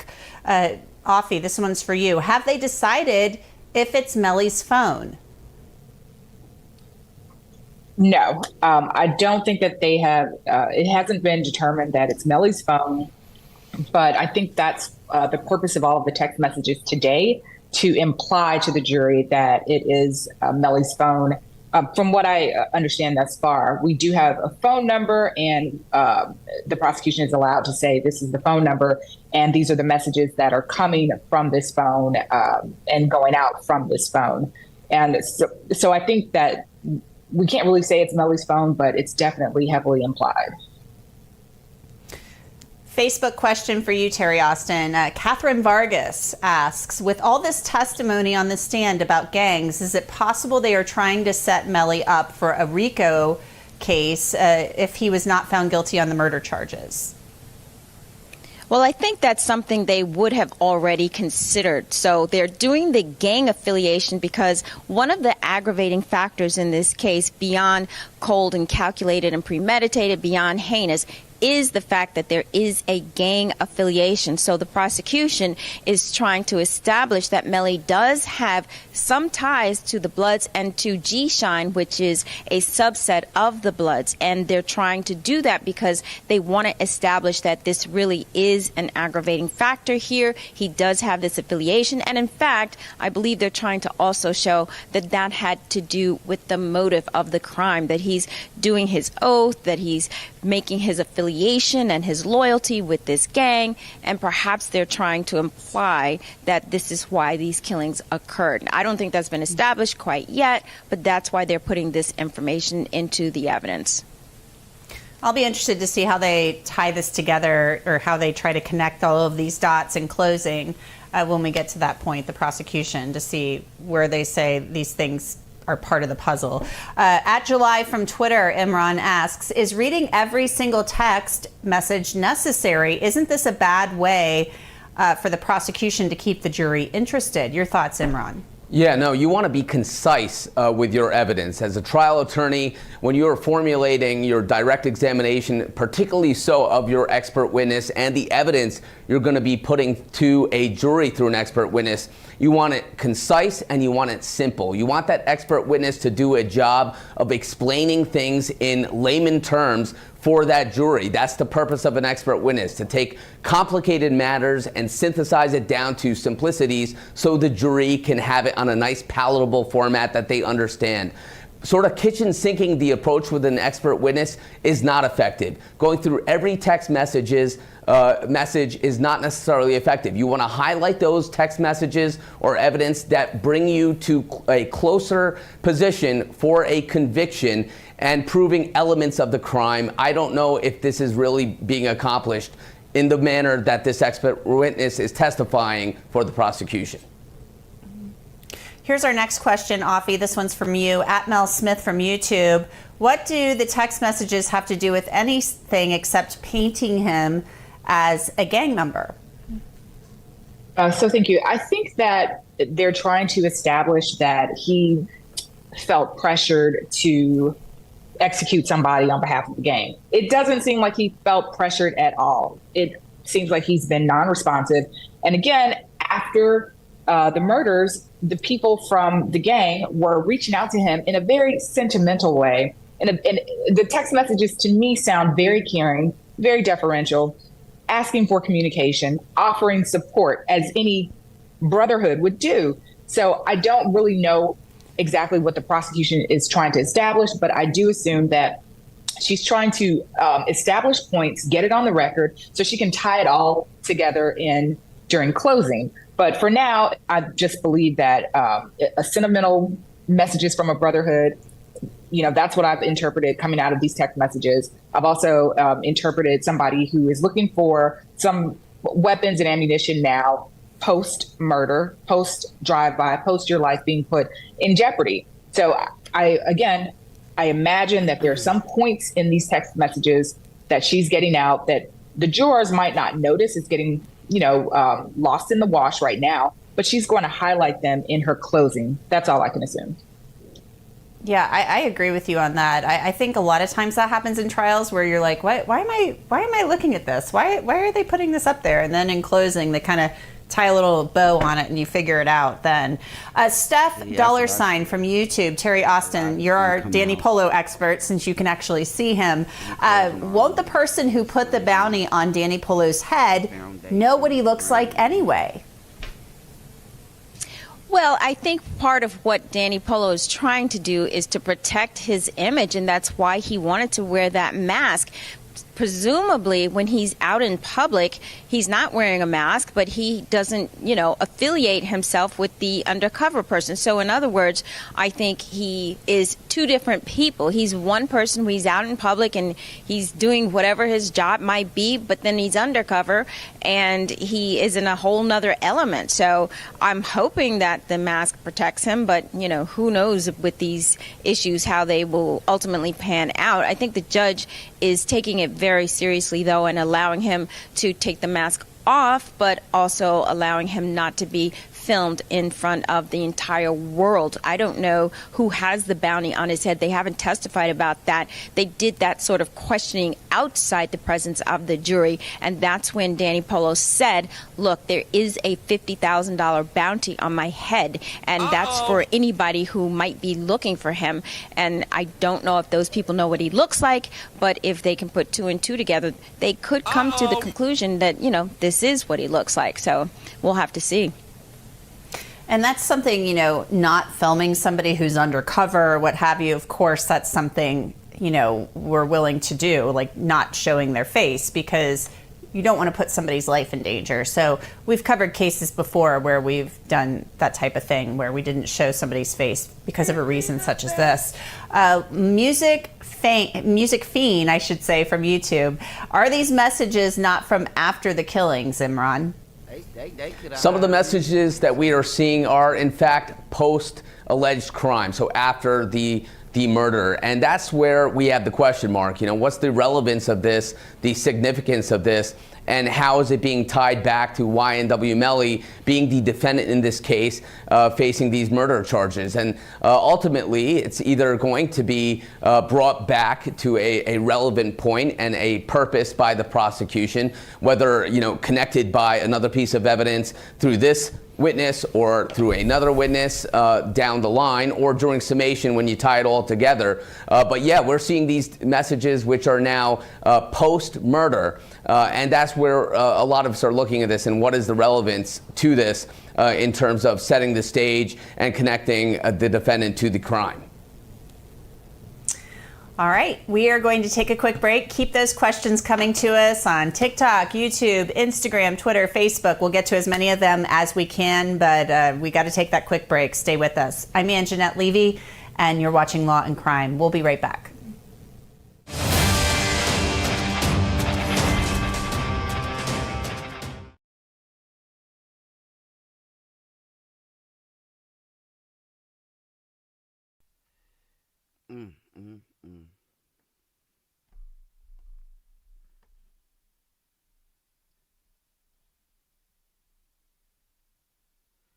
We're simply the best.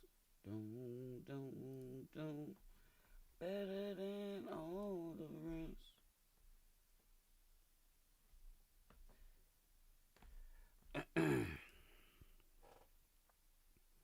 I'm still thinking about the damn BT Awards, y'all.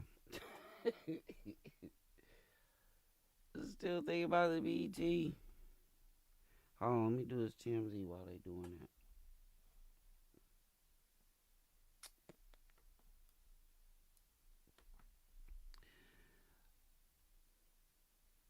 Keep an eye. Let me see. TMZ. I want to see about this shark. Hold on.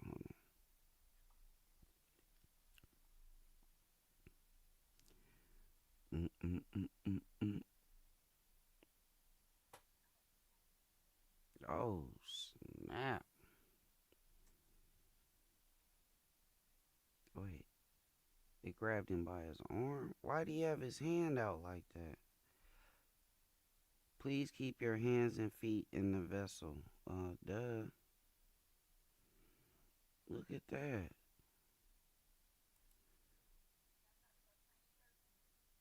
Whoa, that's wild.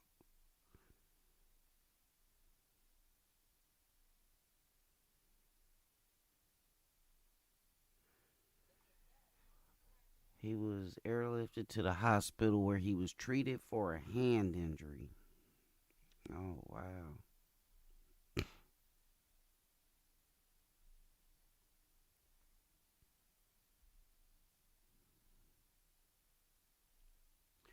I saw a trailer for this Barbie movie. Man, that thing about to make so much money. I'm going to tell you right now. It's going to break some records.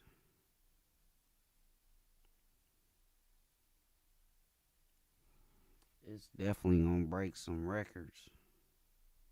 Hold on, let's see this. A plane crash. 4 children survive Ooh, did y'all see this? a miraculous rescue. Survivor, TMZ plane is on the ground in Colombia. Amazon. The Miracle Children of the Amazon. Stream on Hulu now. Let's see. He can fix the cube in 9 seconds, yeah? Yeah, but that's my best. So That's your best. Let's see. So it's a young so man should we that, give him 20? Okay, let's perished see if in we can the fix this in 20 seconds. Ocean's Gate Starting now. Titan submersible.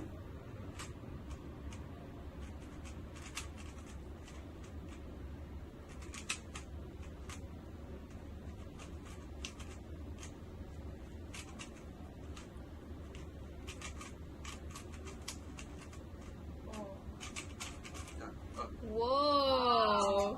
Great job. He's pretty fast. I don't know if it's world record. I think some people do it way faster than that. He's pretty fast though.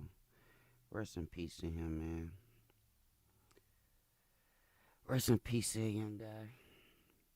Court is in recess. I believe it's afternoon recess. Teen moms Caitlin and Tyler reunite with daughter they put up for She's Funny. Oh yeah, I remember that.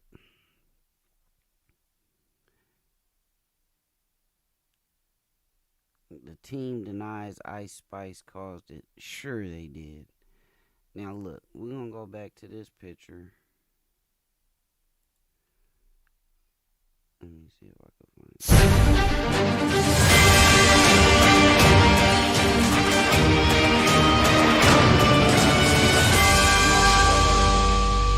Welcome back, and thanks for being with us during the lunch hour in the YNW Melly double murder trial. We're taking your questions as we always do, so keep them coming in on YouTube, TikTok, Twitter, Facebook, and Instagram. We'll get to as many of them as we can. Imran, I'll send this next question over to you. It comes from Loves Rolo Pigio. I'm not sure what that means, but I'll try to figure it out later. It asks, if YNW Melly is convicted and sentenced to the death penalty, when would it take place and how would it be done? So there's no definitive time frame, especially if that is the case, that he is convicted and then sentenced to death. I would expect that there will be appeals from the defense team. I can almost guarantee that. And those appeals would have to take place. During the course of that appellate process, YNW Melly would likely remain incarcerated, but he would not be, sort of marched to his death, so to say, immediately. And that appellate process would have to take place. And as we were talking about earlier, now that Florida has changed the law and there's legislation in place where it is now an 8 vote rather than a unanimous 12 in order for a jury to hand down the death penalty in Florida, I think that aspect of the law would be a large part of that appeal. And that may take some time, especially if it percolates up through the appellate process, given the gravity of that legislation and how it may have an effect on defendants going forward. So in some... Hey, Ms. V, you got me laughing about this little Uzi Vert, like, for real. Like, she totally disrespected him. She threw that phone. I'd be like, it'd have been over. Girl, we at the BET Awards. Like, you could have did that in the limo and at home. Like, you could have went off on me. Mentioned this before. A lot of times the drug companies, if they do lethal injection, a lot of times these drug companies won't sell their drugs to states that want to use them in executions because they don't want their drugs used for these purposes. Let's get to our next question from Twitter. It comes from @thebull_21 Offie. Please explain the state's case because I am lost. This is from the Bull. Thanks, the Bull. So I'm a little lost as well. I know if I'm lost, you're lost. The jurors are also lost. I think it's shaping up as it goes. I think they're approaching their case from 2 angles. The first is that Melly was asked to commit these murders as some sort of initiation to enter the gang.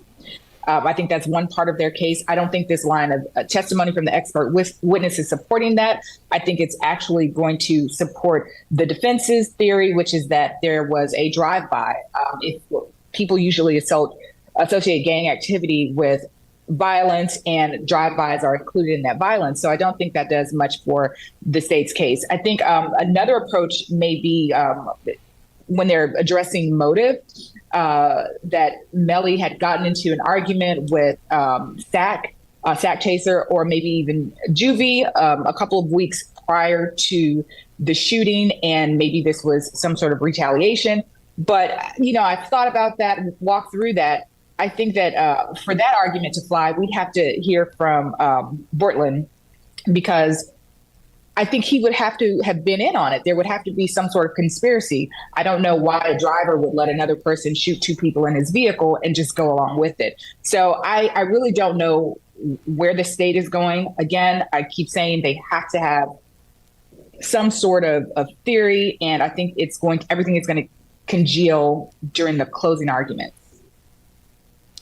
Yeah, and So we're going to stop it right there real quick, because that's precisely what I've been saying, is that all this stuff in of itself is not the smoking gun that everyone is looking for in terms of finding his guilt, but more so for them to at the end, in summation, lay out their case piece by piece and show you how all these pieces of evidence contribute or together show that he had the motive, the opportunity, and he is ultimately the person that did commit these crimes. The state doesn't have to prove motive, of course, but I know that I interviewed the father of Juvie, Chris Thomas Sr., and he said he thinks money was part of the motive here. That's been his thought for quite some time on it. So it'll be interesting to see if we hear any testimony related to that in this case. We just don't know if that's coming or not. Our next question comes from Take Risks from TikTok. The message asking for a gun was 2 days after the shooting, Terry Austin. How was it relevant to the case? Well, it probably is not relevant, but what the prosecution is going to try to say is, look, Melly has a gun, and he's on the phone, and he's talking about the gun, and he's talking to his mother, and they all have guns. And that's all well and good, but that gun has not been tied back to the crime scene. That gun has not been put in the hands of YNW Melly, and they haven't been able to establish that the bullets from that gun were really shot at the two individuals who passed, at Anthony Williams and Christopher Thomas. So I think just having a conversation about a gun, and those guns are legally owned based on the information we've heard thus far. So having a conversation about guns doesn't really establish that those guns are associated with the killing. So I definitely think that the prosecution is just trying to put in evidence that could possibly be linked back. But right now they haven't made that solid line back to the gun that was at that killing and that killed those two individuals.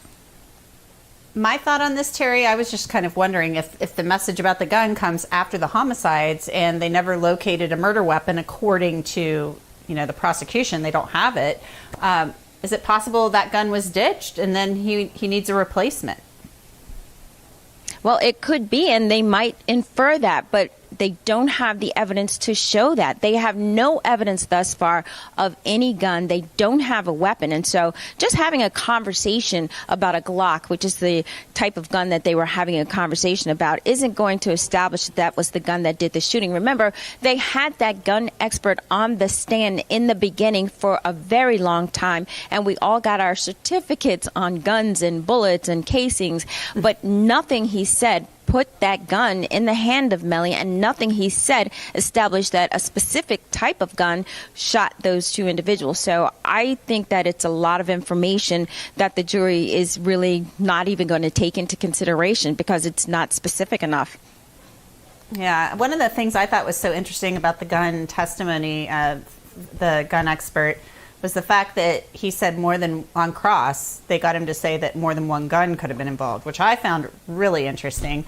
YouTube question for you, Imran. Omar asks, what would be the best approach for the defense on cross-examination with this witness, meaning Danny Polo? Sure. So, well, one aspect that we were just talking about, how this is a text message that postdates the murder regarding Melly looking for a gun. Well, arguably, you could cross and this witness and then establish an argument later down the line that perhaps he's looking for a gun because there was just a drive-by shooting in which 2 of his friends were killed. But there's a lot to cross this witness on in terms of what we saw previously in his testimony and what we see continuing. I think he had some of the aspects of gang life or gang affiliation wrong, and that would be ample areas to cross him on, but also just regarding the relevance and significance of these text messages. What are you establishing through your testimony? So you could either look at this witness on cross for the defense and start poking apart the sort of abundance of testimony, or you could be more strategic since he is seemingly going on and they're using a lot of exhibits and a lot of material where the jury may be lost. You may want to keep the jury lost for the benefit of the defense and not really draw out any more testimony from this individual, but you definitely want to cross him on his qualifications, on the methodology which he is testifying on as an expert witness, and of course also try to poke apart the relevance of these text messages in terms of the grand objective of the prosecution. Next question comes from Instagram, and it's a long one, Afi, but I think it's a really good question. It comes from nomad_from. Nomad asks, if they have the cell data locations, which we've heard about already, how come they couldn't follow the car with video surveillance from the road, restaurants, and neighborhood that has video cameras, then build a database? Or connect the data they have on cell and the video surveillance data and hospital location they have to establish the accuracy of the data? So, great question, Nomad. I think that if they had that information, they would introduce it. And I think your point is great. There's an absence of that information because it doesn't exist. I know we see in movies a lot of times, or I watch BBC films all the time, and they talk about CCTV. You can follow a car from point A to point Z. And I just think that there's an absence of that information. And who knows if it's because it just doesn't exist or because it wasn't subpoenaed, or it wasn't investigated. Who knows why it's not there? But I can only assume that they don't have it, because if they did, like you said, it would be fantastic for the prosecution. That would be really interesting to see surveillance video from different locations and then plot it along with cell data if it all, is accurate and does match up. All right, we're going to take a quick break. We're still taking your questions, though, so keep them coming on YouTube, Twitter, Facebook, Instagram, and TikTok. We'll be right back. I'm Anjanette Levy, and you're watching Law and Crime.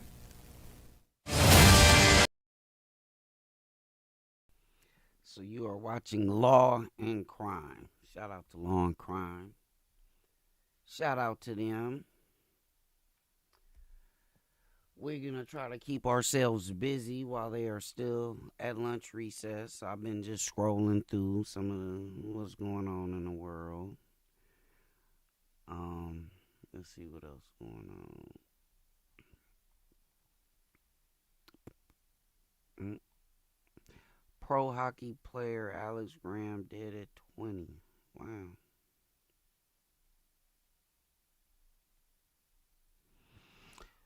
I don't know how he passed. Look, they talking about this. Lil Uzi Vert and JT. Couple quarrels at BET Awards. JT throws phone. Team denies Ice Spice caused it.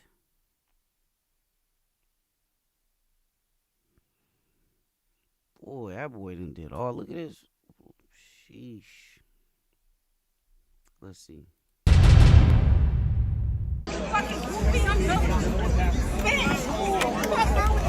Give me your phone. Wait a minute. Give my fucking phone, bitch. Fucking goofy, I'm joking. Bitch. Give me your phone. Bitch ass nigga. All right, sis. All right. Give my fucking phone, bitch. A plane.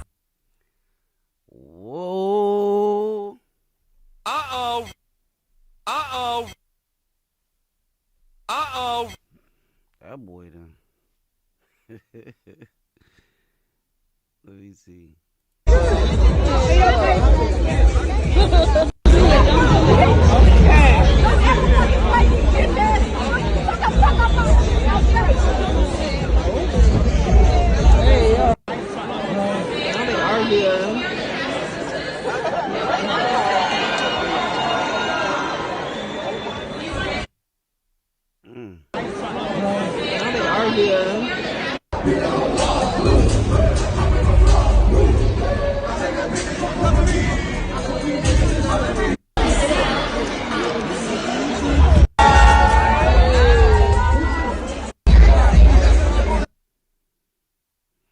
Not Christian was at the.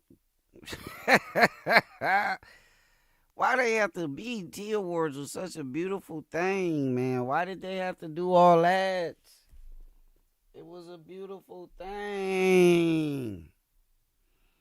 Ryan Reynolds, Michael B., Invest in Alpine, Formula. Damn, Ryan Reynolds and this other guy, they buying all kind of, they got a soccer club. Yeah, there they go. The Wrexham, whatever, the Wrexham something. Patti LaBelle, BET tribute to Tina. She appears to forget the lyrics. Well, yeah. Here goes some nice pics, man. Lotto. T.I. performed. That was dope. Master P, that was big when he came out. And the fact he shouted out Cash Money Records. That was pretty dope. Look at the Queen herself. I see you, Queen. Do your thing. Let's see, y'all.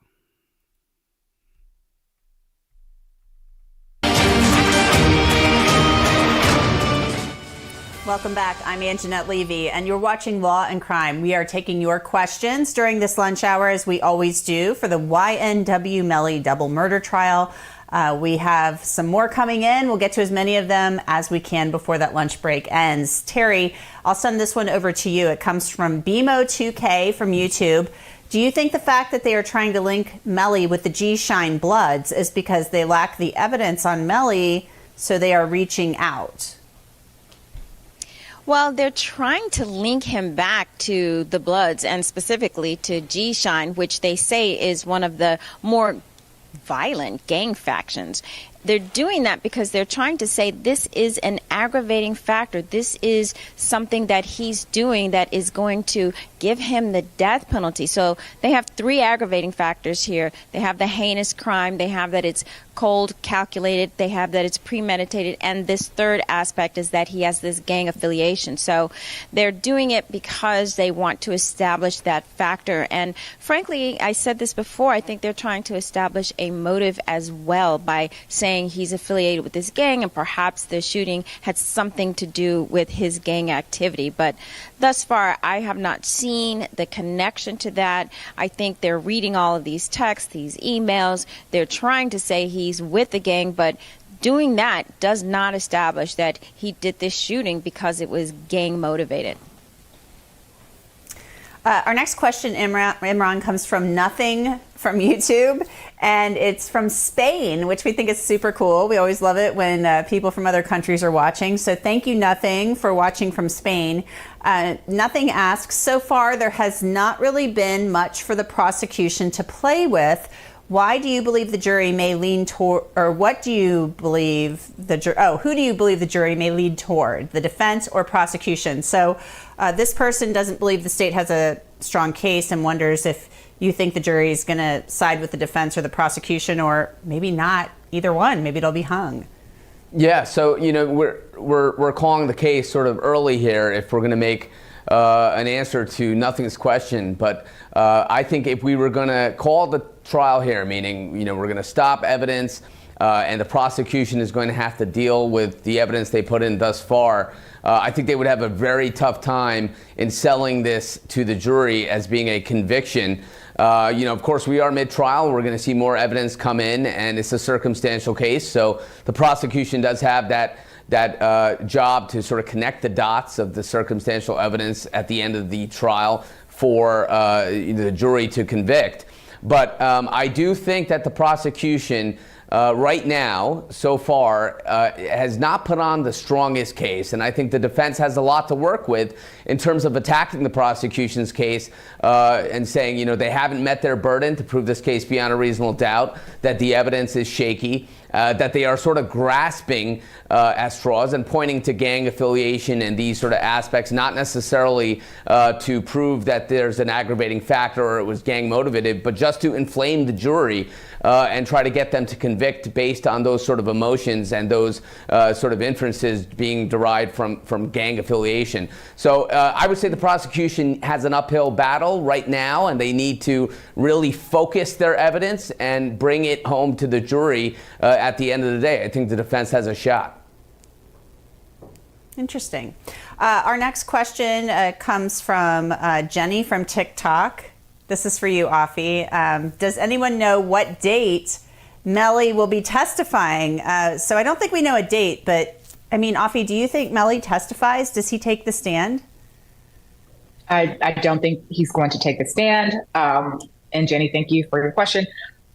Many defense attorneys often discourage their client from testifying because there's so many, it's a minefield. You know, there are things that the defendant can say that can open doors that previously were closed. And by that, I mean, they can bring up an incident that ordinarily would not be allowed in court, but they may mention it. And that gives the prosecution an opportunity to open that door, walk through it, and attack it, investigate that situation.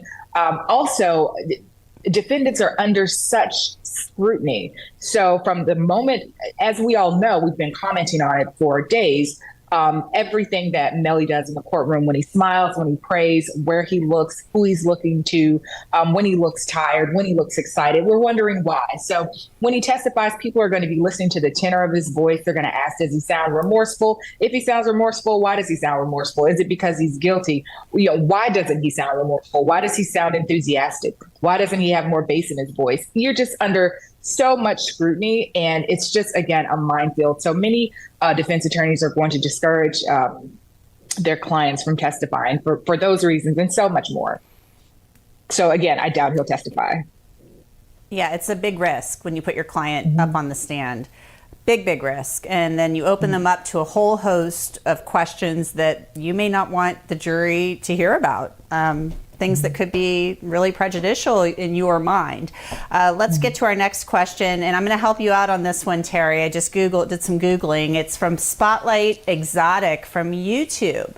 Doesn't Florida require both parties to consent? You can't record a conversation. It's a felony. I did just Google this. Florida is a two-party consent state. So what do you make of that? Well, that conversation that was recorded, and thanks for Googling that for us, because every state is different. It's either one party or two party. But that conversation seems to be recorded by a third person with someone on the phone, and I do think they must have had consent because they were all part and parcel of the same conversation. So presumably Melly was on the phone. His friend is holding the phone and someone else is recording that entire event. So it does appear from what we know that it was done with consent and then it was introduced into evidence. Now, whether or not that should have gotten in or whether there were objections about it, I'm certain that the defense did object to that. Again, we talked about what was in that conversation. It did not seem relevant to the crime itself. They were just having a conversation. I think there was a curse word that was used during that conversation, but it did get into evidence. The judge thought apparently that it was more probative than prejudicial, and he thought it was relevant, so it's in. But the question is, you know, what is the jury going to do with that conversation? Yeah, it'll be interesting to see. And really, you know, obviously it's a violation of the law, you know, not having both parties consent and say, yeah, you can record me. In other states where it's one party, only one person, the person recording, has to consent, and I can just record the conversation. So, but in a double murder trial, I think this is like the least of the prosecution's concern as a recording made illegally. We've got time for one more question. I'll send this over to you, Imran. Baby Girl XOXOXO from YouTube. Does anyone know who is on the defense list to testify for him? Right. So I don't believe we have the defense list, or at least I haven't seen it in full transparency. So the big question is whether YNW Melly is going to be taking the stand, and that would be a risky proposition, as we have just stated. But I do imagine that the defense would call perhaps some expert witnesses to rebut the testimony of the undercover detective on the stand. And there would be some testimony in order to shore up a defense case, at least on the expert side, or they could just sit back and based on the evidence that we're seeing presented by the prosecution thus far, I think there may be good grounds to say we're going to take this approach from the defense side, and we're just going to not necessarily put on an affirmative defense case, and we may just poke holes into the prosecution's case, say they haven't proved their case beyond a reasonable doubt. It's a circumstantial case. They haven't connected the dots, and keep the prosecution to their burden. But we will see. We're still in the middle of the prosecution case. We're still waiting to see how this plays out, even with this expert witness. And the defense may have a case of their own, of course, to put on at the end of the day. Okay, I fibbed. We're not doing just one last question. We're going to do this one last question. So 2 last questions. Levon Robinson from YouTube asks Offie, do you think that the state made a mistake charging Melly with first degree instead of second degree because there may be more to prove? So thank you. I think that they may be rethinking putting the death penalty out there, because I think that you're going to be hard pressed to get people to send this man to his death based on the evidence that they've presented thus far. But we'll only know, again, once the prosecution has continued to tie her dots, connect the dots. I don't think she's done it yet, but I can only think that there's got to be something that's going to congeal everything that she's bringing out. And we just don't know it yet. It's like a lot of information. We don't see it. She sees it. It's coming. I can only hope. But no, I don't think that they made a mistake. I just think that, their burden is a little bit tougher. Yeah, it's hard. First degree murder, it's the most serious charge you can face, and it's a death penalty case, so there's a lot on the line. All right, we are done with your questions. Thanks so much for submitting them, and thanks for tuning in. We are going to take a break. Imran, thanks for being here, obviously, Terry and Offie, and I'll be signing off. Imran is going to take it from here when we come back. I'm Anjanette Levy, and you've been watching Law and Crime.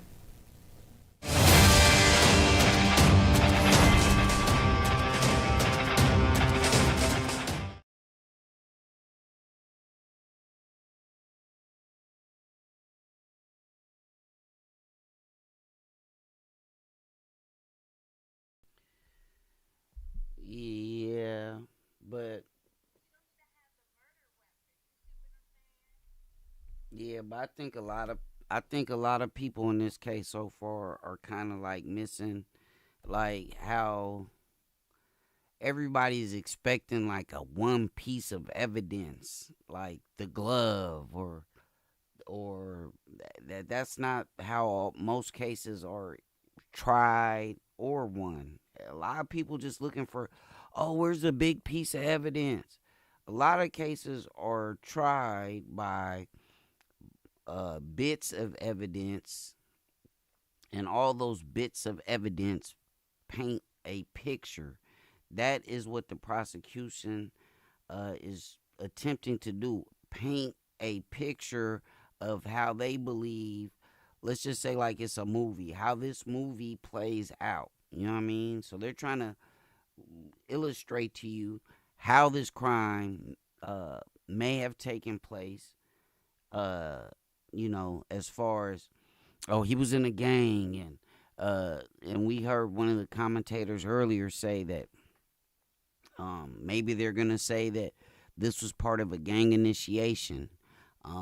There was other reports that one of the young men, I think it was Sack Chaser, I think, I may be wrong, may have owed him money, or it was a money play. We don't know. We haven't gotten that far down the line.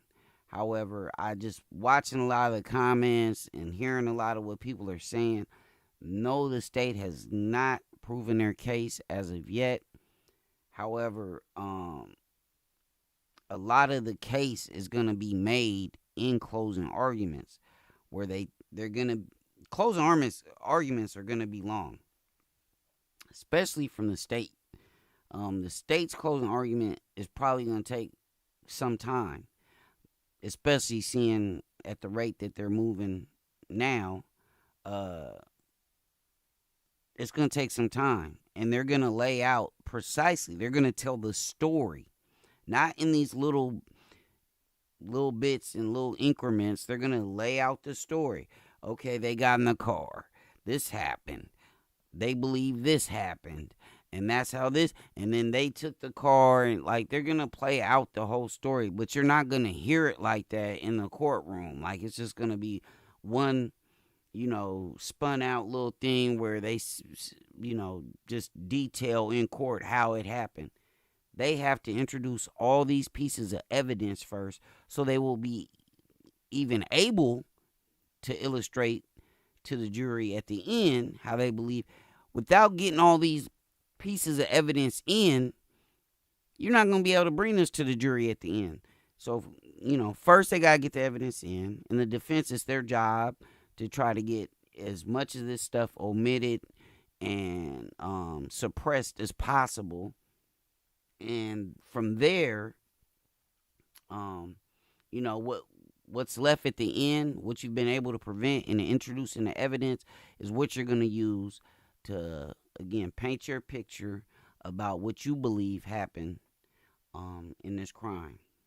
So that's how I see it. I'm not like everybody else looking for one big piece of evidence.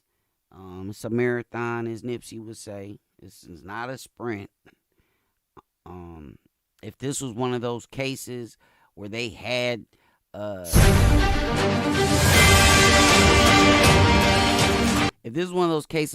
surefire evidence, Melly would have took a plea deal a long time ago. Think about it like that. Network, I'm Imran Ansari, and our focus today is the Broward County, Florida trial of Jamell Demons, better known as YNW Melly.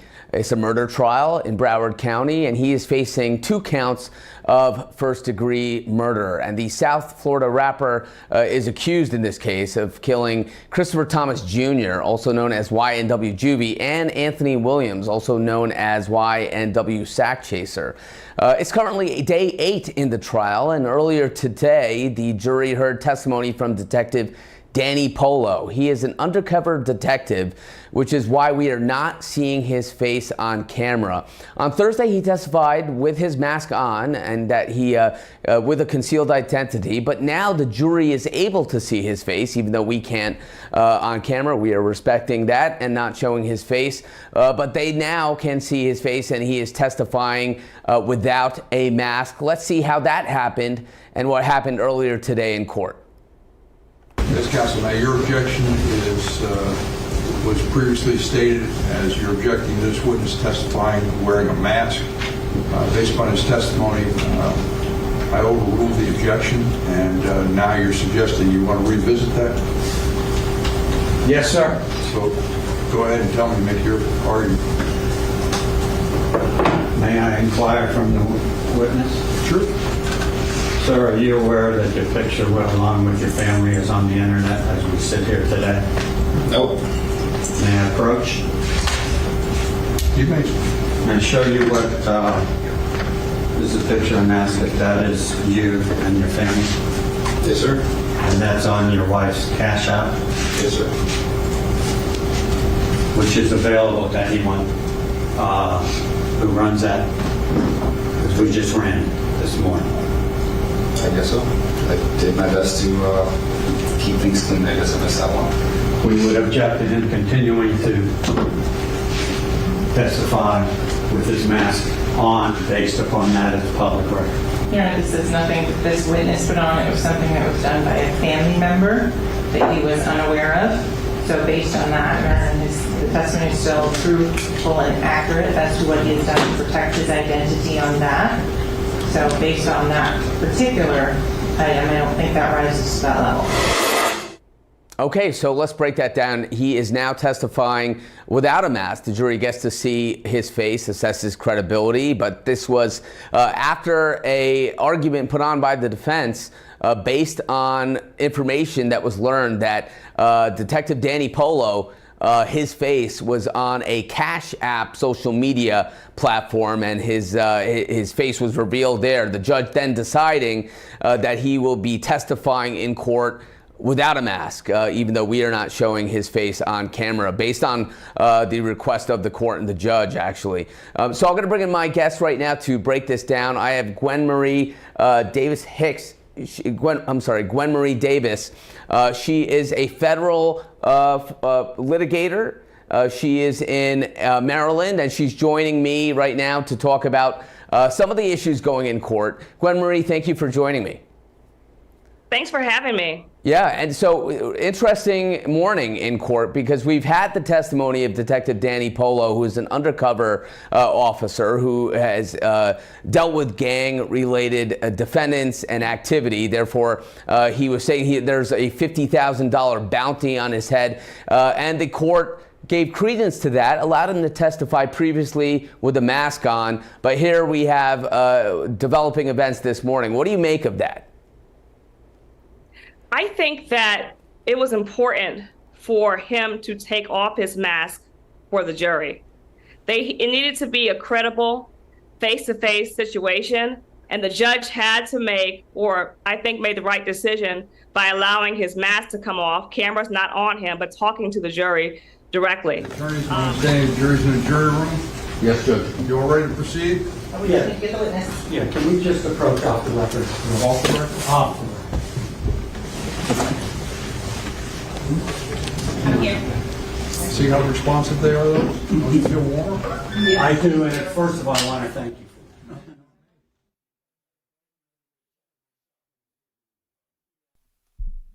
So I take it we're back in court. I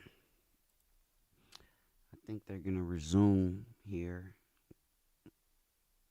Jury assesses credibility is by assessing the witness, not only their words, but their expression, their demeanor on the stand. And of course, a mask would hamper that. But what do you make of the sort of the other argument here, that he has a valid concern for his safety? And of course, you know, I'm a former prosecutor who dealt with undercover officers. Once that cover is blown, that officer's identity is compromised, not only for his or her safety, but also for ongoing, you know, their job with the police department or the FBI going forward. What about the converse side? Was there a valid reason to maintain his identity as being, you know, not only his name, but also wearing a mask?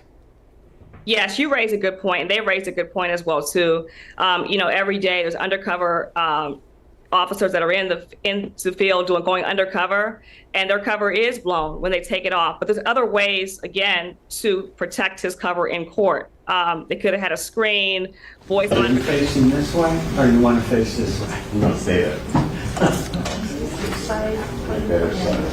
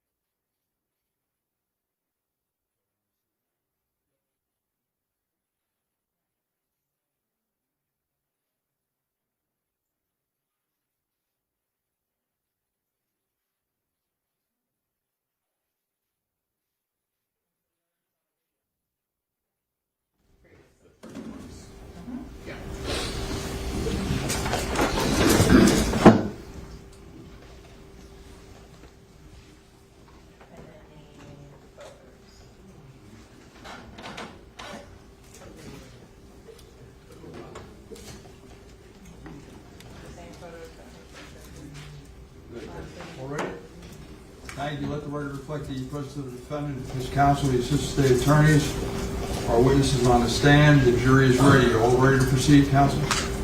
Yes, sir. Yes, sir. Bring in the jury, please.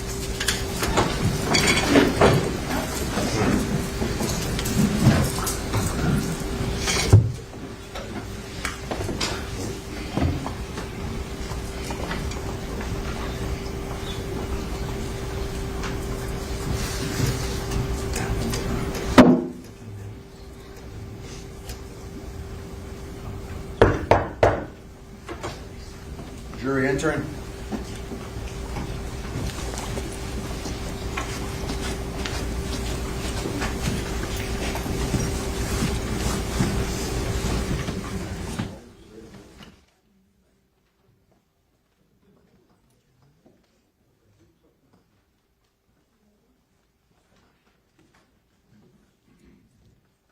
Thank you. Please be seated. Let the record once again reflect the presence of our jury.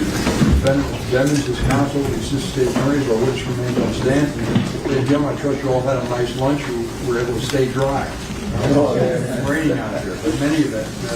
We're ready to proceed. And we left the statement still on direct examination of the witness. Counsel, if you're ready, you may proceed.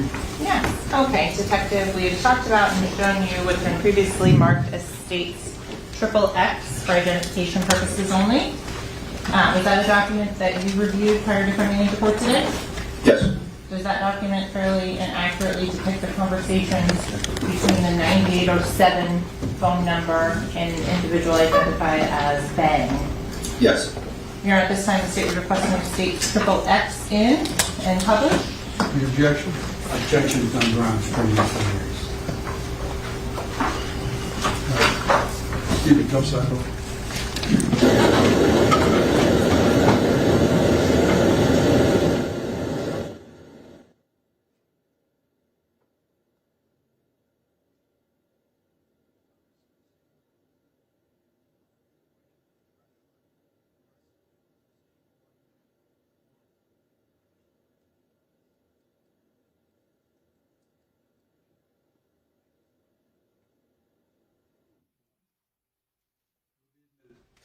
XXX would be marked state 71.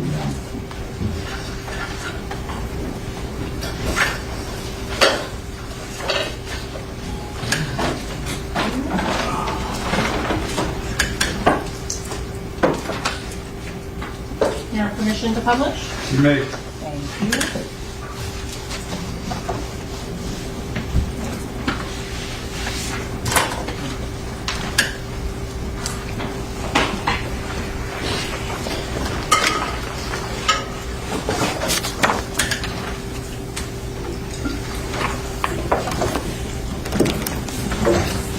Detective Polo, starting on page 1 out of 57 on this, is this first text. If you could read that out loud, please. This Bang hit me up real quick. HM hit me up. Okay, and so this conversation is between an individual that's labeled as Bang and the 9807 phone number again? Yes. And I want to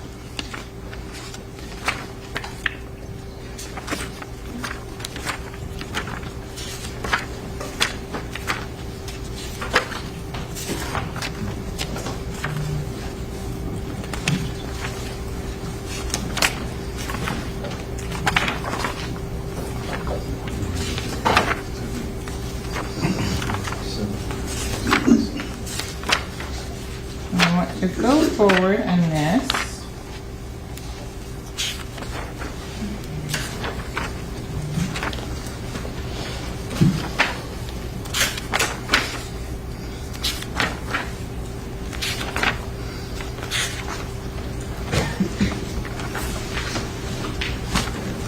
So in terms of starting at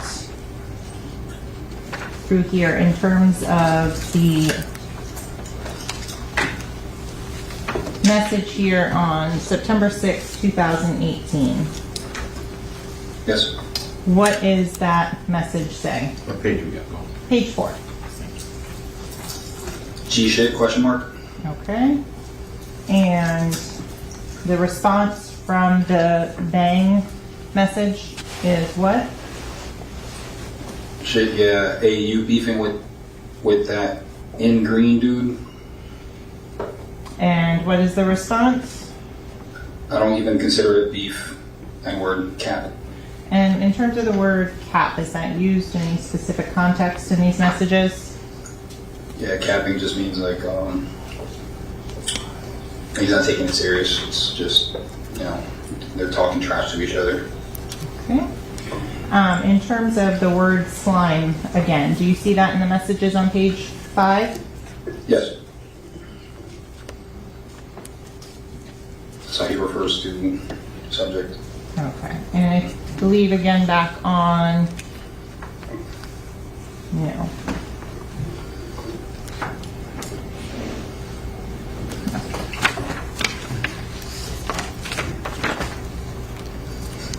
So going forward to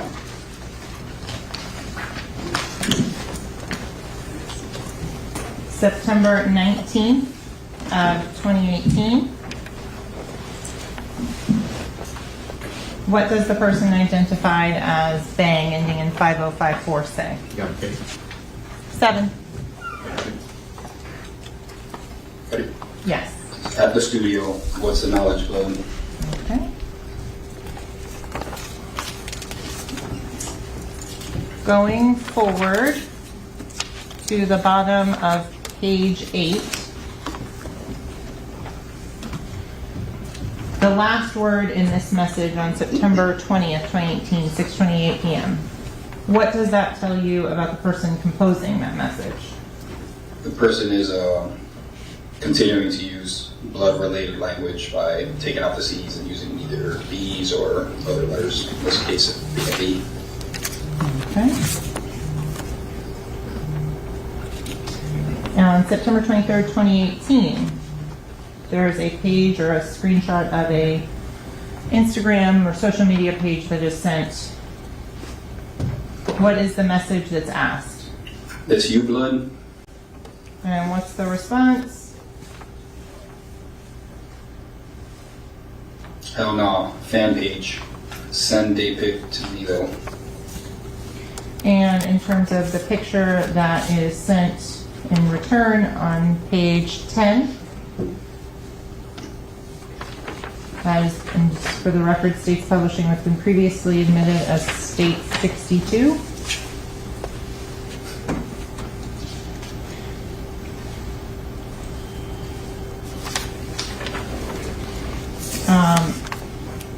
In terms of the middle message here about you back in Louisiana, is there, you mentioned regional differences in the way individuals in gangs work. Can you explain to the ladies and gentlemen of the jury a little bit about the Louisiana, New Orleans set of the Bloods? So, East Coast Bloods operate under the UBN, but for some reason, and it's not really something we've been able to tell, is Louisiana Bloods don't fall under kind of like the same structure as the other gangs within the UBN. For some reason, Louisiana Bloods will claim their hoods, their neighborhoods. So instead of repping G-Shine, GKB, something like that, or Nitre, they'll just rep a hood that they're from. So if they're from 40th Avenue and Baton Rouge or Holly Grove in Louisiana, then they'll rep those hoods. And there might be Bloods from those hoods, and that's what they rep, instead of falling under the major UBN alliances or sets. Okay, so going on to page 12, the individual that's been identified as Bang in the messages, what does he say? I just made it back to Baton Rouge. And then the next one? Excuse me.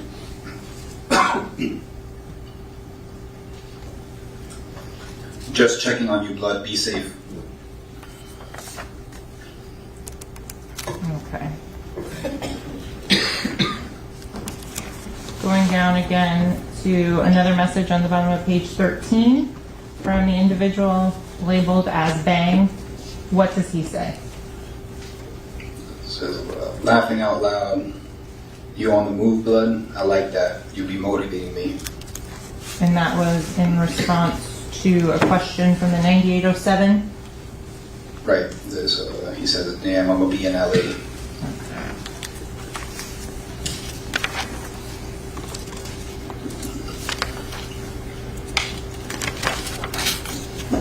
So I want to go through the 9807 number on page 16 for defense counsel at 10/13/2018, 11:16 p.m. Has that same SLAT, S-L-A-T-T. Is that something that you've seen all through these messages?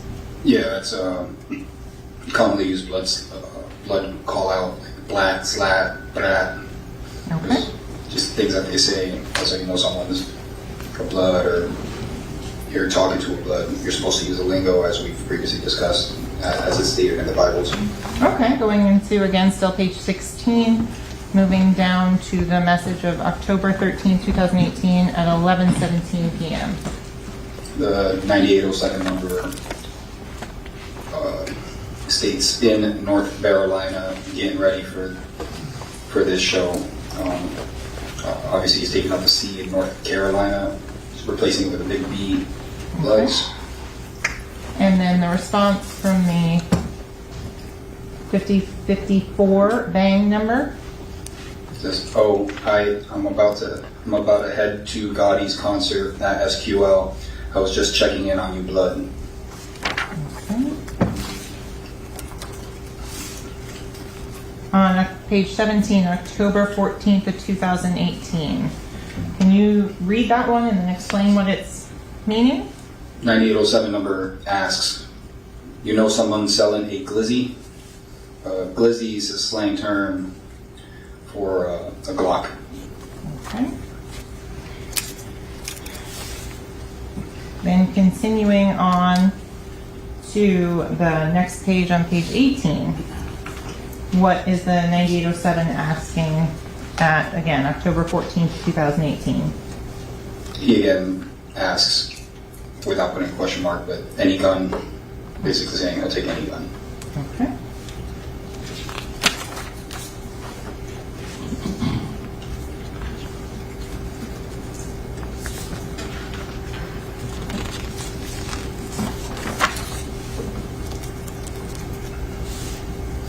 Going on to October 26, 2018 at 4:45 a.m. Okay. Can you read this specific message and I'll make it a little bit bigger. What page? Page 20. 3220 Southwest 192nd Avenue, Miramar, Florida, 33029. I'm on my way right now, blood. Okay.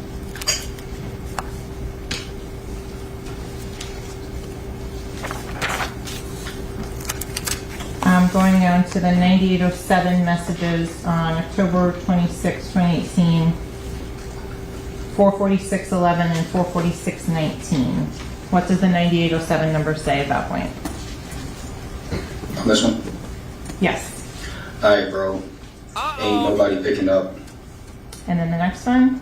Shit crazy, AF as fuck, right now, blood, what the fuck. Okay.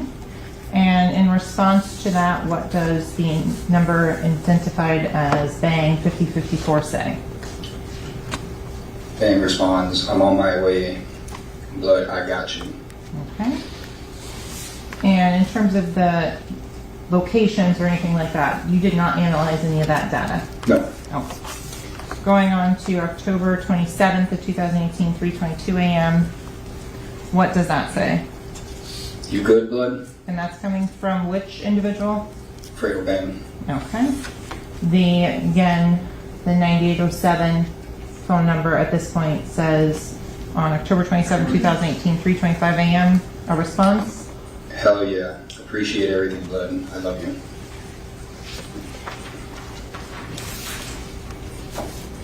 Continuing on to page 22. Again, the 5054 Bang, Frito Bang number says what?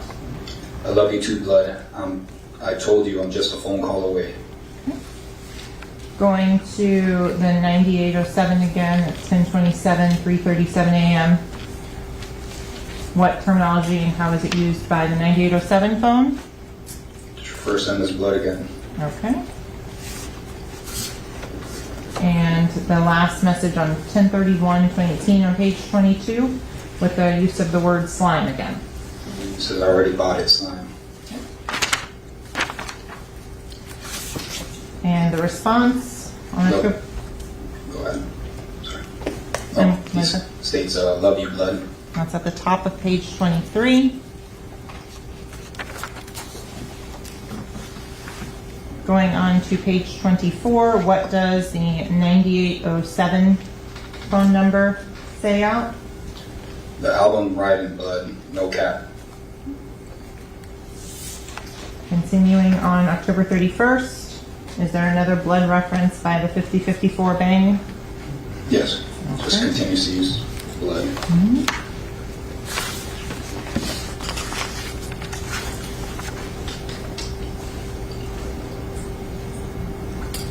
Again, at the bottom of page 25, does the 9807 use slang or in terms of endearment associated with the blood gang members? Yes, same use of the word blood. Based on your review of these messages, would you categorize Frito Bang as a member of G-Shine? Not based off these messages. Okay.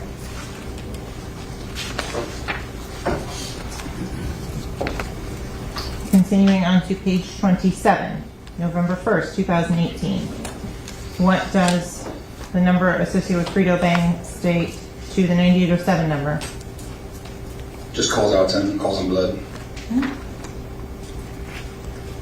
And in response to that, what does the 9807 state back?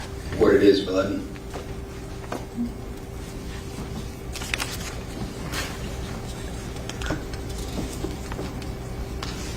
Going down to page 29, 11/2/2018, 4:30 p.m. What is this text message say from the 9807 phone number? States Dolly and Dora, blood. That's her brother. Okay.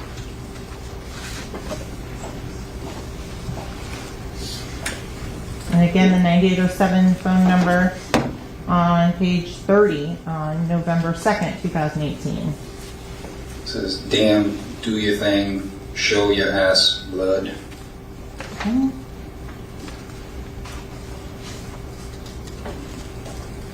And then on November 2nd, 2018, 5:46 p.m. on page 31.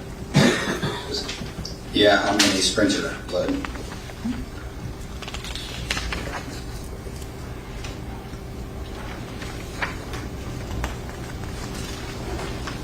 On page 33, on November 2nd, 2018, 9:16. Bang, calls out to him again, states blood. And the response from the 9807 number? Slap.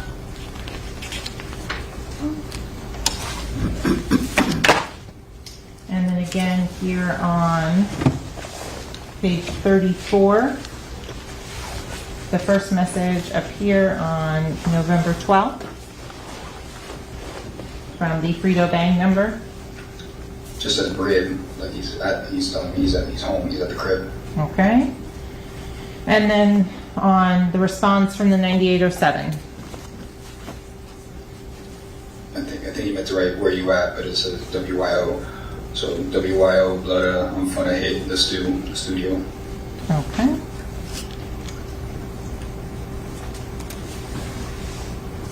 And then continuing on, 9807, does it use another slang term for associated with blood? Same continued use of the term blood. Okay. Again on November 13th, the top of page 35. Yes. Another use of that terminology? Yes. Okay.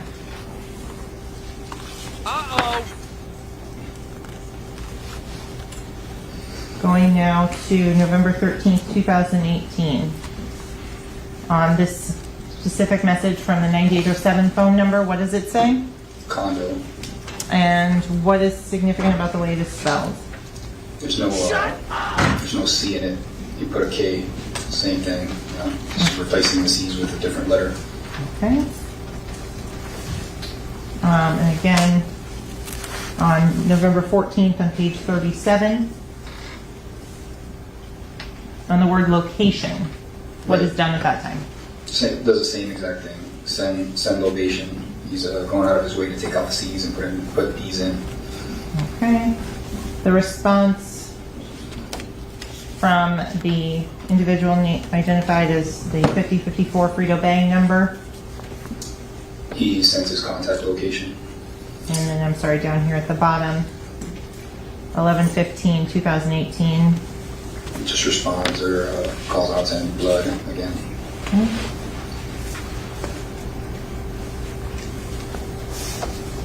Again, on now page 38, from the 5054 Frito Bang number.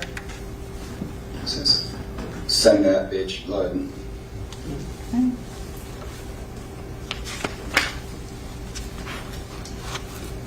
Again, on page 39, from the 5054 number. Blood again. And the response. Slap.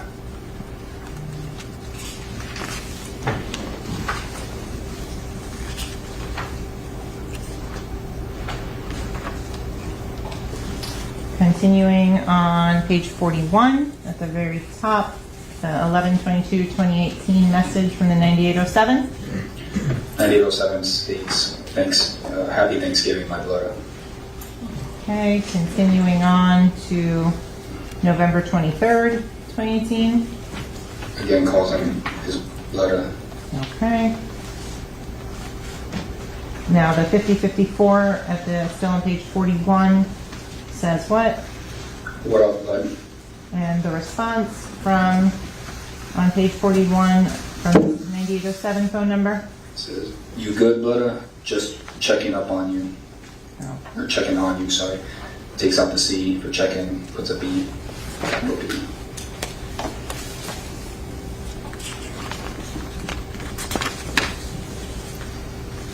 Okay, again on page 43, the 5054 Bang, Frito Bang number, what does it say? Just reaches out to him, calling him blood. And the response? Gang.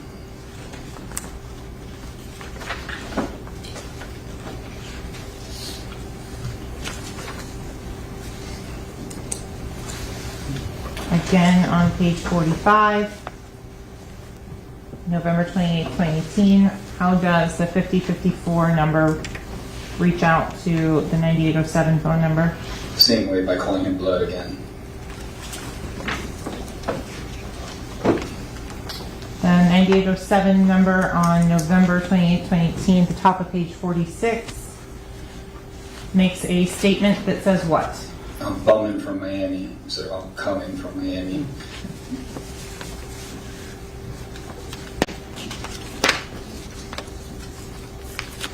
And then again on page 47.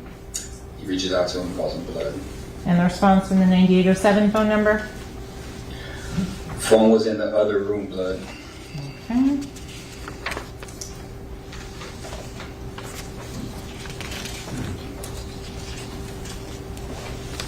Going on to page 50, on December 11th, again a call out by the 5054 number for Frito Bang saying what? Blood. And the response from the 9807 number. What's good, blood?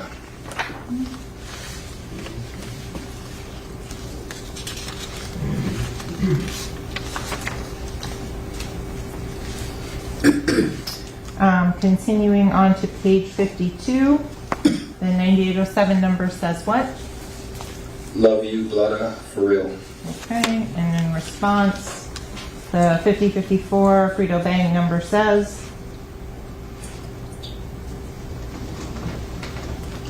I don't remember what LLYT stands for. Blood, I'm about to call you. Okay, and the response from the 9807? Bet, blood. Okay.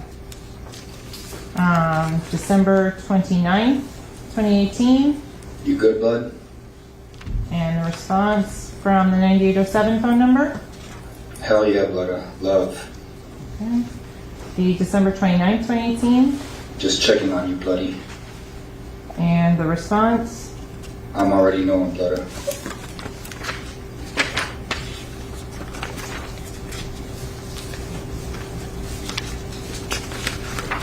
Okay, so detective, I think the final on this, which just covers through February of 2019, the last on page 56, 50, 54, and January 26, 2019 says what? Blood. Just blood. And before that on January 25th? Love you, blood.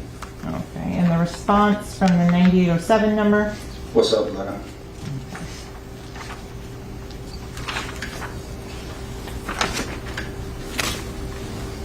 So, detective, did you also have the opportunity to look through photos? Yes. I'm showing that's been previously shown to counsel marked as for identification purposes as state triple Y.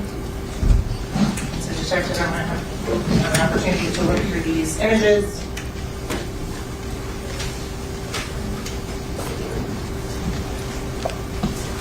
Colors as well? Yes, but start with just the images. Have you reviewed those images before coming into court?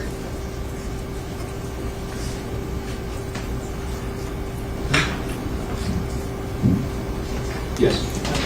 Do they fairly and accurately depict images of the defendant? Yes. To go now through the reports.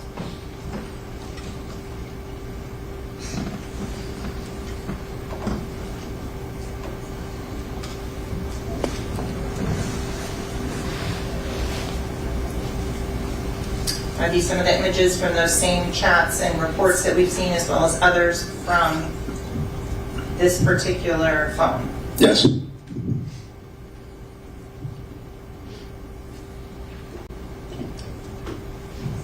In terms of the videos that are on this, have you had the opportunity to watch these videos before coming into court? Yes. And do they fairly and accurately depict the videos that were on the 9807 phone? Yes. Here at this time, the state would request to move states triple Y in and publish to the jury. Is there any objection? Same objection as previously made. States triple Y would be marked state 72. Submitted. And that is one USB.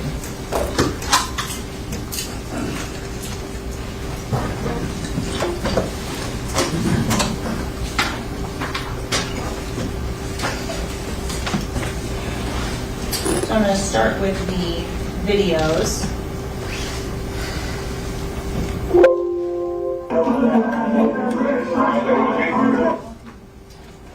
So I'm going to put that one there and pause it.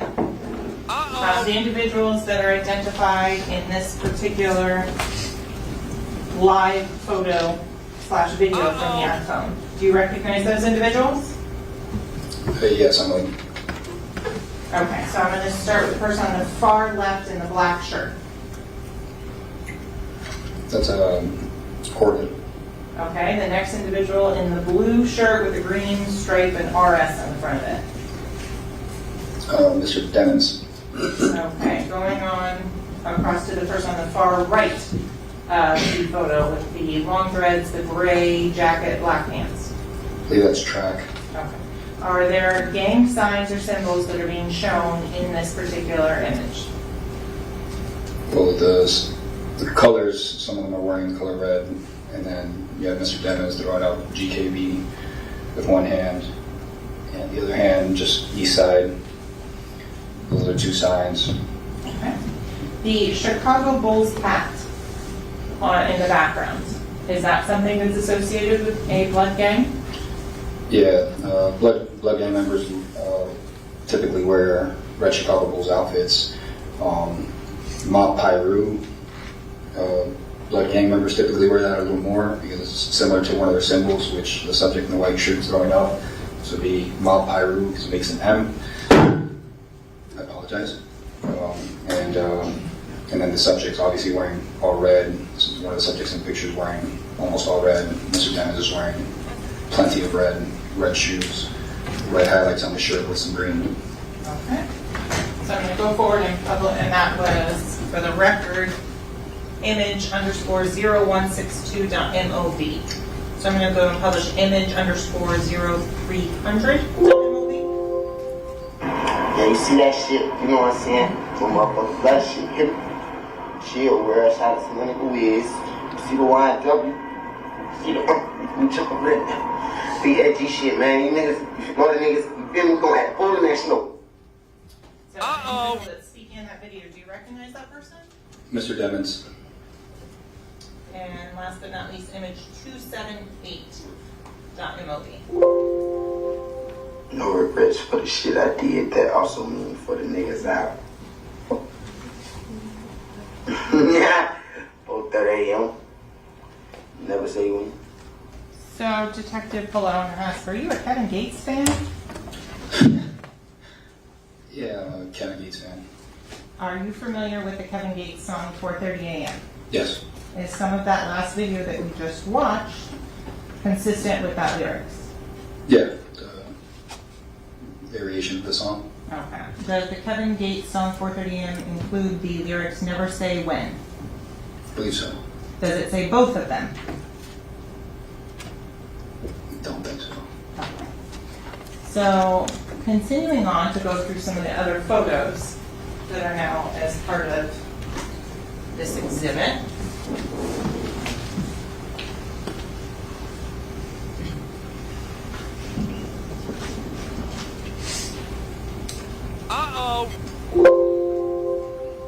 And this is image_1038. Can you identify the individual as Mr. Demons in this photo? Yes, subject wearing green with the name Melvin written on his tracksuit. And is he showing Not my any, jacket, sorry. is he putting up any signs or signals that would be associated with a criminal gang? Yeah, just the east side. Okay. I'm sorry. Going into image 160.jpg. What are we looking at here? That's a really commonly used blood hand sign, spelled out blood, B-L-O-O-D, using both hands.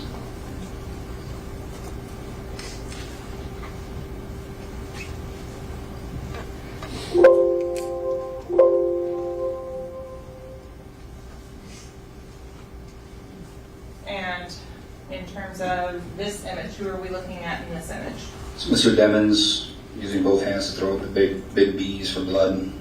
And is this the same jacket from the previous photo? Yes. At least it appears to be. It was a lot more zoomed in. Moving on to the next image here. What is shown in this photo? It's Mr. Demons putting a big B up to his forehead.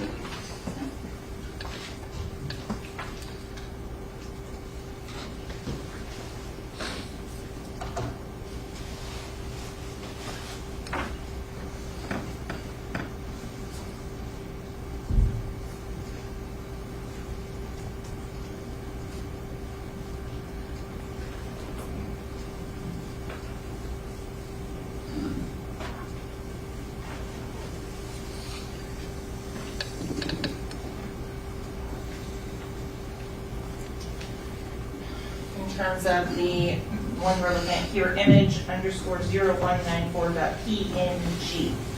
What is this? That's the same photograph located on the phone. The document forwarded to him.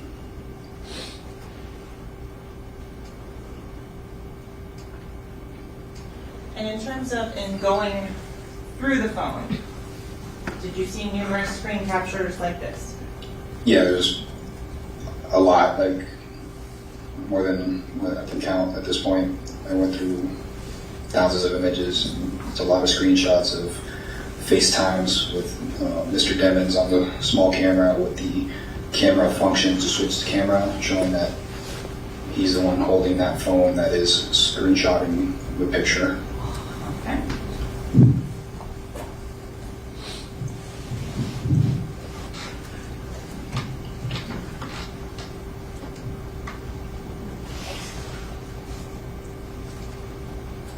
So going to this photo here, image1.jpg.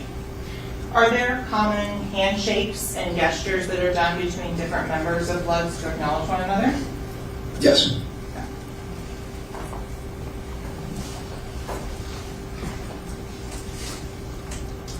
Going on to this image, is Mr. Demons doing any hand signs in this one? It's kind of blurry. I can't really tell what he's doing in his hand.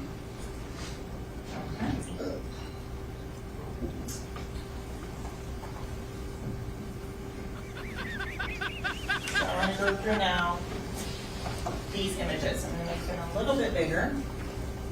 Detective Polo, these images found in open source part of your investigation? Yes, I found those on, I believe this was YouTube. Okay. And you identify the defendant in this photograph? Yes. Which one is he? The subject in the center wearing black with the 5-point star being made with his hands.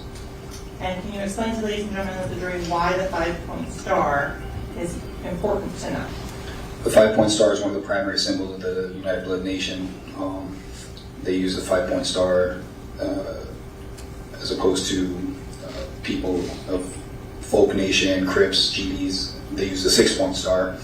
So the 5-point star is indicative of anyone that falls under People Nation, and then the UBN and or Bloods. Okay.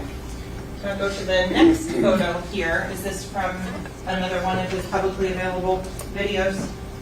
Yes, another video that's posted online. And what gang signs or symbols are shown in this particular image?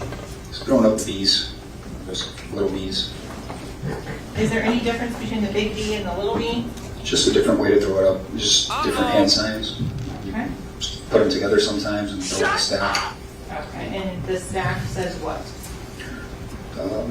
Depending on what you're trying to say, if sometimes a subject can see an enemy on the street, they know this person's from a different gang, you can throw up his sign, let them know that I'm so-and-so, I'm with this gang, this is where I'm from.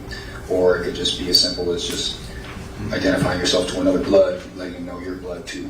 Okay. And the image that we're looking at here, what is he, gang signs or symbols is he throwing up in this one? Same thing, it's cut off, but it's the bees. Okay. And going on to this next one. Same hand signs, the big bees. Okay. And again, on this one. That's the GKB hand sign. It's that right there. It's different. And on this one.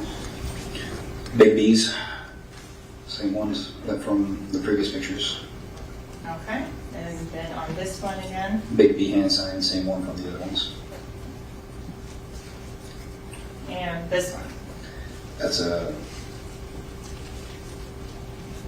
another form of throwing up the 5-point crown. It's a variation of the kind of missing finger there. You mentioned OLA and GKB. Yeah. What does this image demonstrate? This is a well-known GKB gang member. He goes by Big Ola, GKB, that's his handle. This is his screenshot of his social media. As I stated before, Ola is a term used by the Bloods. It means blood. And typically, members of the Blood gang will use some of this language in their handles. And he's doing the same hand sign, the same GKB hand sign, that hand sign right there. Okay. And the thing written on the back of that shirt? You shine, I shine, we all shine. It's a variation of the G-Shine motto. I shine, you shine, we shine. G-Shine. Okay. Another image from one of the publicly available videos. What does this show? It's Mr. Demons. His hair is painted red, and he's throwing up the bees. For the AB. And in this particular image, what is it showing? That's the rapper Trippie Red, who happens to be a Blood, and he's putting a red bandana styled jacket on Mr. Demons.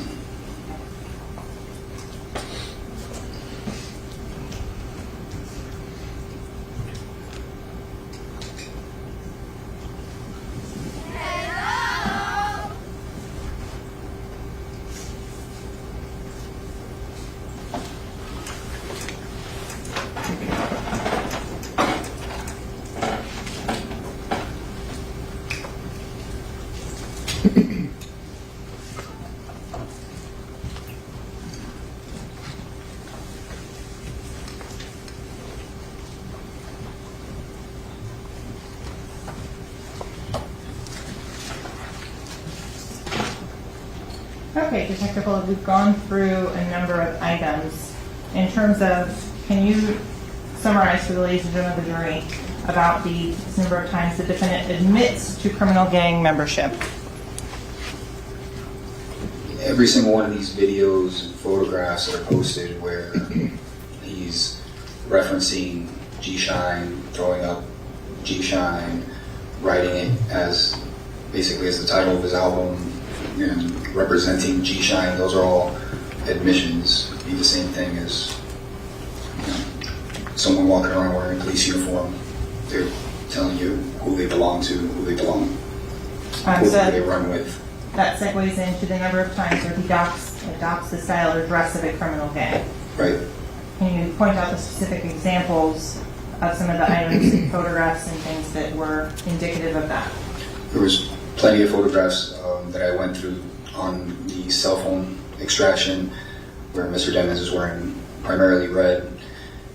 He also uses the color green, and with that, uses emojis significant to bloods, East Coast bloods, like the blood drop, the big B emoji, and the little snake for slime. Okay. In terms of the hand signs, so there's some of the images that we just went over on that. Also, the associates with one or more known criminal gang members. Can you describe to the ladies and gentlemen of the jury the number of associates you were able to document and show in the videos and pictures we just went through? When I was originally going through all the documents and the phone, started identifying people off of the photographs, he associated with many, many different bloods. And I have at least, if you want to just count the ones that he was communicating with directly, it was the subject Goon, Isaiah Eberhard, who was trying to recruit him into 1G Shine set. Mm-hmm. There's Gino, Derek Dixon, who did recruit him into that G Shine set. Mm-hmm. His godfather Stretch, Keith Stevens, sorry.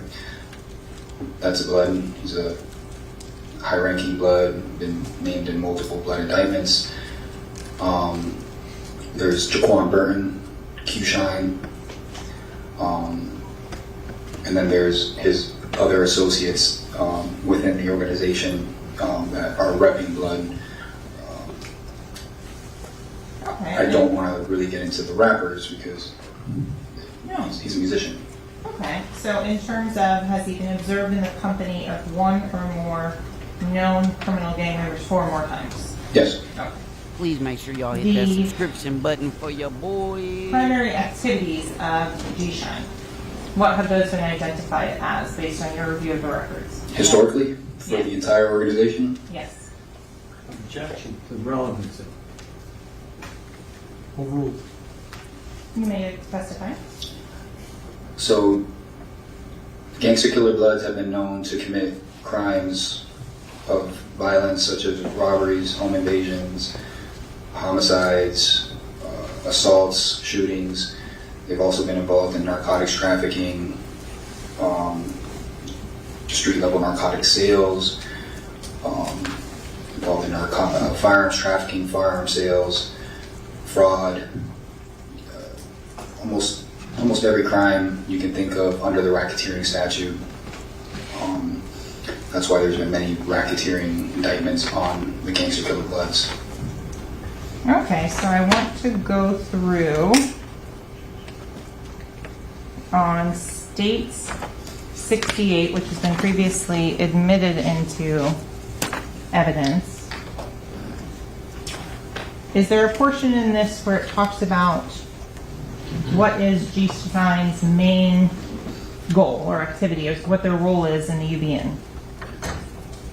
Yeah, pretty much on the first paragraph, if I remember correctly, first paragraph of the Bible, specifically the Bible that was sent to Mr. Demons, it explains why GKB was created and for what their purpose is within the gang. And I know I touched on it early on, that they're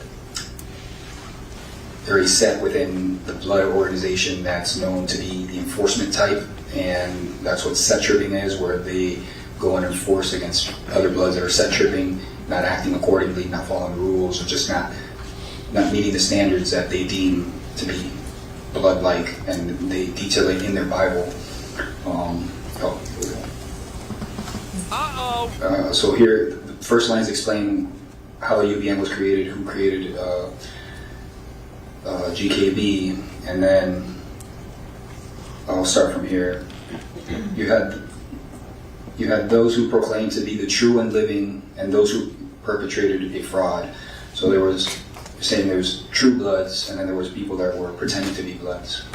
So when the notorious set, speaking about GKB, they're the notorious set, arrived to bring forth unity, structure, and leadership to the nation being the United Blood Nation, right? Within the belly of the beast being where the organization was created in prison, Rikers Island.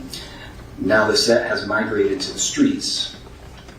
So they're no longer in the belly of the beast. Now they've migrated onto the streets, so out to the outside world, and is one of the biggest and most feared sets within the Eastern UBN. So, Detective Polo, can one gang member kill another gang member in the same set? Yes. Can one gang member kill another gang member in a different set or lineup? Yes. In terms of the being able to kill someone who's a family member or a friend, does the gang come first, or do friends and family come first? Everything we've read up to this point, and everything just outside of this, I mean, everything I've read, hundreds and hundreds of pages of blood documents and interviews, it doesn't matter. The main thing, the most important thing to each blood set, or each blood clique, lineup, whatever you want to call it, is that blood set. So the collective within the smaller collective, right? Would one of the items that we talked about, just adopting the criminal gang signs or just the style of dress, would that be enough to say someone is a gang member? No. Would lyrics to songs be enough to say someone's a gang member? No. Would music they listen to be enough to tell you what affiliation someone was? I'd be in trouble. Why? Because I listen to a lot of different music from a lot of different artists who have a lot of gang affiliations. That wouldn't make you a gang member. Okay. In terms of, can you describe to the ladies and gentlemen of the jury what benefit does gang membership offer to an individual? Specifically to the individual, what it offers is support, power, finances, so financial support as well, not just physical support. Especially if someone is just coming up. If someone already has all those things, then you would want the gang more specifically to be helping you for the power, the purposes of power, the notoriety, the name and the fear that the Blood Nation carries. Okay. Does homicide or murder specifically help with the standing in a gang? Yeah, especially. I mean, I won't say especially. I mean, most of these gangs, one of the main things to do to move up within the gang is to shed blood. So, yeah, killing and violence are major motivators within a gang. In terms of denying it to law enforcement and that, why would somebody do that if it helps them gain status? First of all, they're told not to talk to law enforcement. So, although we do have a lot of gang members who allow us to interview them, they're not really supposed to.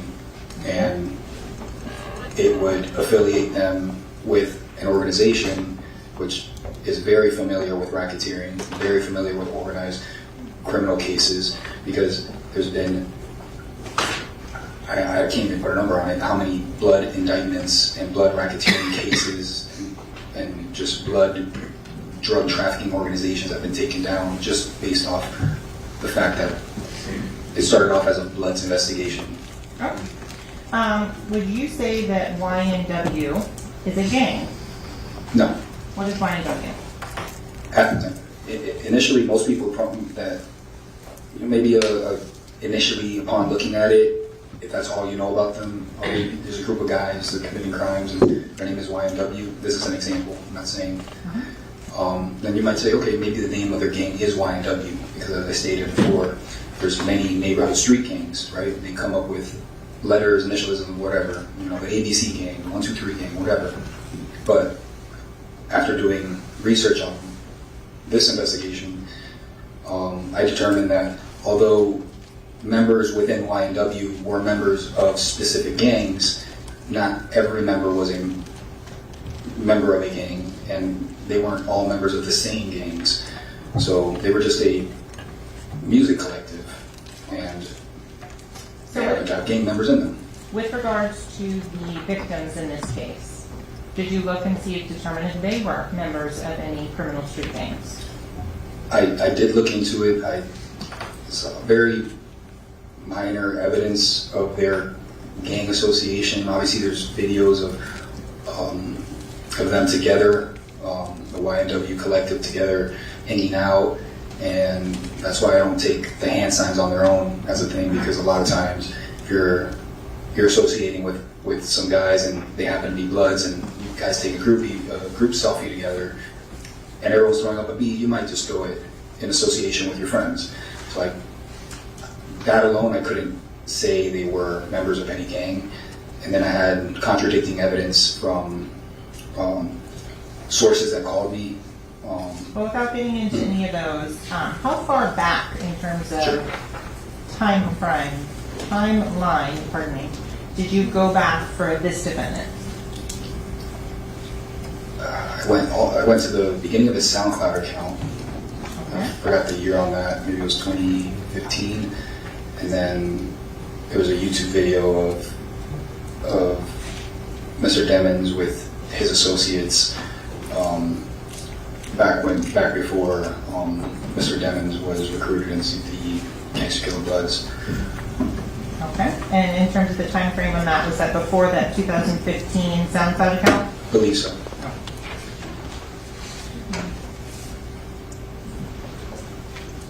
The photos and things that you've seen with the defendant throwing up some of those gang signs that are on the phone, were those later published to the public Instagram accounts? Some of them, yeah. Is there a difference in terms of taking pictures with other famous individuals who are known to be blood associated versus non-famous individuals?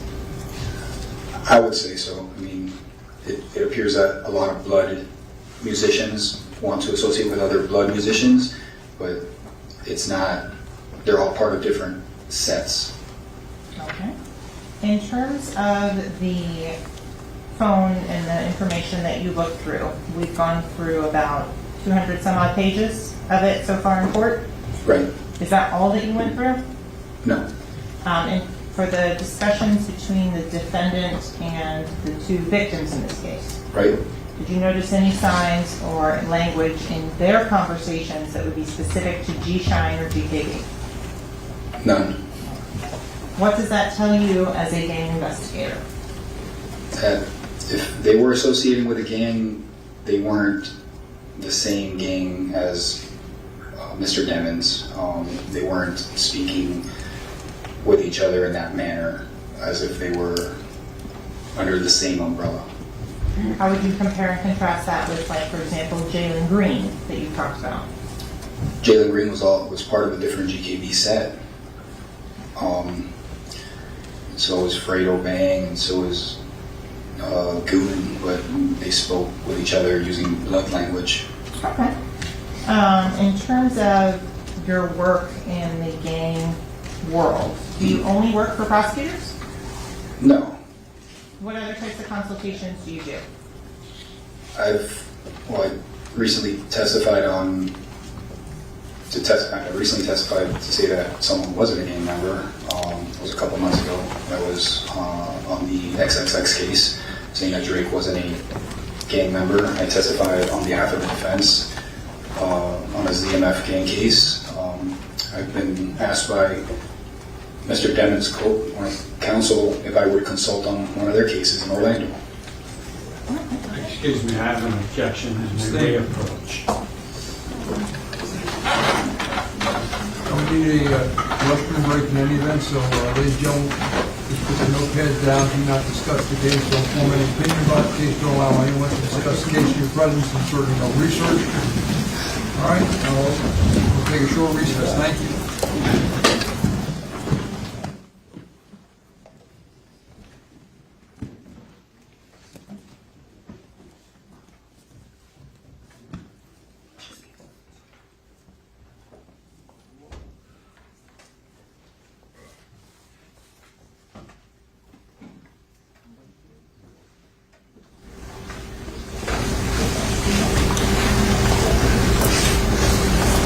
Thank you. Let the record reflect the jury stepped out. Counsel remain along with the defendant and the witness. Yes, sir. You said you want to discuss something? Yes, that last question. Could I have it read back? Because I was writing the note. Please. That the state just asked.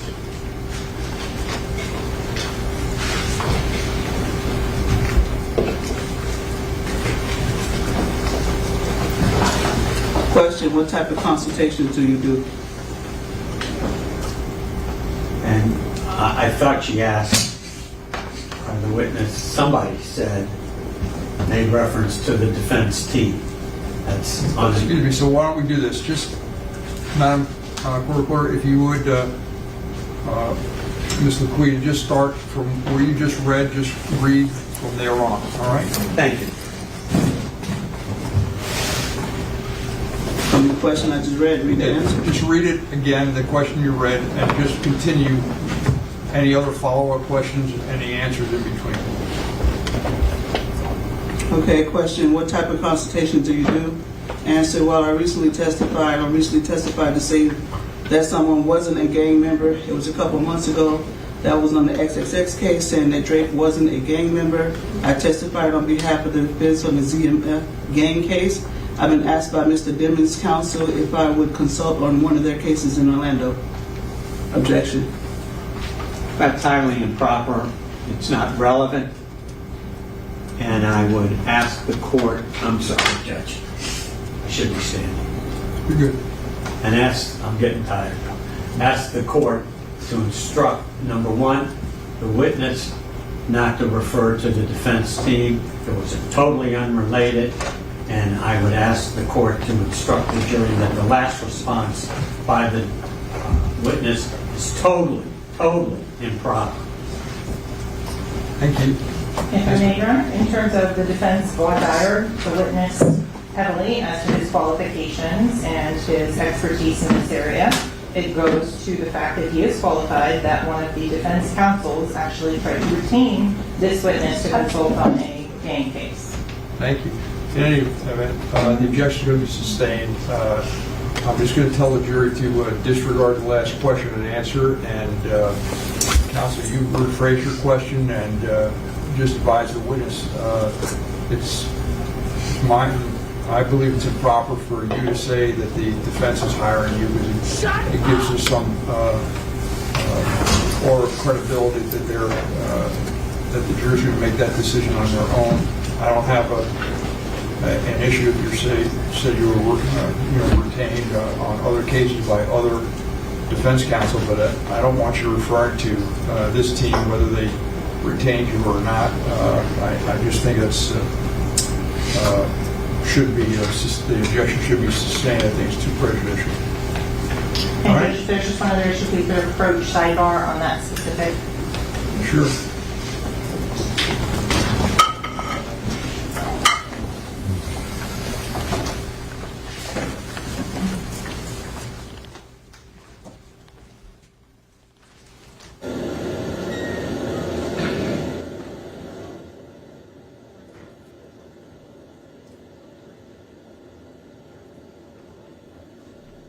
I guess one of the interesting things, like just based on what we saw today, is are they going to ask Frito Bang to testify, or has he been subpoenaed?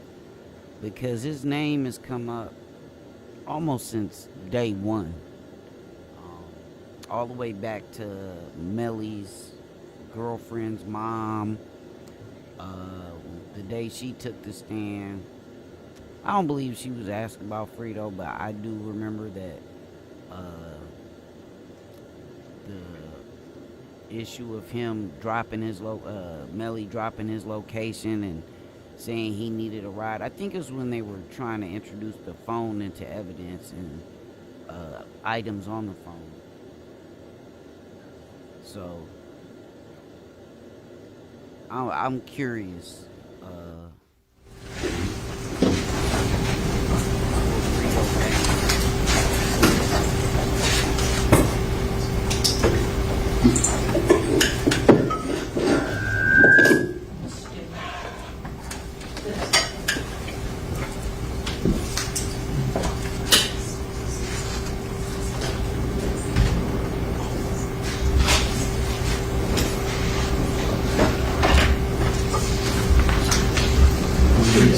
Mr. Coleman, I'm going to get a cup of coffee. This was the other picture that was back on. Now it's actually on. Okay, Garrett? Yes, sir.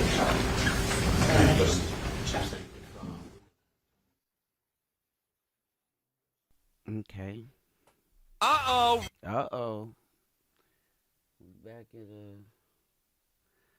another side, the silent treatment. They're giving us the silent treatment again, y'all. I don't really know what to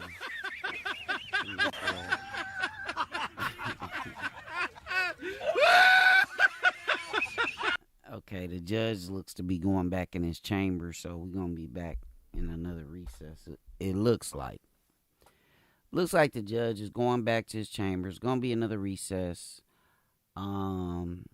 Still on the stand with undercover. Welcome to Law and Crime Network. My name is Bob Bianchi. I'll be taking it for the next 2 hours, and we, of course, are covering the double murder trial of South Florida rapper YNW Melly. The 24-year-old is charged with 2 counts of first-degree murder for the deaths of Anthony Williams, also known as YNW Sack Chaser, and Christopher Thomas Jones, also known as YNW Juvie. The trial is now in day 8. Let's take a move to the courtroom where we're hearing testimony from a detective, Danny Polo, the masked detective. Let's go to it. Videos.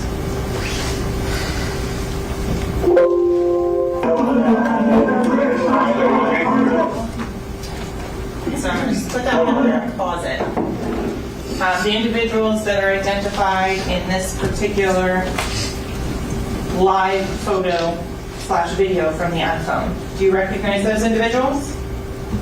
Yes, I'm on. Okay, so I'm going to start with the person on the far left in the black shirt.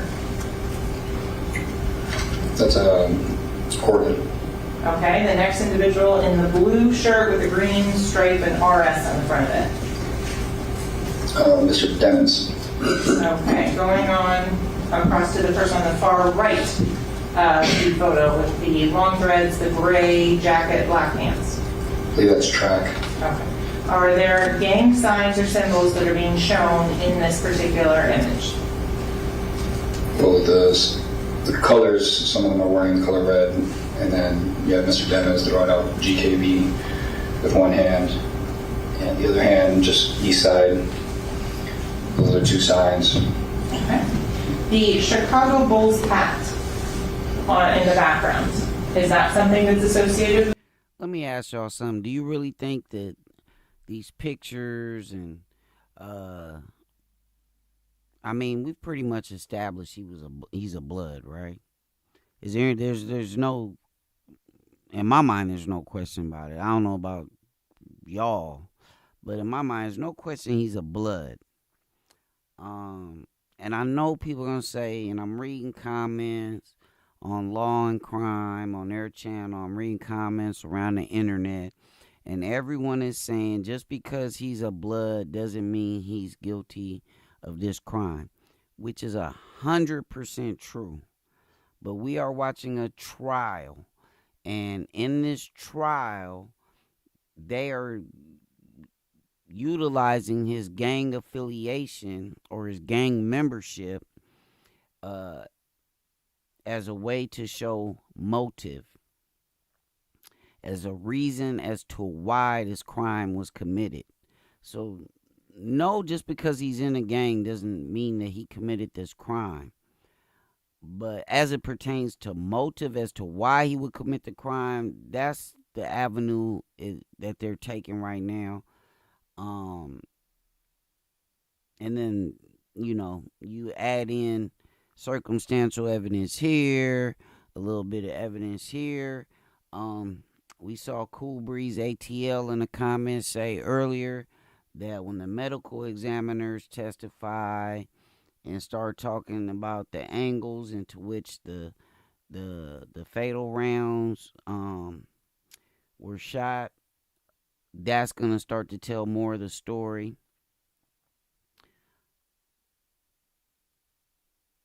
Let me see. Miss Lotus says, what does what they are wearing have to do with it? Oh,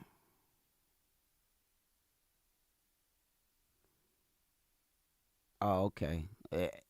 Okay, Coolbridge said he refused to answer questions. They even offered immunity. He didn't want to take it. Okay. Yeah, I don't see Frito Bang getting on no stand anyway. You know what I mean? I really don't. Because that then, his street credibility will be called into question because he is essentially cooperating with the state. So that'll be a bad look. The reason why what he's wearing is important, again, is because the one shirt he had on the cover of the album said, "You shine, we shine, I shine." However, the slogan goes, they've already established in the evidence that is some type of gang quote, gang slogan. He had that shirt on, so wearing a lot of red. Again, they're trying to tie him into the whole gang thing, so that's where I see that coming into play. Yeah. But other than that,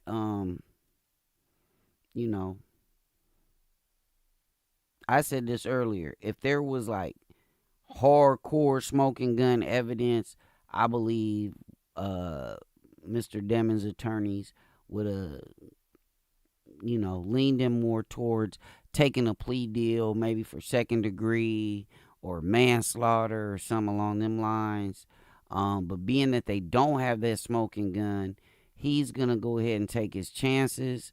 And that's what I believe he's doing. He's taking his chances like, I could beat this, as opposed to pleading guilty to second degree and having to do 20 to 25 years in prison. Yeah, I mean, that's anybody. I see a lot of these comments, and I believe these are like people that have never been to court. Like most of these people that are putting comments out here talking about he guilty, he not. A lot of these people ain't never been to court. They don't even understand. They watching Law and Order and SVU and all the Perry Mason, the new Perry Mason. Some of y'all too young to watch the old ones. That's the good ones though.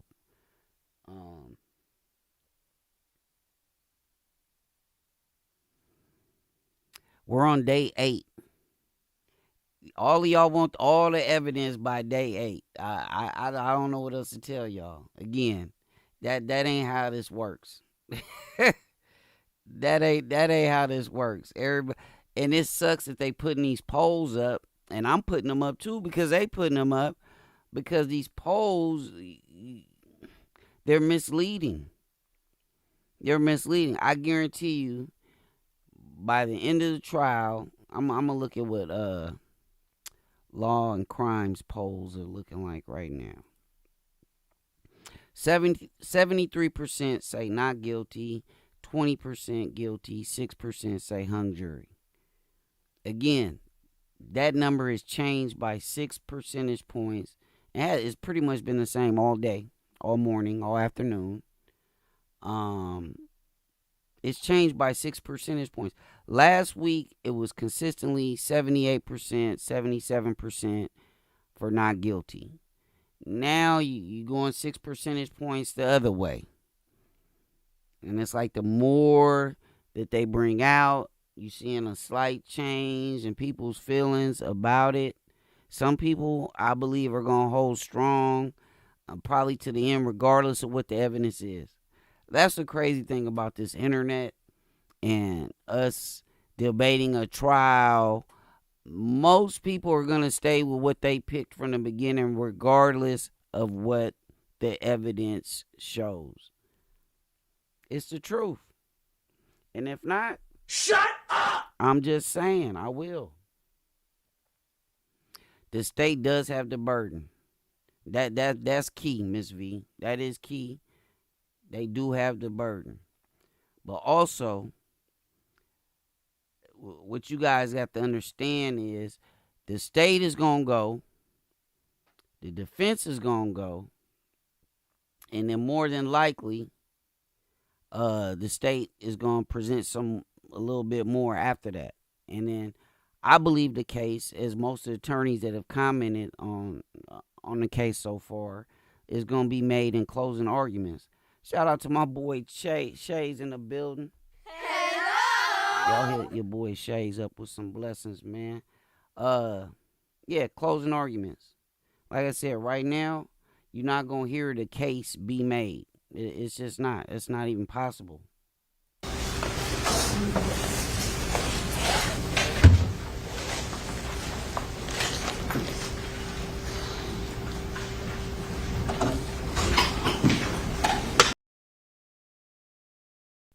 Cool Breeze, I agree 100% with what you're saying. A lot of people overlooking that Melly has a statement about what he said happened. And yeah, it's going to play out. That's a great point. Cool Breeze, ATL, I see you in the comments, man.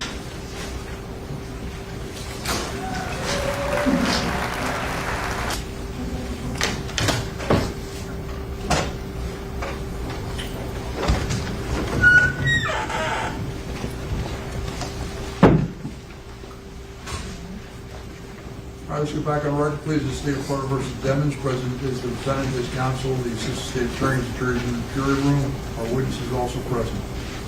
All right, anything to discuss now? You said there's some issue about photographs? That's just for when the medical examiner testifies, Your Honor. That's the case law that sets forth the procedure as to how they, Your Honor, should look at the photos and determine which are useful and which are not useful, and then that doctor's testimony to go forward. Well, my understanding, a lot of that depends on what the doctor says. Precisely, and that's what that case law stands for on that. So that I think that's something we would bring the doctor in outside the presence of the jury. She can explain why the various photographs are necessary. We've already narrowed it down from, I believe, 212 for the first individual down to less than 60. So 60. Less than 60. About a third of them. All right, so we'll hear from the doctors. All right, you're ready to proceed? Yes, Your Honor.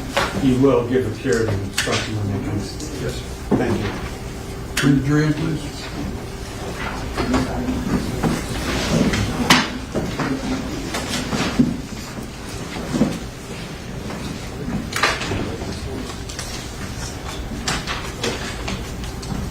David, you don't lose the exhibit that you have. I just put it back in. Thank you. And do you need a break? Because I only have 2 more questions. Yeah, let's so that we don't have to change of mine. Maybe we could connect mine. But it's got a battery to it.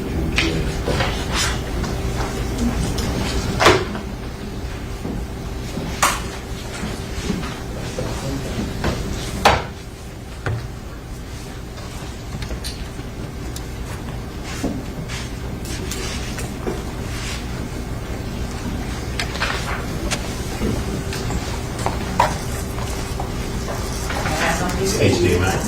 Yes. Here we go. Ready? I think it's a conversion. Gary, answer?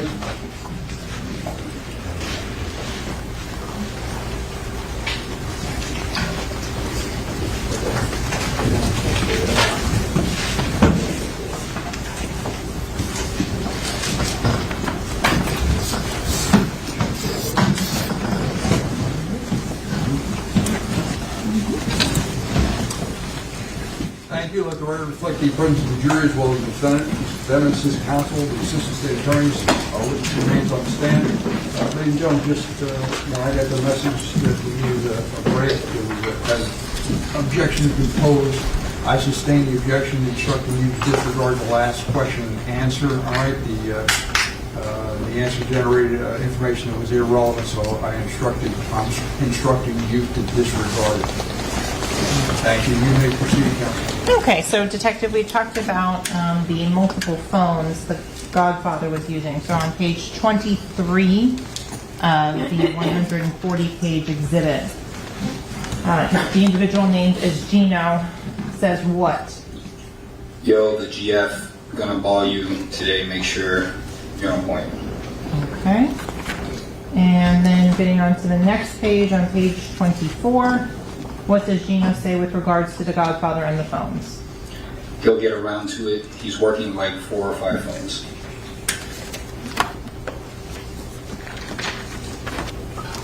No further questions at this time, Your Honor. Counsel, any cross-examination? Yes, sir. Thank you.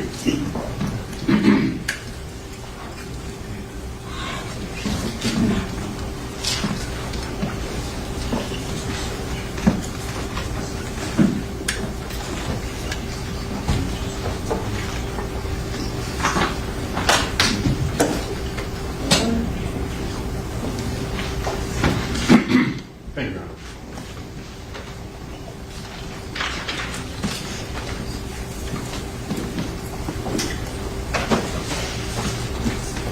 Detective Polo. Mr. Howard. Good afternoon. Good afternoon. Don't know where to begin. Sure, it'll be a pleasure. I'll try and make it. So, we talked earlier when you and I spoke during this trial a bit earlier. We spoke about your expertise. Yes. And I think, I'm not sure if you agreed, but I had posited to you that your expertise, at least as far as the court has recognized it, is a relatively recent phenomenon. Being declared an expert in court, or being allowed to be testified as an expert in court, yes. Okay. And that has, you've done it 6 times? I believe so. This would be the 7th or the 6th? It is the 7th. This is 7th, okay. And that all came about ever since February of last year, or maybe even later? No. The first time I recall during our depositions, I told you the first time I testified, I believe was in 2015. Okay. I think you had told us back in February 17, 2022 that you had not yet been recognized as an expert. Not recognized. Okay, I'm sorry. I misunderstood the question. That was my fault. I testified in a gang sentencing hearing. It wasn't, there was no need to tender me as an expert. Okay. So it wasn't in an officially recognized expert capacity. Correct. You were offering information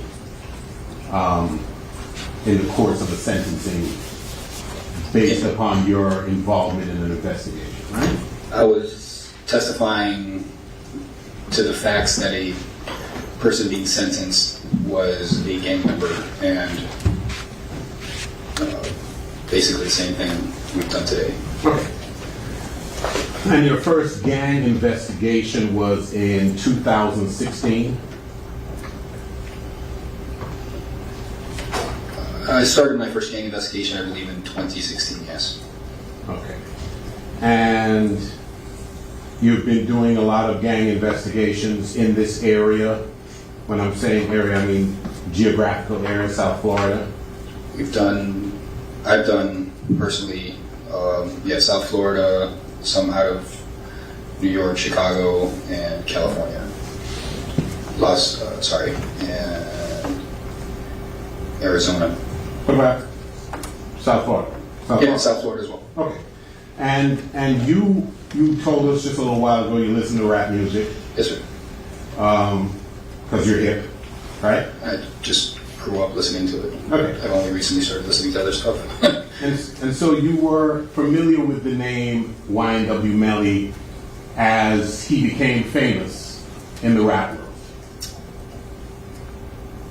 How to answer that without being rude? I knew of the YNW Melly. I don't follow a lot of when he started off SoundCloud rappers. So I'm not saying that in a bad way. I'm just saying I didn't know him until he started becoming more famous. Right. So as he became famous, you became familiar with the name YNW Melly. Yes, sir. In the context of a rapper. Yes, sir. And you, throughout all of your investigations, until you were asked to get involved in this case, you had not encountered the name YNW Melly or Jamell Demons in any of your gang investigations in South Florida. I believe there was a gang investigation that was started, but I wasn't involved in it. And I know of it because it was run out of my building. Okay, but when we deposed you on February 17th of 2022, you indicated that you had never encountered the name YNW Melly or Jamell Demons in the context of a gang investigation before you were asked to be involved in this case. Correct. I'm just saying, since then, now I've been made aware that there was a previous investigation that I was not aware of. Okay, now you're saying that somebody told you something, but you weren't involved. Correct. Okay, so in act. Excuse me, can we approach? Maybe. Yes, you shouldn't answer. You're right.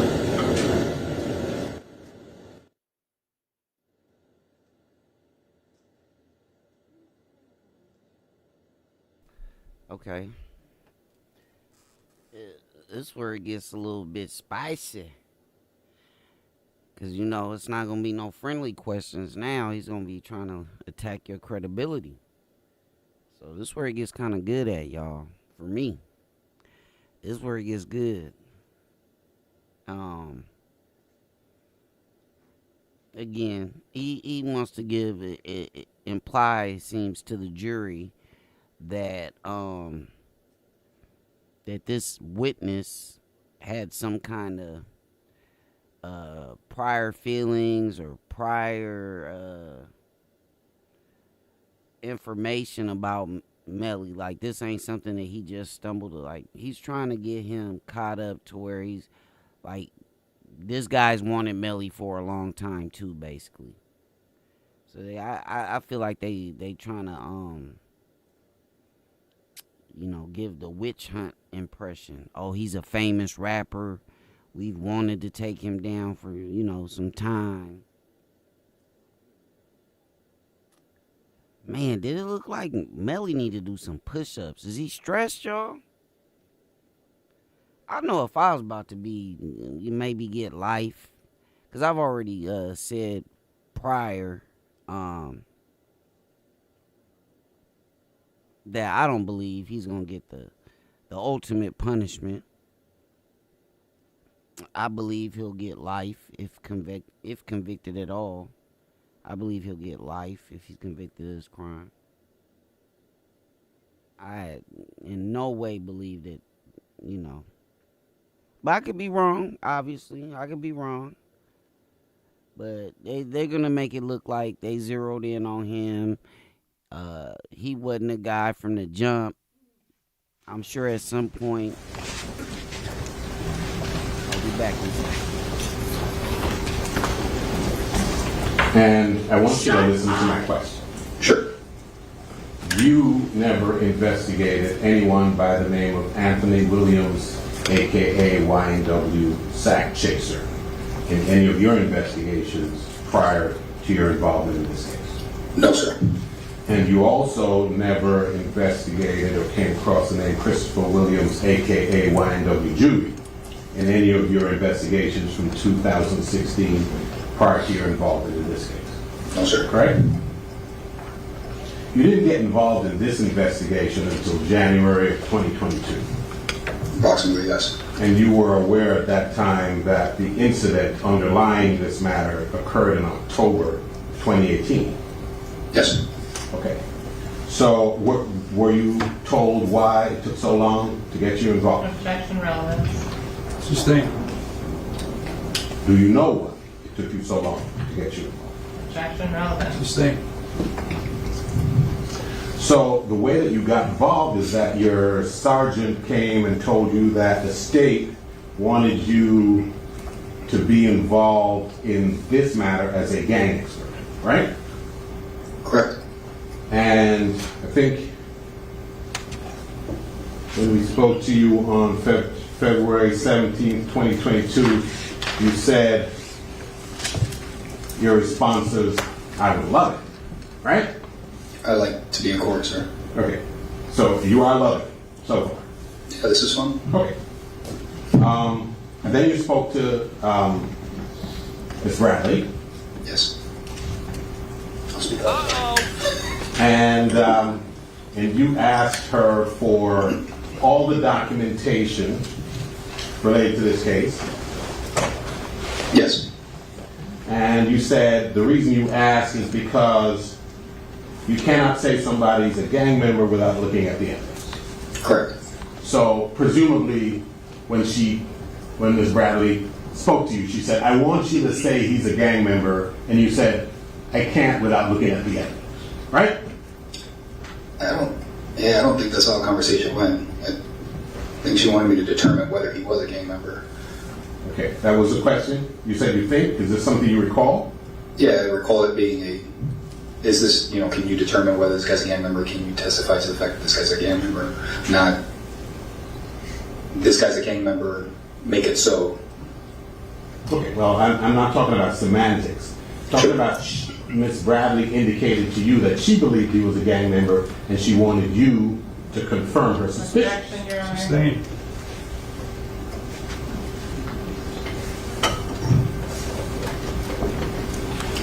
Now, we have gone through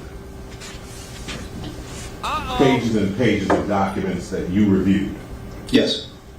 And did it occur to you that the vast majority of the statements that you were reading were statements coming out of the mouths of people speaking to the person with the 9807 phone number, not the person with the 9807 phone number? Did that occur to you? I don't think I understand your question. Can you please rephrase it? Okay, so purportedly on exhibits 71, 70, and 69, I believe, where we had the green on the right, yes, the blue on the left. The extractions. The extractions, right? So on the right were the statements purportedly texted by whoever had that 9807 phone in their hand. Correct. And on the left were the statements with the person with whom that person was communicating. Yes. And would you agree with me that 80% at minimum of the statements you read off and interpreted for us in the last several hours were in blue and not in green? You'd agree with that? I'd love to go through it and be able to agree with you or disagree with you. Okay. You're asking me to come up with something I wasn't taking into account as I was reading it. Okay, so it didn't occur. Okay.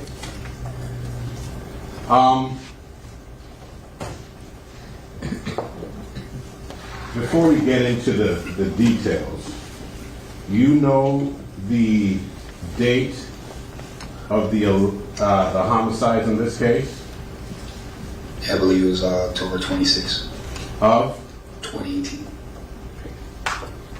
And you are did it occur to you that in Exhibit 71, that, do you have that exhibit before you by any chance? Which one is that, sir? Let's see. I only have a couple. I have the email chain in front of me. I have a photograph. I have some folders.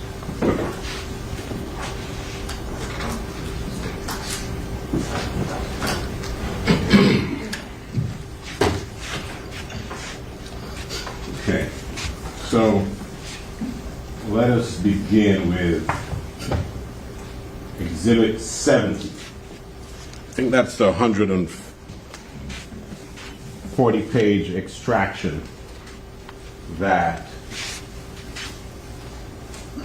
you started with. Yes. Spent the most time on it, right? It's the longest one. Okay.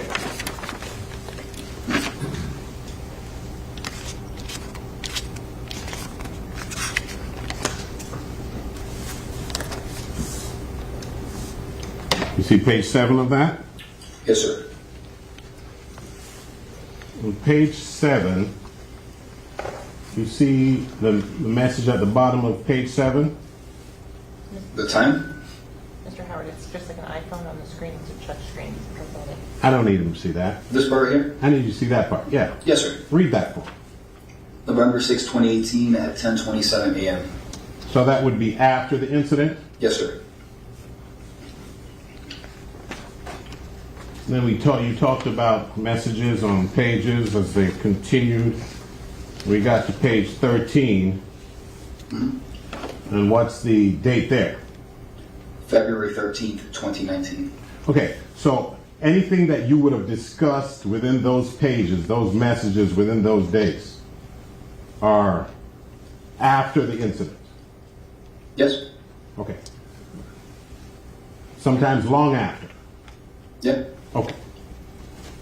Well, let's go to page 33. It's another person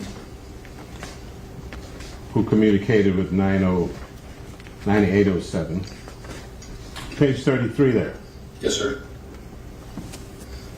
Look at the date of those messages. Okay. See that? Yep. November 18th, 2018. See that? Okay. Almost a month after the incident. Yes. Okay. You were spending a lot of time talking about these pages.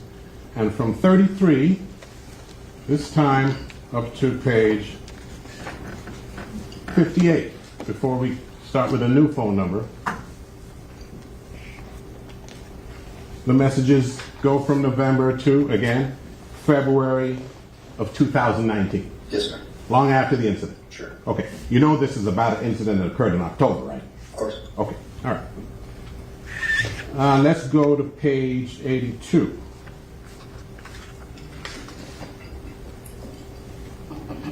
Page 82, same exhibit. November 1, 2018. Correct. From page 82 all the way to page 102 before we get to somebody new. All the way to February again. Sorry. Should have got a manicure before this session. Pardon the grunge if you should see it. I see it, sir. You see that? Yes, sir. Okay. So a lot of this testimony that you provide occurred about messages and communications between the 9807 number and others concerned dates long after the incident, right? And there was many that were before the incident, like the email chain. Okay. All right. What I want you to do, yes, sir, is listen to what I ask you. Yep. And answer if you can. I did. A lot of these messages that you have gone through and that I just showed you concern months after the incident occurred. Yes, sir. Okay. And don't have anything to do, therefore, with the planning of such incident. Correct? Planning? No, sir. Okay. You're saying it does, right? You're saying no, it doesn't? Doesn't have anything to do with the plan? You can't plan something that's already occurred. Okay. I'm agreeing with you. Okay. Now, would you agree with me, without me going through that exercise, that in Exhibit 71, which was 57 pages,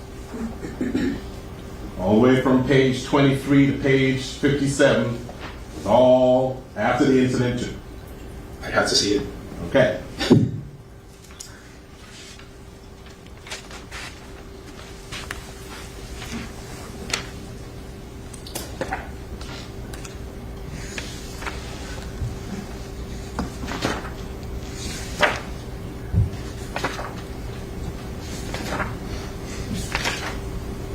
Okay.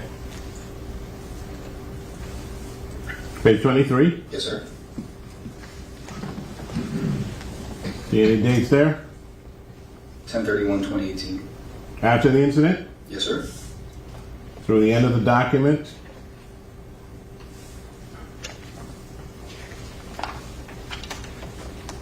Page 57? Yes. We're back in February of 2019. Correct.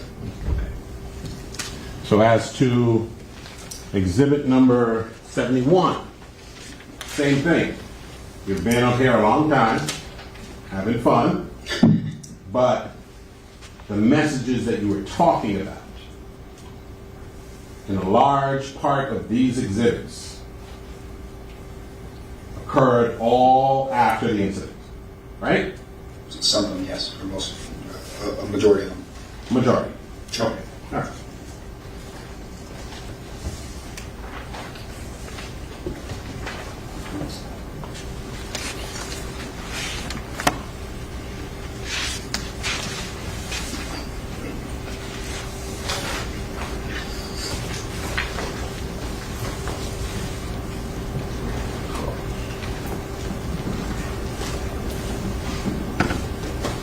So many pages up here, I'm losing what I'm trying to do. Missing a folder.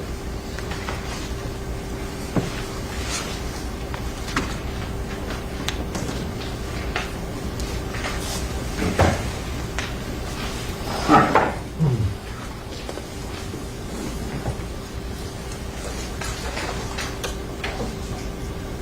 Now, you were mentioning that Melly, let's call him Melly.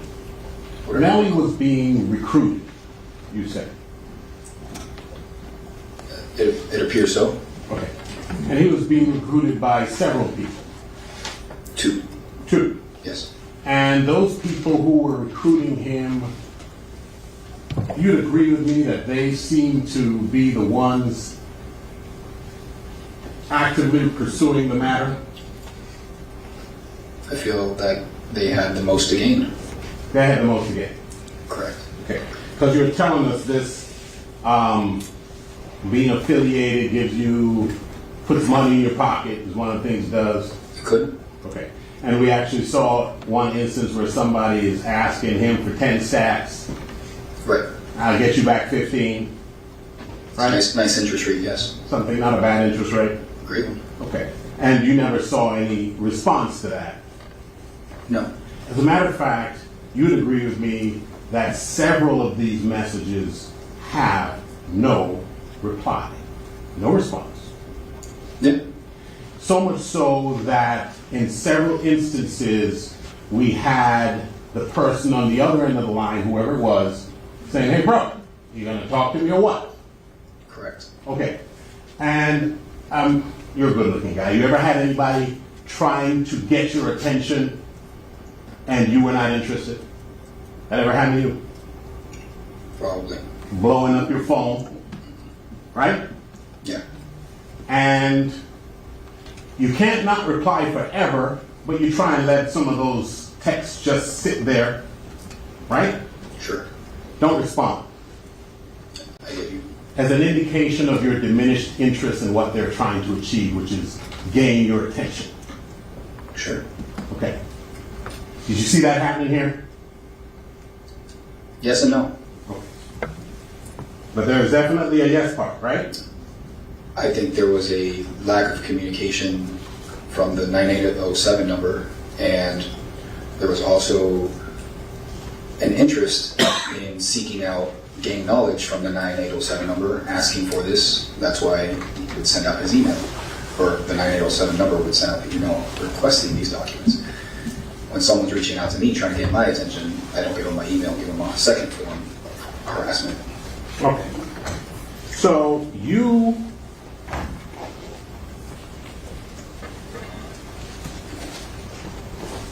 spoke about the concept of fake flagging. Sure. You agree with me that if we go to YouTube and type in gang signs, right, you will see multiple tutorials on how to throw up signs. You'll agree with that? Yeah. Pages, people saying how to make the signs, right? There's some really good ones, and then there's a lot of really trashy ones. But yeah, there's plenty of people on YouTube, on social media doing this stuff. Right. Well, you're an expert, so you know the difference between a trashy tutorial and a good tutorial, right? But there are multiple tutorials. Yeah. Okay. And so one need not. I think you mentioned about a gang education, learning how to do the signs. You can learn that off YouTube. Well, can I clarify something? I wouldn't call them tutorials. I would call them videos of people drawing up gang signs. And you could use that to learn the gang signs, but I've only found that I know of one or two of someone actually showing and instructing, this is how you put your fingers. Okay. So you can call them what you want. I'm calling them tutorials.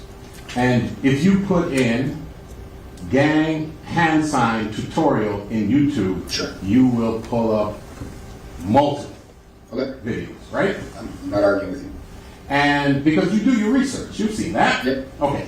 And if you put up gang sign tutorial in Google in images, you're going to see multiple. You will, but it's not great. Like I said, it's because sometimes. Can I give you an example? Okay, so sometimes we see hand signs that we don't recognize. So the first thing we do, obviously, is go to Google. Google and informants, people that we know are part of certain gangs. Hey, have you seen this hand sign? Or Google, show me, if you suspect this person to be a blood, show me blood hand signs, show me crip hand signs. So we can find something that matches up. But I would say most of the time we fail with Google, because the ones you see on Google are the same images over and over and over again, because there's really not a lot of really good hand signs being put out there. You'll get videos of, like I said, Mr. Demons, right, throwing up his hand signs, or you'll get videos of a blood all masked up doing a crazy stack to music, or there's a video of certain rappers showing their hand signs, but it's not really something that is good enough for one of us to just sit there and learn, because with the speed that they're throwing up these signs, you would have to slow it down to I don't know, 120 frames per second or something, so you frame it out and then see the signs as they move, because it just moves too quickly. I can't watch one of those videos and learn the hand signs. Fair enough. It's impossible. Fair enough. But you're not suggesting to this jury that you can't go onto YouTube and see slow tutorials, step by step. You're not saying that, are you? I'm saying there are some. Okay, not great. And what you'll see is some. They arguing over dumb points. Hand signs. Like this is a full. So here's an example. I've been trying to learn how to do the 5-point star for a while, because I just can't get my fingers to do it. Maybe it could be the carpal tunnel. It could just be that I can't figure out how to do it. I can't find a video to teach me that, and I've looked, and that's one of the most popular blood hand signs. So that's a personal example of me looking for something on YouTube, on Google, on all forms of social media, and I can't do it. I can see a picture of it, and I'm like, all right, I think they put my fingers that way, and then I can't.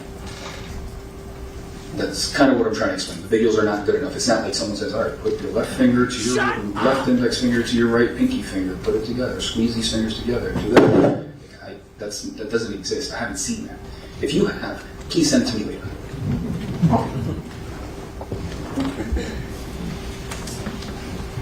Okay, we're gonna do it. Yes. All right. Fake flagging. What did you say that is again? Same thing's false flagging, fake flagging. False flagging. What is that? Saying you're part of something when you're not. And I think you had mentioned that's a great way to get put on a plate. Yeah, you could. Okay. And when you're put on a plate, it means you were slated for death. Could mean that, yeah. You were food. That's what it means, sir. I think you said there's if you see food, eat food, or you are food. Right? Yeah, I don't say that. The blood say that. The blood say that. And, yes. And that means, and that's one of the ways to get put on a plate and be marked for death is by faking, right? If you're faking, you get called out for it, and you keep faking, that's possibly going to happen, yeah. Okay. And what about disrespect? In your direct testimony, you mentioned that being disrespectful is another way, quick way to get killed. If it's a great enough disrespect, or if the wrong person gets disrespected, yeah. Okay, so when you are seeing, is there any, you are in an organization, right? You're part of an organization? Yes, sir. Broward Sheriff's Office? Yes, sir. There's a hierarchy there? Yes, sir. You got a supervisor? Yep. He's got a supervisor? Yep. He's got a boss's boss? Everyone does. They might not call him the Godfather, but he's the guy who calls the shots? Yes. And if your supervisor reaches out to you and you do not respond to him, you think he might think that disrespectful. Sure. And if he reaches out to you again and you don't, quick way to get fired, right? Yeah. Okay, so if the person is reaching out to you repeatedly, you would, and you are non-responsive, you would classify that as being disrespectful, would you not? Yeah. Okay. At least it's subordinate. Okay.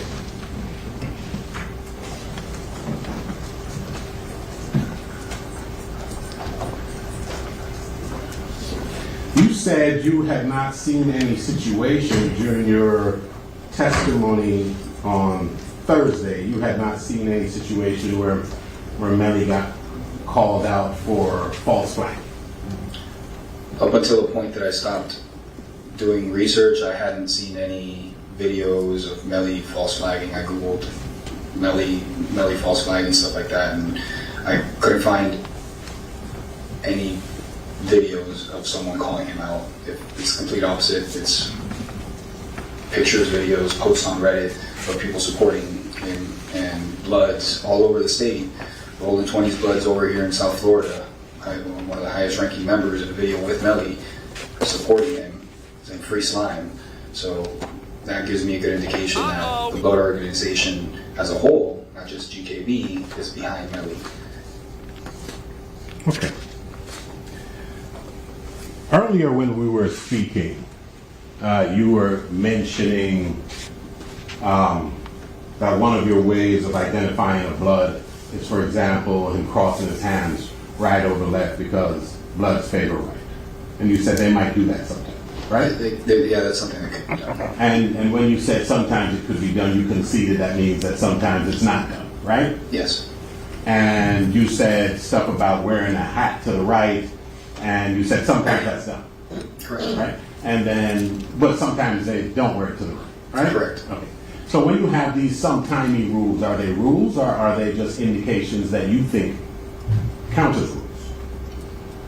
I want to say the rules. These are signs. These are signs and symbols and things that they do. It's not a rule. There's nowhere to say you must wear your hat to the right every time you go out. It's just we align to the right. Hey, I align to the right. So I'm going out with my blood state. I might wear all red.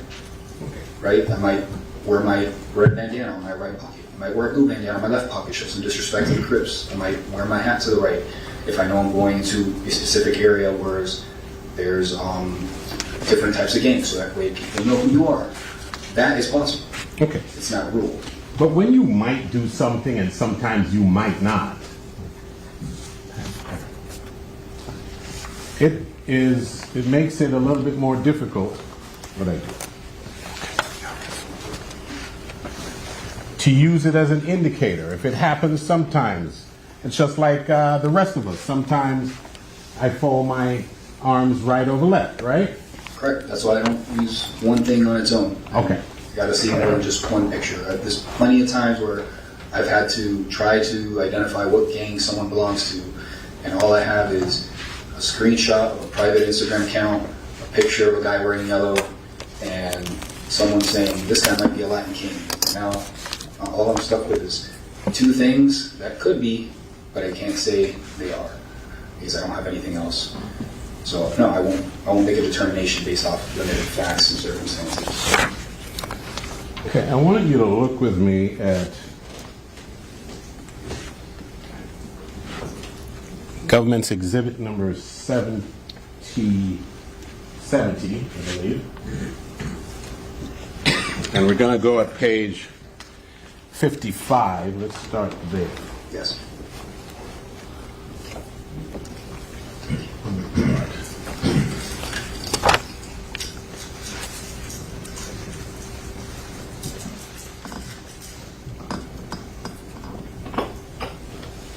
Wait.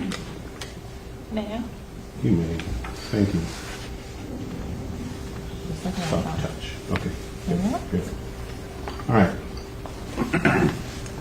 Thank you. Page 55. See that? I see it. Okay. And let's see, message at the top of the page. Look for the focus. Focus, focus. Focus is on the far side. Oh, yeah, That one. Yep, like that one. Just once. These things aren't made for dinosaurs. You're no dinosaur. Thank you. All right. 1/30, 2019. Yes. There's a message. Yes. When is it read? It's like 7 days later. Okay. 8 days later. Is it responded to? No. Okay. I want to pan out. No response. Right. Kind of disrespectful, like if you did it to your sergeant, right? Yep. Okay. And those messages are from 1:30 to 1:30. Well, here's 2:05. Not sure if that's just in there. And then that's page 55. Let's go to page 56.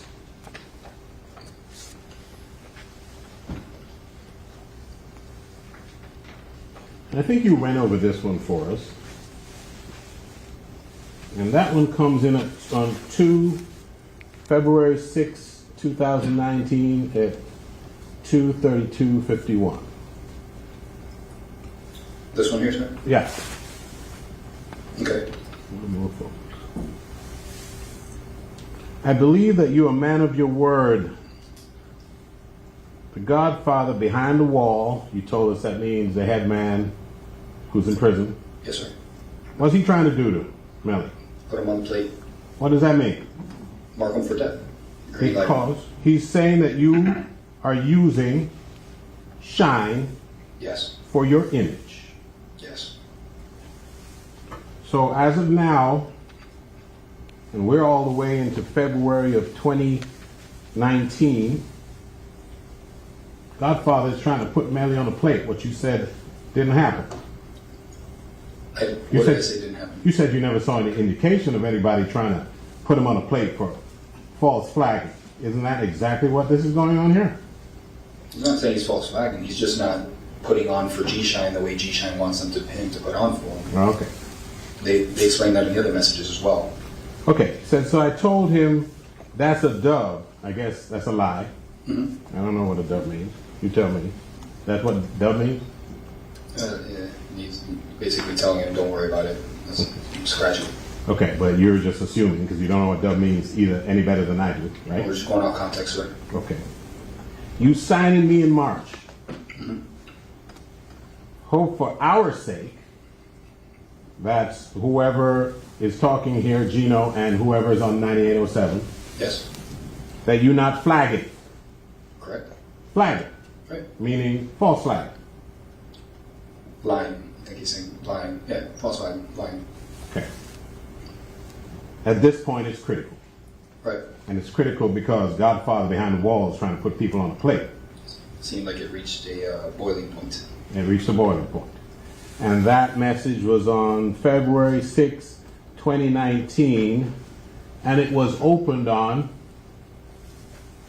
February 6, 2019, about 11 minutes later. Yes. And no response. Correct. So he gets him again, February 26, 2019. Text him again. Mm-hmm. It's read. Okay. No response. Okay. Kind of disrespectful, you think? Yeah. Okay. And February 6, 2019, again, and again, and again, and again, and again.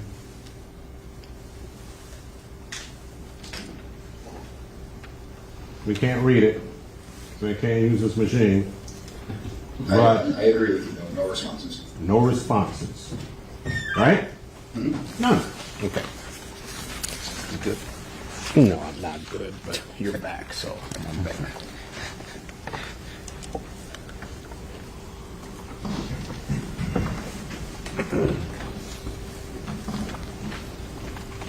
Four days later. Okay. FR. For real? Right? Right. Okay. So this gang member is being told by his supervisor Yep. that the Godfather is putting him on a plate. Yep. He reads it, right? Yep. And he's all into the gang and he knows the consequences, right? Yes, sir. 4 days later, he says, for real? Okay. Okay. So this is the guy that's in the gang that's trying to be recruited and trying to get in with this guy. I didn't say he was a good gang member. Okay.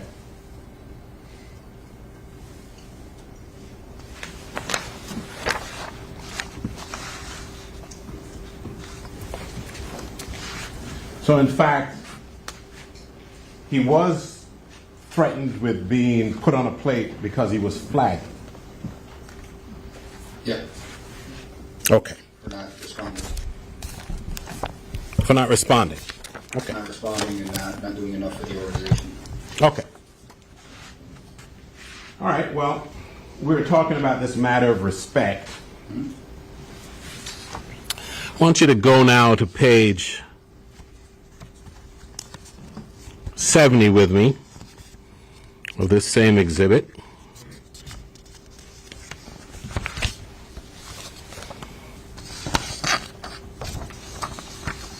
Sorry, pages 77.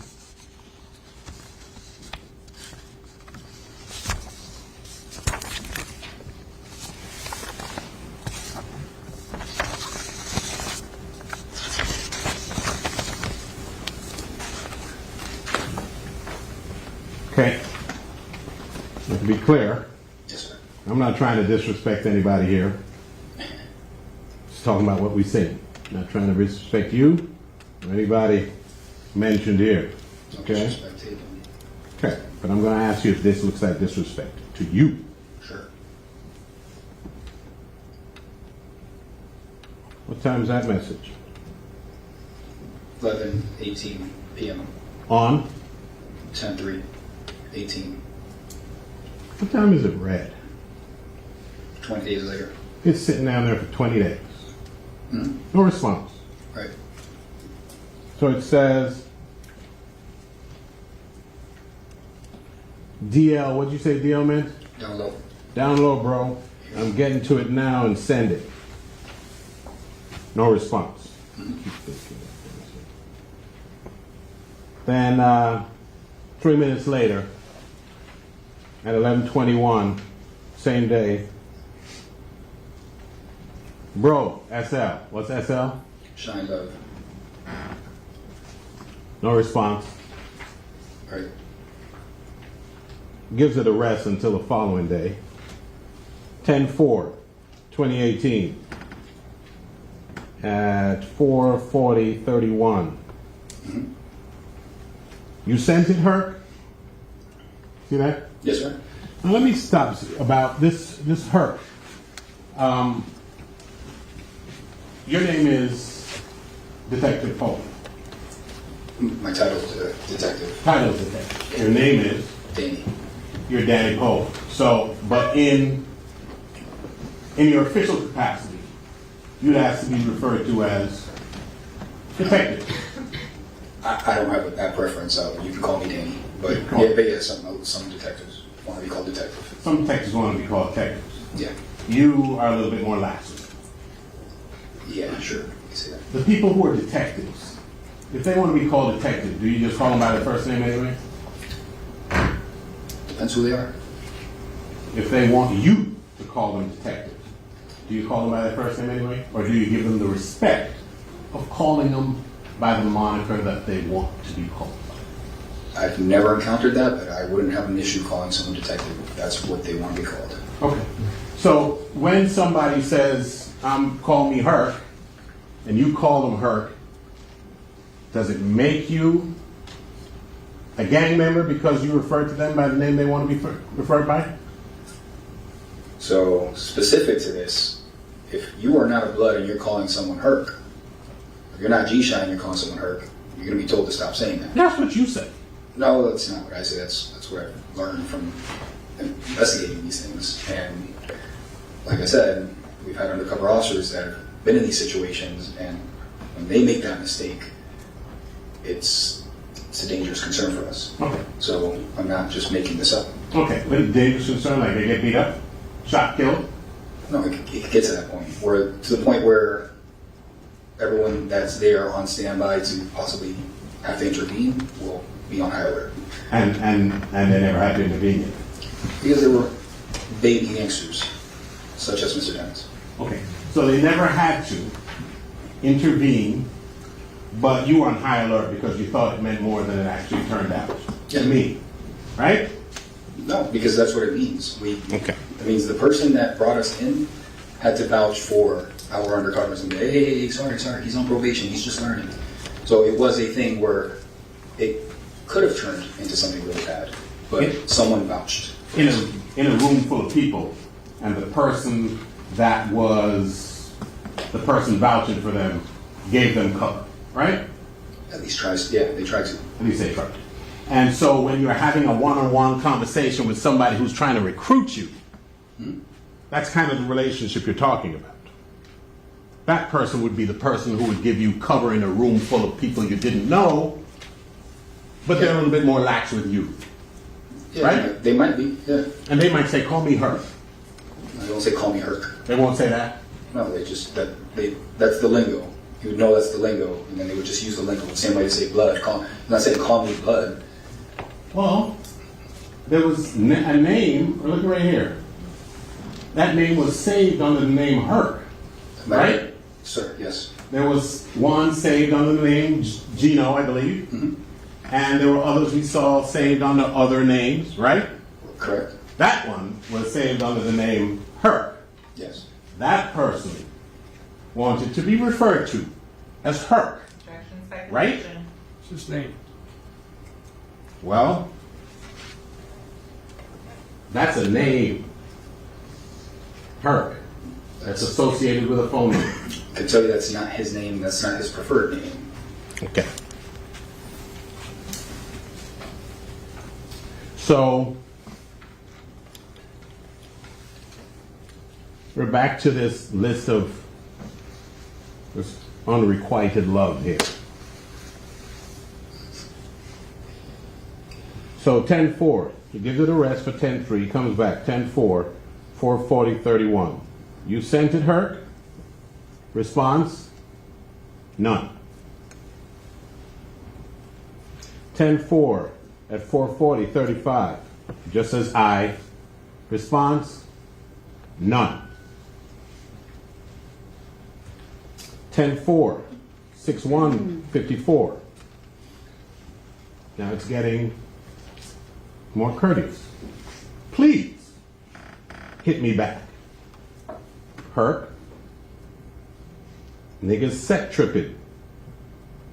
Shine sat. See that? Yes, sir. And forgive me, I'm not gonna go N-word. I'm gonna read what's there. Okay? You can. I can't. That's fine. I agree. Don't. All right. But it says, please hit me at 10/4/2018 at 6:01:54. See that? Yes, sir. Any response? No.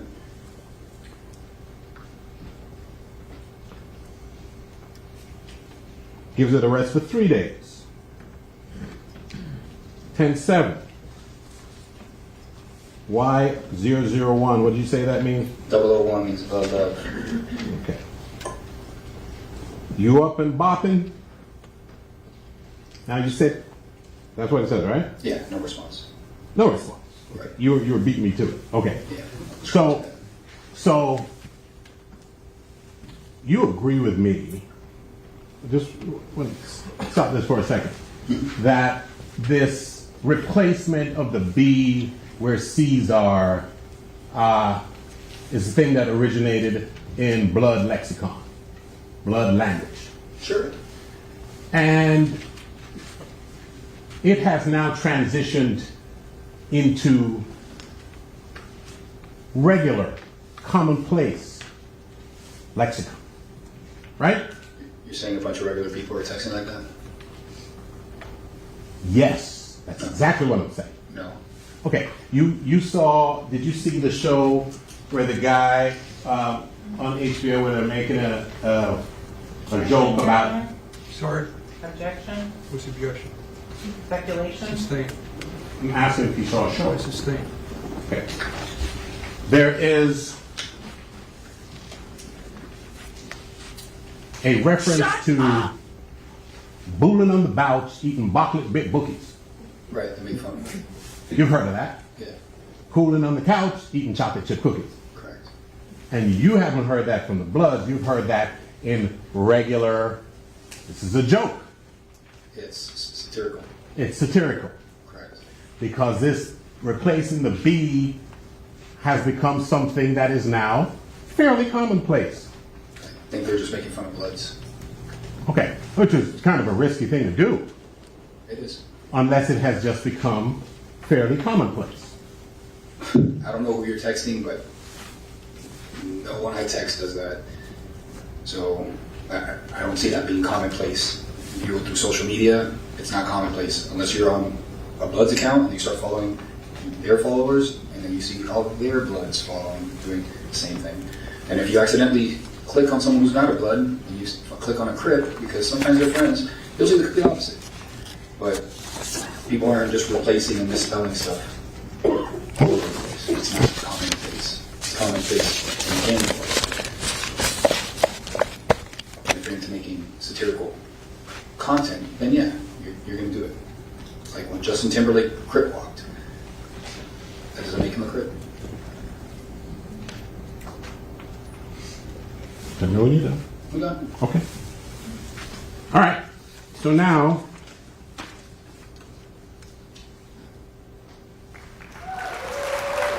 move on to page 78. If you remember at page 79, this whole attempt to get some kind of communication started on 10-3. We're now up to 10-9. You up and bopping her? Any response? No, sir. Next one. 10-9 goes back at it again. 7, 8, 9, 10, 11, 4 hours later. Just doing my rounds, Herc. Checking up on everybody. You gotta communicate, bro. Right? Right. Getting his feelings hurt a little bit? Yeah. Okay. I'll say that. That's the number one rule of being a Herc. You can get dubbed out for it. You told us that means you could get kicked out, right? Correct. And so, in response to this number one rule and this urgent warning, there is what response? None. None. Okay. At least on text message that we know of. Okay. Oh, you're speculating now. I'm just saying, like, sometimes people talk on the phone. We're only looking at a text thread, so there could be responses. I don't know. It could have been a Martian. It could have been anything. Okay. Yeah. Okay. And then we get now to 10:10 at 11:55. Yes. Godfather asks about you. You need to ball, Gino, line, shine, sap. Whatever that means. Sure. No response. Correct. 10:10, 1:40. We're doing a head count. Right. There's a head count being done. Yes. This ain't just checking on him anymore. Mm-hmm. Now we're counting numbers. Right. Let us know if you are still in, bro. If not, speak up. Right. No response. Correct. Doesn't even open it till 10:23. See that? Yep. Waits another 3 days. You, bro, what's good? I know you be busy and shit, but I'll use effing there. Are you effing with us still? We need to know if you're trying to get your name in the GKB history book and give you your stain. You like our little bro. Whatever it is, you can bark at us or me anytime. I got mad love for you, bro. Like I told you before, I'll kill any N-word or die for you, Herc. This guy, he's saying, I've been trying to reach you now for 10 days. I made it urgent. I agree with you. By telling you can get dubbed out for not responding, right? Yes, sir. Number one rule. Then I told you we're doing a head count here. Yep. And I told you Godfather asking about you, right? Yep. You need to call Gino. Yes, sir. Now he's going into the fact that, hey, I'll die for you. All right? Sure. We want to know if you're still down. Yeah. Okay. That's what superiors in these dangerous gangs do with their underlings? Is that what they do? Say, hey, we want to know if you're still down with us. I mean, please talk to me, please. Is that what that's the hierarchy? It sounds like it's upside down. Can I respond? Yes. Thank you. Yeah, if he was just a regular fella being recruited into GKB, then that would probably not happen. But because he is Jamell Melly Demons,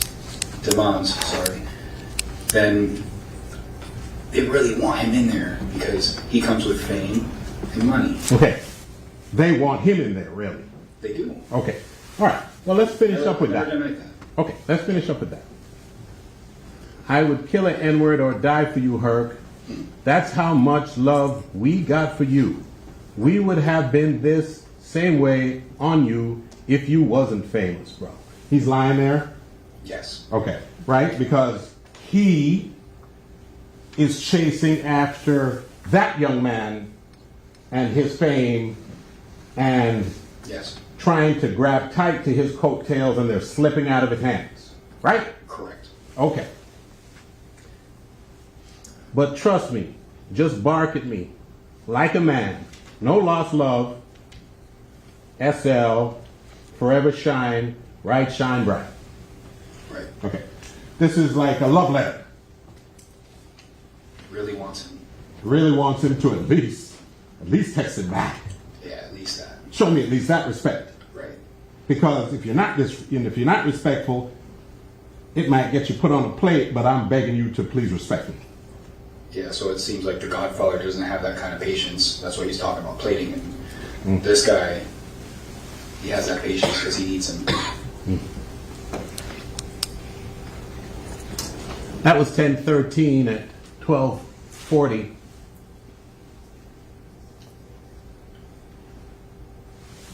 Waits 2 days, still nothing. Right. 10:15, 10:12.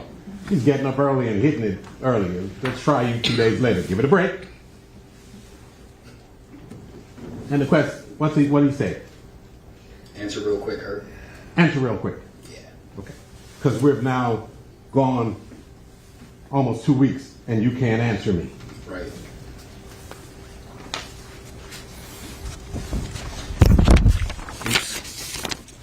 Don't let me look like a clown up here. Touche.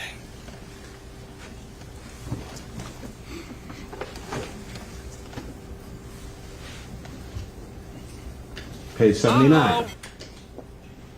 10:15. I thought you was my brother, bro. Shake my head. Seems like he's getting over it. Seems like. He's hurt. Now, you were the guy who said disrespect gets you put on a plate. Good. This is the guy who said number one rule is communicate. Yep. There's been a love letter. There's been all this expression of please call me. And now he seems a tad despondent. Right. Okay. Still no response. Not yet. Next day, 10:16. Talk to me like a man, bro. We supposed to be blooders. Just let me know what's going on, that's all. Right. Now this man, this gang member, this man you say is a gang member, is now doubting whether they're blooders. So the gang member himself, who supposedly tapped him in, he himself is in doubt as to whether this man is in his gang. He's, I think he's scared he's about to lose his meal ticket.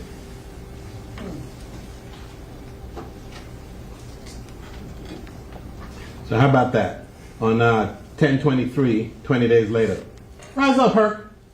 So he read all those messages at the same time, it seems. Every single message that said read 10/23, it was at the same time. So he opened that thread all on the same day. They all read, reviewed at the same time. And as soon as he opened that thread, he sent out a message.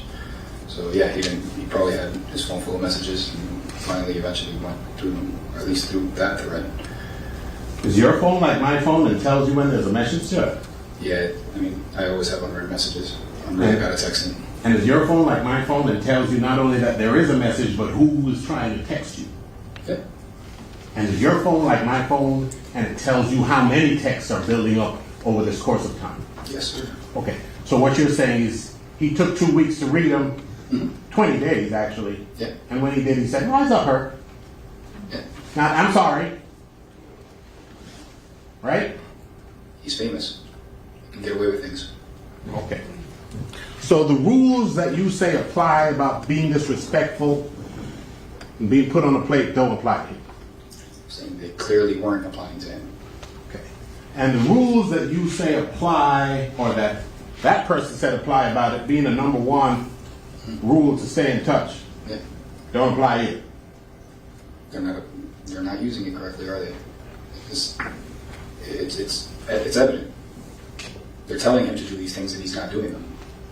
And they're threatening him and he's not doing it. So, yeah, he wasn't being who he was supposed to be. And that's shown on the messages. Your answer is he wasn't being who he's supposed to be, and you never considered it's because he's not who you think he is. He's asking for these documents. When I asked to join the sheriff's office, I asked for an application. I didn't ask for an application to Sunrise PD because I didn't want to join them. Right? He's asking for applications from 2 different G-Shine sets. Those books of knowledge are applications. They're not going to hand those out to someone who doesn't want to be. If I message a G-Shine guy tomorrow on social media, he's not just going to give me his book of knowledge. It's because he's not clout chasing you. You mentioned clout chasing earlier. What does that mean? Chasing fame. And you saw in these messages, you went over a few where he was saying, "Hey, I'm a rapper too, and can I send you my music?" Yes. And I told the Godfather, "Don't put you on a plate because you're going to sign me." Right. You saw that? Yeah. And I sent you some beats. Could you check those out? Yeah. You saw that. They're both trying to use each other. But who's trying to? Who's trying to use each other? G-Shine's trying to use Melly, and Melly's trying to use G-Shine. Okay. That's how you read that. That's why I took all the evidence. If not, I wouldn't have made a album cover, thrown up G-Shine, and putting the G-Shine motto. So he's clearly using G-Shine, and now G-Shine clearly wants to use Melly.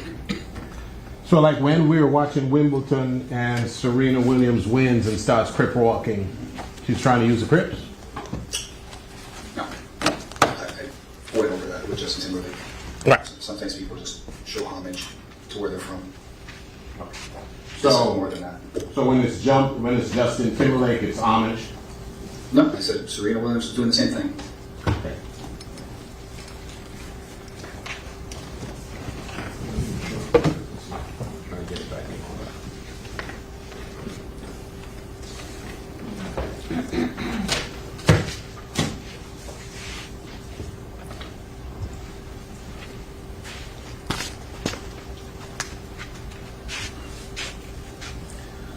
So, you testified just now that Anthony Williams was not a part of the gang. I couldn't determine which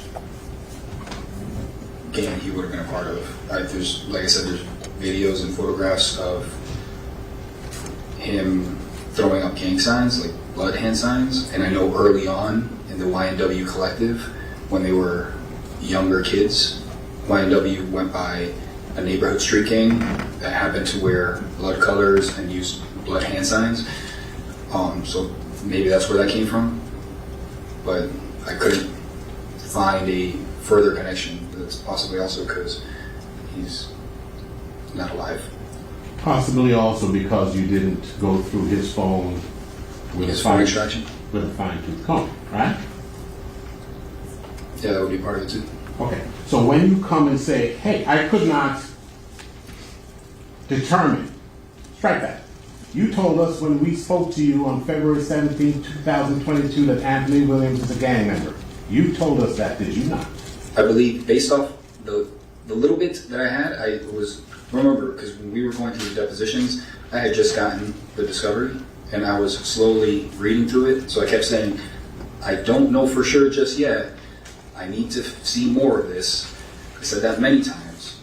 I even wrote a report that indicates I haven't finished going through all this. So, yeah, at the time, I thought maybe he's a blood with him. But you... So I can't, but definitively I cannot say that at the moment. But on February 17, 2022, when we spoke to you in deposition, you did say so definitively, did you not? It was apparent. That's what it appeared to be. And I kept digging, and I wouldn't want to make that determination at the moment. Not because you have seen stuff that tells you he's not, but just because you haven't looked through his phone, right? I'm sorry, repeat that. Well, you see Anthony Williams throwing up gang signs, right? Mm-hmm. You see him wearing red. Yeah. You see him associating with other people who you claim to be gang members. Yes. And you say, but no, he's not a gang member. So this is why I say that. Because initially, as I'm going through this, I thought, okay, these four guys are all together. They're probably all part of the same gang, right? The same blood gang. They're all throwing up bees. They're all wearing red. But then it became apparent that Melly was not in the same set as any of the other guys. So I could not determine whether he was in a different blood set or whether he was still repping 40th Avenue Army Gang, which was their neighborhood street gang name, where they wore camouflage in red and threw up bees. So, no, that's not a determination I want to make. Okay, but you did make it on February 17th. I said it appeared that he was blood. Okay. You said he was. You didn't say it appeared anything. Objection Right? for impeachment. Thank you. Counsel, rephrase your question, sustained. You said definitive on February 17, 2022, that Anthony Williams. Objection and found for impeachment. Would you come sidebar?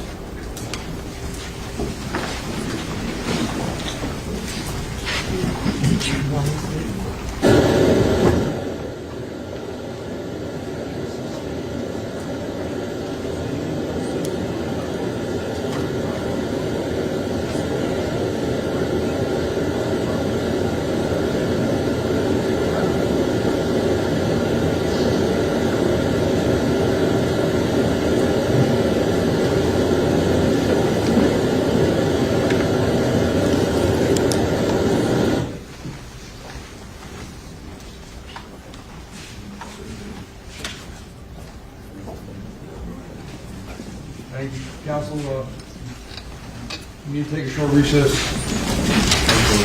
Ladies and gentlemen, don't discuss the case, don't form any opinion about the case, don't allow anyone to discuss the case in the presence or in no research. All right? Continue to open it up here.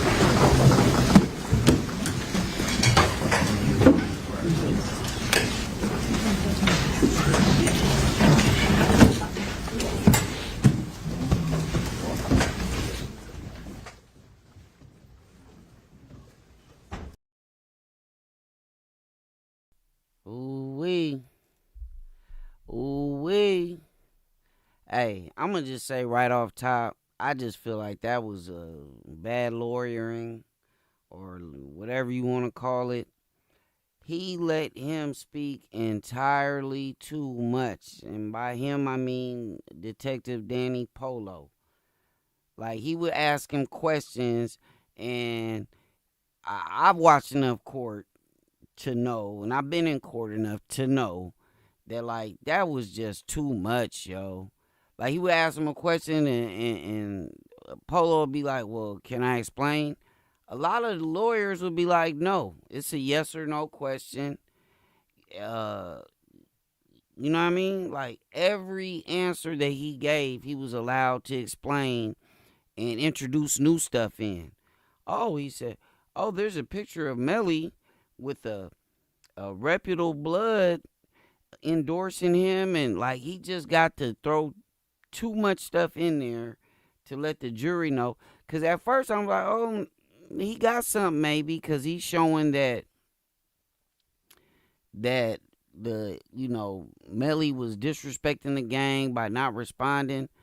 But if you look at the date on the messages, they were in 2019. This offense took place. Some of the later messages he showed were 2018, but the messages he was showing, like, no response, a lot of them were in after it took place. And of course they gonna say, in the one message he said, make sure you not flagging. Of course you gonna say that, because the gang doesn't want to get tied into this investigation. It could be another reason why Melly wasn't responding to the text message, because he didn't want any connection to him, any further connection to him and the gang. So I don't buy for a minute the defense did a great job thus far in discrediting the quote unquote expert. I don't see that thus far. They arguing points that it really doesn't matter, because you're wanting us to believe that, and the detective said it, they were using each other. Any person with any common sense can see that from the text messages. I'm sorry, if you can't see that, then you're biased, and your vote on these polls and opinions don't matter. You're biased, because they're trying to get beats and hooks, and on the other side, you got Melly wanting to be a part of this organization, and wanting to be not just a foot soldier. He kind of wanted to get bumped up on the fast track. That's what I took from it. Melly is innocent. I mean, if that's how you feel, I mean, that's, you're entitled to that. I'm just saying, I've never seen an attorney allow a witness, a defense attorney allow a witness or prosecution. Needs 15 questions in order to clarify. Anyway, what are your thoughts about how it's going so far? As I suggested earlier, he's walking this witness into the area where he's essentially, I assume, setting him up in order to establish why, to the jury, the testimony that he's provided does not support the prosecutor's case. I think that we're seeing the steps being laid, and we're going to get to a landing or a solid place here soon. And I think that it's going to cause a significant problem for the prosecutor when it gets to that place. Yeah, and I'd also like to tell our aficionados out there, some of whom are in law school, some who are lawyers, and some who just love to know the tactics of it. Cross-examining an expert is very different than cross-examining a fact witness. You're dealing with a person that's got a tremendous amount of knowledge and he's got experience, probably more experience than the lawyer has. So whatever point you're trying to make, you're sewing it in stitch by stitch, and it can sometimes be a arduous process, but you want to make sure you pin them down without letting them know where it is you ultimately go. So when you ask that ultimate question, the witness themselves knows, I have no other choice but to answer it this way. Talk to me in your experience as a lawyer, on a prosecutor, and as a trial lawyer. There's an art form to cross-examining an expert, and sometimes it's taking a deep breath, and so it can be longer than you want, but you can't give up, and a little bit at a time, as opposed to, Judge, last thing, I'm sure you've seen the guys who shoot from the hip, and then the expert just eats them alive. That's right. I mean, experts are expert witnesses that, in order to become an expert witness, you have to be qualified by the court as an expert in whatever field it is that you're asking to be able to testify in. I mean, there are people who say, I want to be qualified as an expert, and they go through this process where their credentials are examined and they submit information to either side, and then the court says, okay, fine, or the court says, the methodology that you use doesn't support a scientific method. I mean, there's all kind of ways that there's all kind of processes that have to be followed before even a witness is identified as an expert and is able to testify in court as an expert, which means they know what they're doing. They understand the mechanisms of what they're talking about.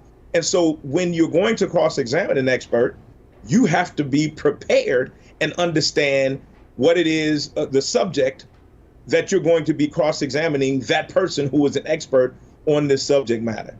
And that either it requires you to have your own expert to help you prepare, or you just got to read a whole lot of stuff and be ready to go where that person is going to be going. Or a combination thereof. I got to be honest with you, it's one of the reasons why I love being a trial lawyer, is because you're always learning, because you have to prepare for this kind of expert testimony. All right, Judge, always great commentary. We're going to take a quick break here on Law and Crime. We'll be back on the other end. Please stay with us.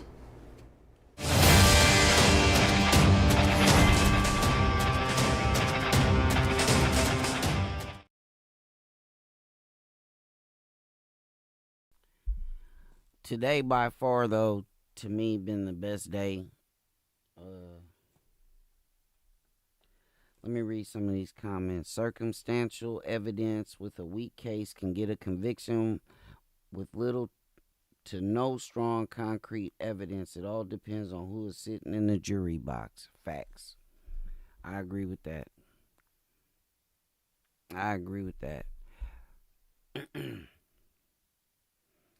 I'm going to tell you this much. We have all watched trials, even in recent, big landmark civil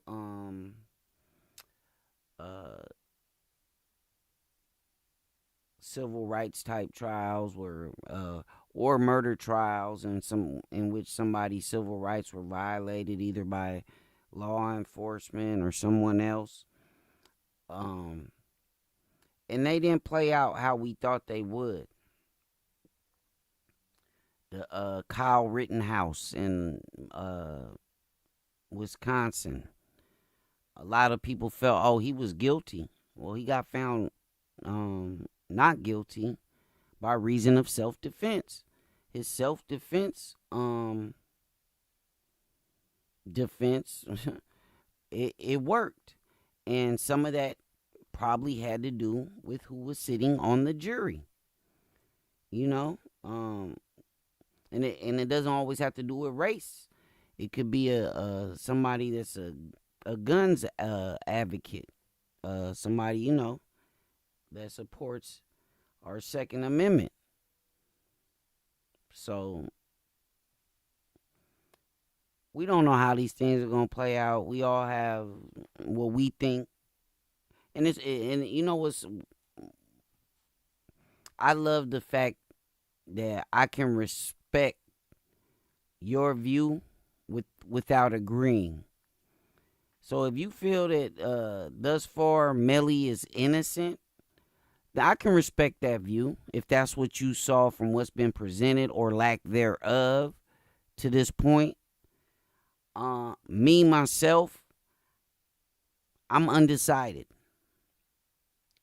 If it would, it'd be a hung jury because I wouldn't be able to go either way.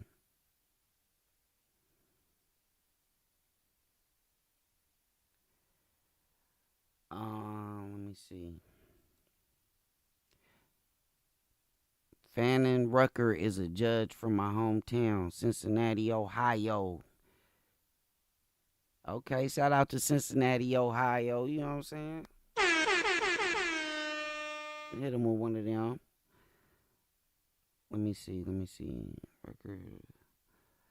Dopest, what do you think about the Ocean Gate, the Titan company? They'll probably get sued. I doubt it because I believe the waiver that the individual signed, since they were all adults, I think that's probably valid and it's going to stand up in court against any lawsuits because there's an inherent risk when you're going 3 miles beneath the, surface of the ocean.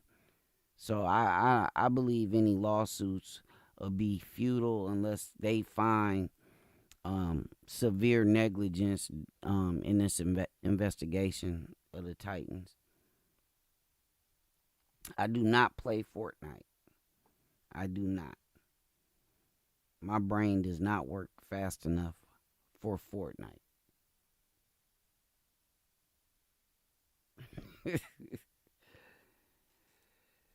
Shout out to my Fortnite players. Yo, you guys are amazing. I cannot think or move that fast.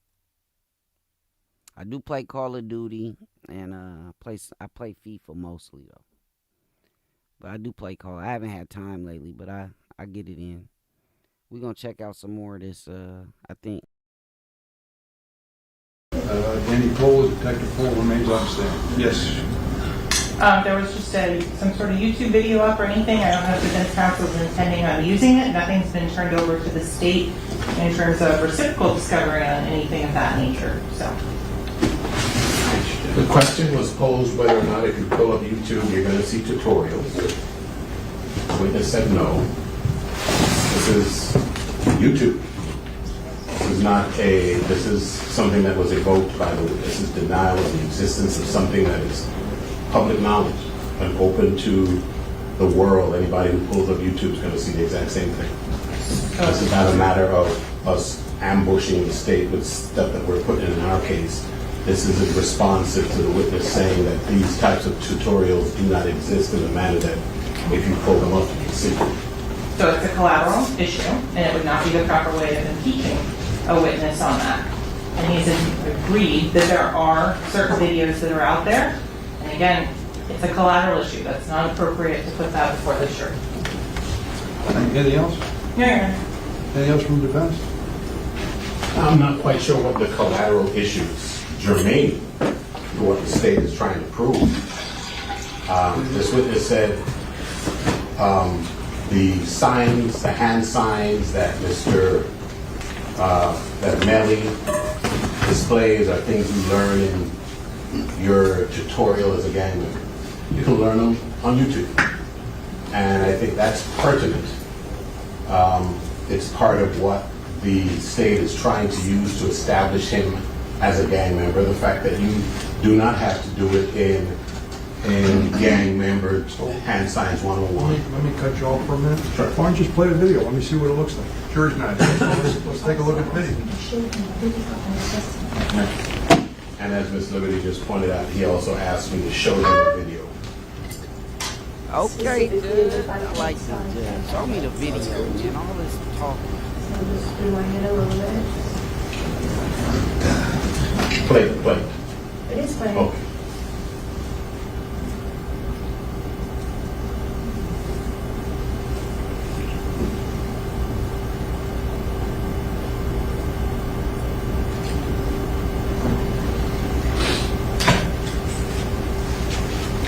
So it was for the purpose of... Excuse me, Counsel.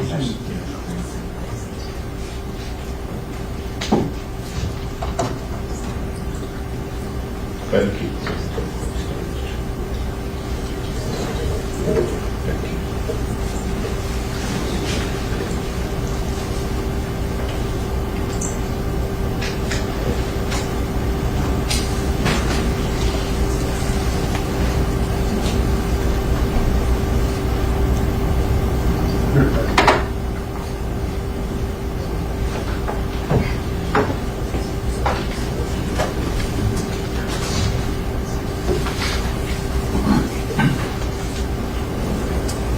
Thank you. All right, so I've seen the video, and the state's saying that they object to it. So it's a collateral issue. It's a collateral issue, as well as this has never been disclosed or turned over by defense or listed as any sort of a defense exhibit in any way, shape, or form. So you're saying it's a Richardson violation? As well. Thank you. So why don't you explain to me, counsel, why it's not a Richardson violation? This is not evidence that the defense is putting in its case in chief that it would turn over in the course of discovery. I asked this witness whether or not these YouTube tutorials exist. Can I stop you for a minute? Sure. Is this, when did you find out about this video? Last night while I was trying to prepare and thinking of what I might ask him. So, and then when he gave an answer, that's when you decided to use the video? Is that what you're telling me? Well, he answered that they do exist, but not in slow motion. So I wouldn't expect him, since he indicated in his direct testimony that he searches the net and what have you, for him to say they don't. So he says that they do, but certain ones don't, and I would like you to show me. And we are going to oblige. So, you're telling me that you looked on it last night on YouTube to see if there was some type of tutorial on gang signs. You found this on YouTube last night, and at that time you didn't know whether you're going to use it or not, depending on how this witness answered the questions. Correct. Anything else from your side, Madam State? Just that in terms of to play this for the jury would not be proper impeachment. The detective acknowledged that videos exist. I think the fact that they were characterizing it as a tutorial or something like that was improper. That was counsel's words, not the detective's words on that. Thank you. All done. Counsel, respectfully, regarding whether this is a Richardson violation or not, it doesn't seem to me it's a Richardson violation. This is something that's inadvertent. Counsel is suggesting I have no reason to doubt what he's saying. He represented to me something he found out last night, didn't know or not whether he's going to use it, depending on what the answers of the witness were. I think it's clearly it's responsive to some of the statements that the witness made. So I think it is impeachment. Objection noted, it's overruled. All right. And so is this going to be entered in as? I don't know what counsel intends to do with it. At this juncture, you're objecting to it being shown whatsoever, and I don't know if he's going to show it to the witness again in front of the jury or not. I don't know how he intends to use it. We'll cross that bridge when we get there. I would further object that it's improper impeachment because the witness would have to deny that such a video existed. He did not. He said that yes, there are such videos. So now, Your Honor, would they be on a collateral issue as to whether or not videos exist on the internet on that to be allowed to be played before the jury? That's what I just said. I thought that's what I just said.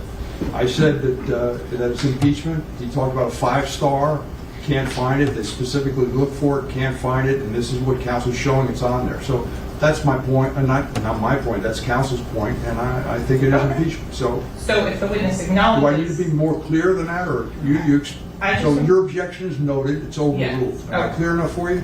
And so then for the witness's clarification on that, if he acknowledges that a video is shown to him and that there are such videos exist, would Your Honor then still allow defense to play the video? I don't know where we're going with this. As I said, we're going to take a look at it and go step by step. All right?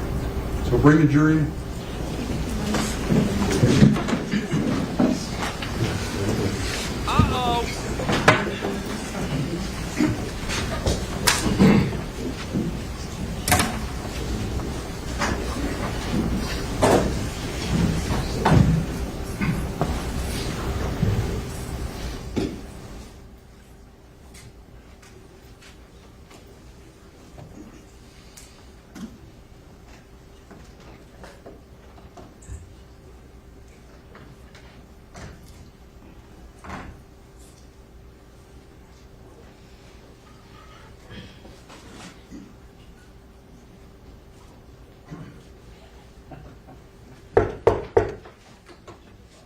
Jury entering.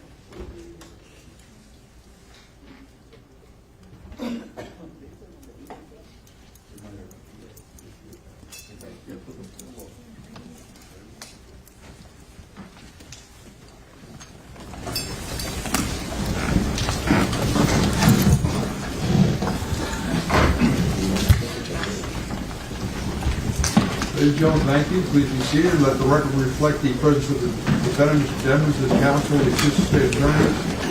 Ladies and gentlemen, the jury and our witness, Detective Polo, remains on counsel. I think when we broke your still under cross-examination. Proceed. Thank you, sir. So, Detective Polo. Yes, sir. You were actually right. Yep. There was a deposition on April 11th, 2022. Okay. At that time, you had another 2 months to review. Some more evidence. And that's why we met again, because at that point you had the opportunity to analyze some more information. Sure. And do you remember being asked this question and giving this answer? Okay. Question. Do you have any evidence that Anthony Williams, or Christopher Thomas were foot soldiers, Ascaris, or anything higher up? Answer. I don't believe Mr. Williams or Mr. Thomas were members of his lineup or his set. You remember that? If that's what I stated, yes. I mean, I remember having a conversation with you, sir. And do you remember, I think this was probably Mr. Allison, and do you remember continuing your answer? I have no idea what rank they were in whatever blood set they claimed. I just know they were parts of different blood sets. That's what it appeared to be. Okay. Well, so since then, based on the fact that you have not reviewed their phones, you are no longer certain if they were involved if they were gang members, right? No, the point I'm trying to make, sir, is that I would need to do more research. Like, let's say I was going to trial on something for Mr. Williams to testify that he were a gang member. I wouldn't go forward with the limited evidence that I had reviewed on him. I'd have to do a little more digging. That's the point I was trying to make. Okay. But, just so we're clear. Sure. You saw him throwing up gang signs, right? I believe so. You saw him in the company of people you are claiming were gang members. Yes. You saw him wearing red. Yeah. And at least on April 11th of 2022, you said definitively, I just know there were parts of different blood sets. That's what it appears to be. Okay. I like to have a little more than just, one of each thing. So one hand sign, one color. I'd like to have a lot more. Okay, so you shouldn't have said what you said on April 11, 2022 then? No, I'm still saying the same thing. He appears to be a blood. I would like to do more research if I would have to go to trial and something like that. Okay. It's just the same thing.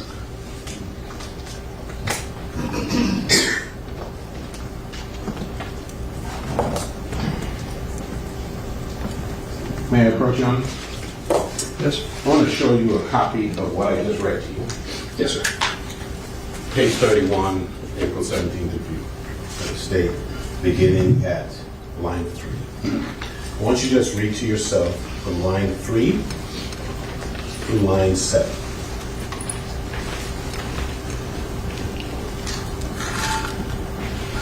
Yes. So you just read to me, right? Yes. Yes. You don't see anywhere there where it says it appears to be. You said, I know. Okay. I'll agree to disagree. It's the same thing to me. You appear to be an attorney. You are an attorney. It's the same thing. I'll take the appear out.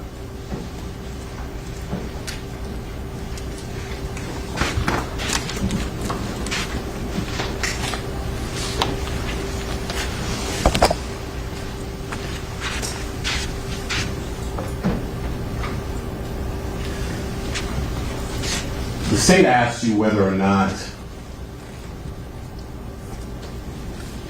one blood gang member murdering other blood gang members is something that would have to be sanctioned. Okay? I don't remember if that's how it was phrased, but yeah, I remember something to that effect. One gang member, well, we know disrespecting somebody could get you killed, right? Okay. Right? Yes. Not communicating could get you killed. Correct? It would get you violated. False flagging could get you killed. Sure. Okay. And killing another gang member without it being sanctioned, could that get you killed? I'm sure if you killed the wrong gang member, yeah. And you never reviewed anything anywhere where you saw before 10/26/2018 anybody putting Anthony Williams on a plate. No, sir. Christopher Thomas on a plate. No, sir. Calling them food. No. Sanctioning their executions. No. And so, if Melly engaged in that activity, he himself could be put on a plate. Right?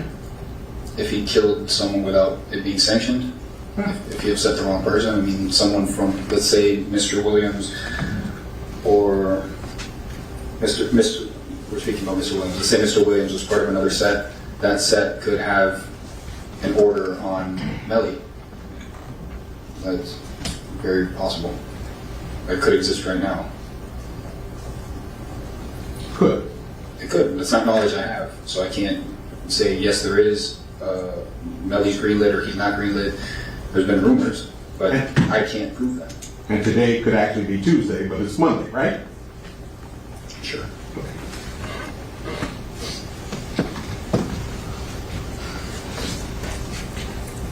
You never saw anywhere where you saw two instances where you are suggesting to this jury that Melly was sent an oath, right?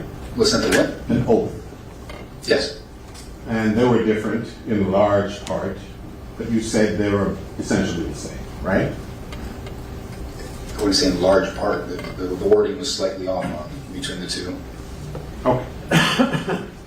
And you never read anywhere where he took an oath, right? What do you mean? You never read anywhere where, you know what an oath is? I understand what an oath is. For example, somebody becomes elected judge or president, yes. They raise their hand. I get that. And they take an oath. Yes. You never saw anywhere in any of these communications where any oath was taken by this man, never. that would have been asked of him in person. So the answer is no. No, sir. It's not on the phone. Okay. Why don't you look back at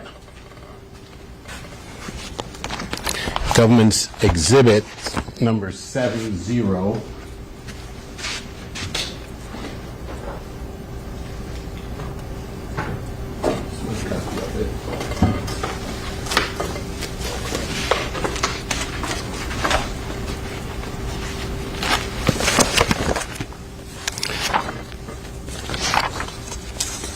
At page 31, you address that. Okay. Thank you. You're welcome.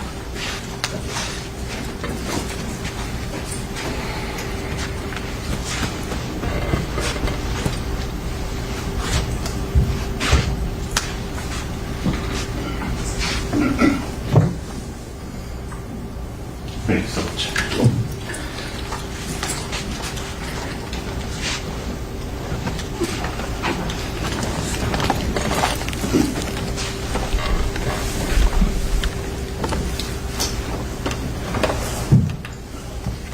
Okay. Page 31.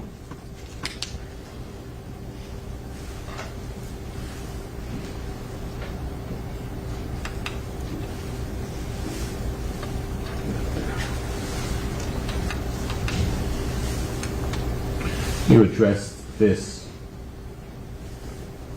in your direct testimony on 10/24/2018. There is this oath that's being sent by Gino. Yes, sir. Was Gino the same person that was kept saying, please? No. That wasn't him? No, that was her. That was her. Okay. Jaquan Berman. And he sent this oath on what date? October 24, 2018 at 12:37 a.m. Is there a response?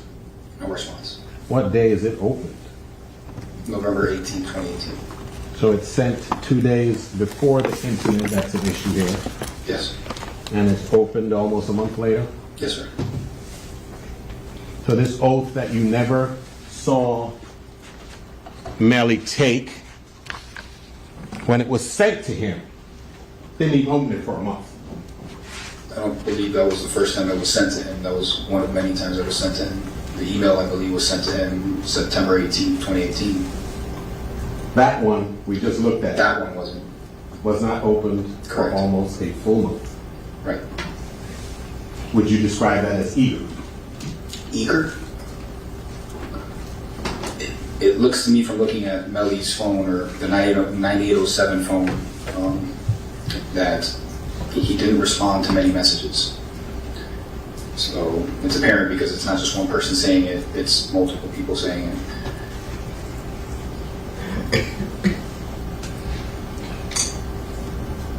Do you deal with many celebrities? Do I deal with celebrities? Have you? Sometimes. And you're aware of the phenomenon, you're aware of what they call paparazzi. Yes, sir. People who chase them around with cameras. Yes. And you are aware of what they call fans. Mm-hmm. People who chase them around for their attention. Of course. Okay. And you use the word clout chaser, right? Yeah. And it would be people trying to reach people, and there being no response. Yes. Whoever was on that 9807 line.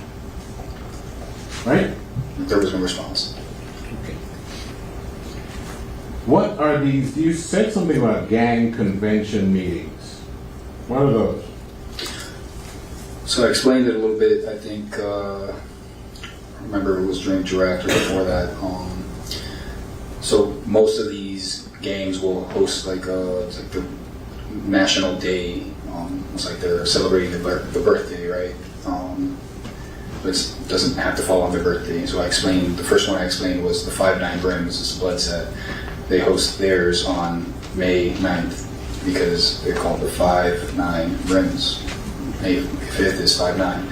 So they happen to host theirs. The last one they hosted in Tampa was live streamed, and it goes on May 9th. And how many of these convention meetings did you see Melly attend? That was the 5-9 Brims. I haven't seen I don't believe I've seen a GKD one online. I can search for it and see if I can find something, but I haven't seen one personally. And it's not the kind of thing where if you don't show up, you're in trouble. It's a party.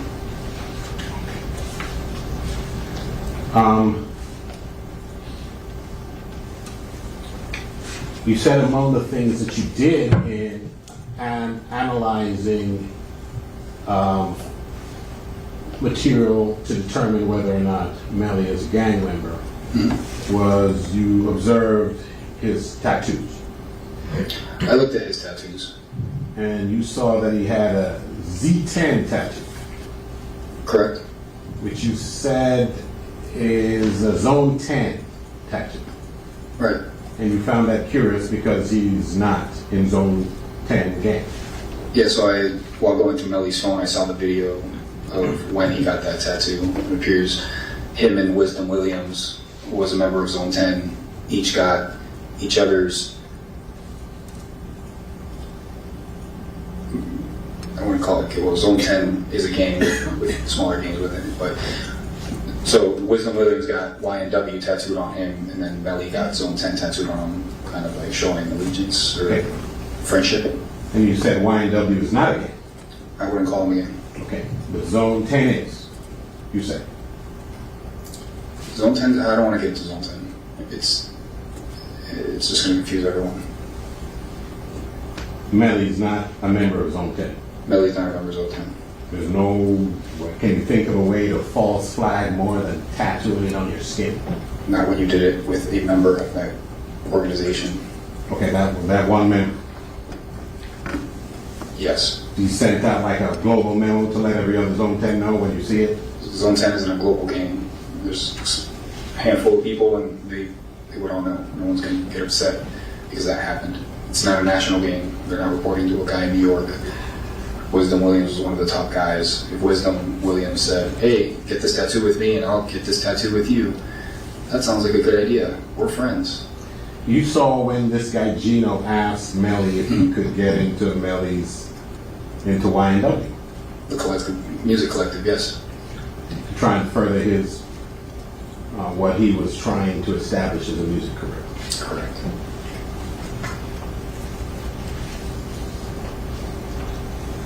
Shut up!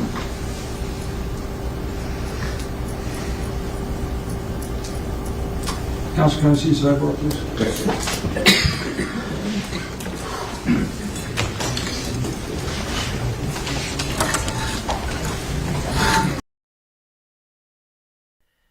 All right, so they going to a sidebar.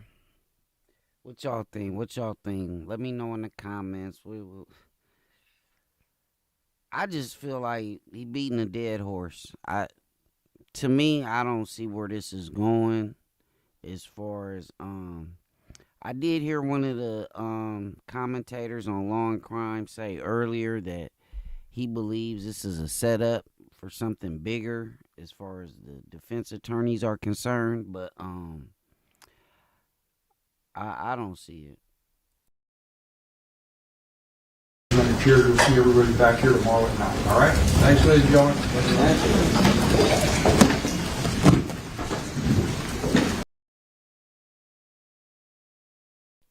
So court is done for the day. So that's where we at. I don't think he's doing a good job of like impeaching the witness. I don't know why that video was so important because he did say videos exist. Now if they show him the video and say, "Oh well, we found the gang sign in question, what was it, the 5-point crown?" I just think that's a whole lot to do about nothing. Because the text messages are the text messages. To me, that's most of what the the detective was doing was translating text messages. Oh, they still talking. Let me go. There's a good one there I'd like to put.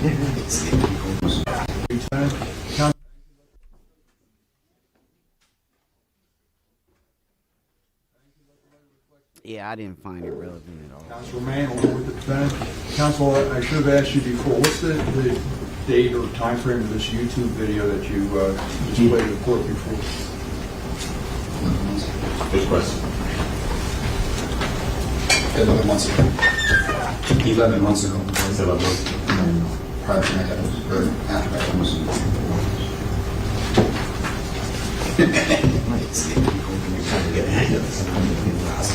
There's a good one there I'd like to put. This is YNW Melly instance.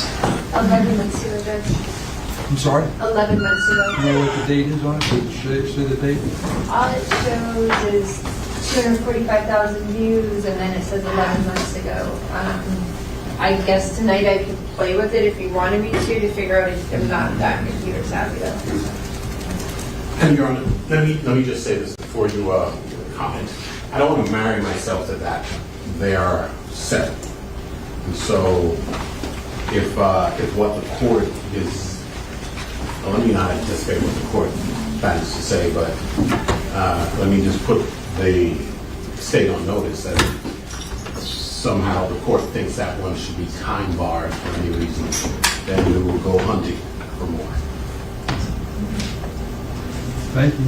Thank you. No, Counsel, I was curious, as to the age of the video, but you're indicating to me, you're representing to me, that this is something that you looked at for the first time last night, correct? Yes, sir. And that you will further represent, you didn't know whether it's something you're going to use or not in the trial, depending on what the evidence and how the evidence played out. That's right. Thank you. All right, I was just curious as to the date. Thank you very much. All right, so tomorrow morning, then when do you anticipate the witness coming in?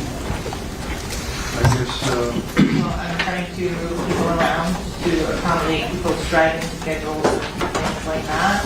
let me stop you for 1 second. How much more do you think you have of this witness? 25 minutes to an hour, maybe. So you'll be on, let's say, an hour. Seven. And that's like a maximum, you think? That's it. And so how much time do you think you have in redirect?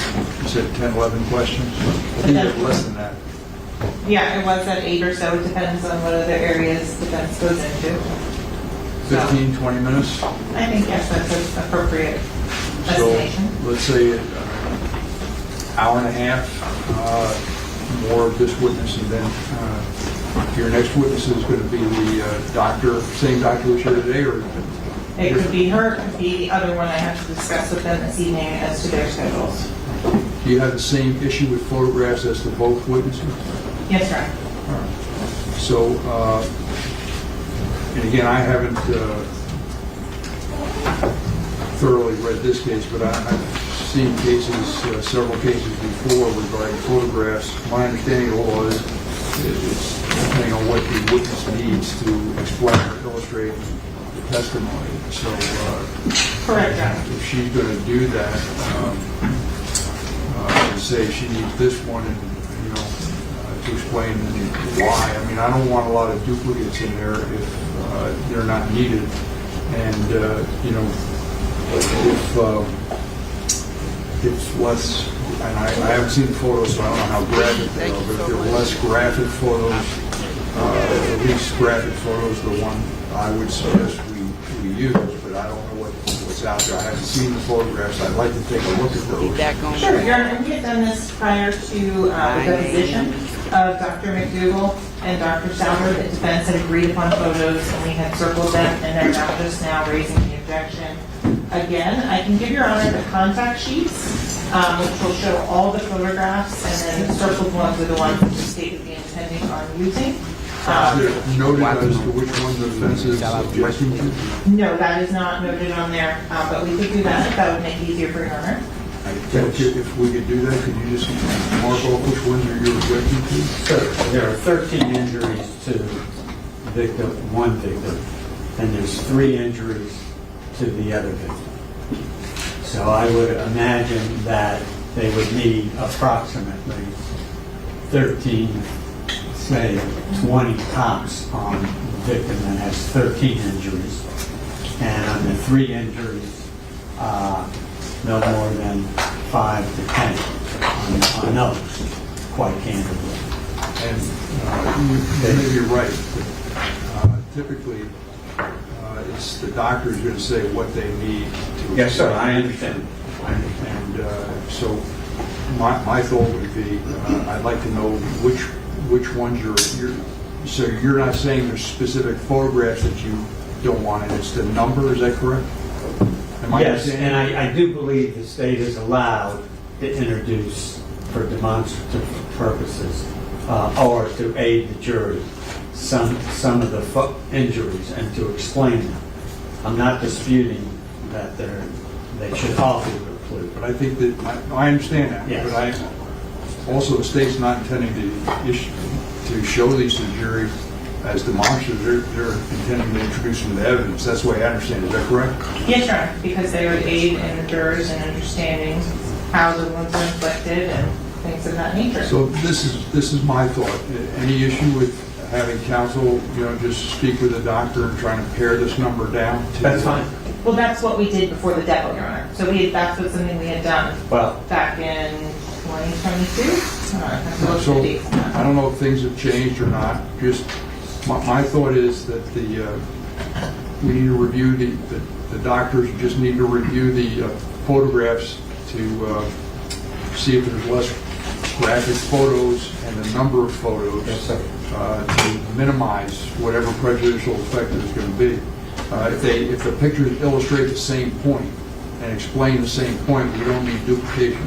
And the state agrees 100% on that, Your Honor. In terms of the fact that there's internal injuries and external injuries, I think that has to be taken into account the sheer number of gunshot wounds inflicted. Excuse me, counsel, I 100% agree with you. But as something a witness, I think needs to be questioned about. Just verify you need X picture to show what and Y picture to show what.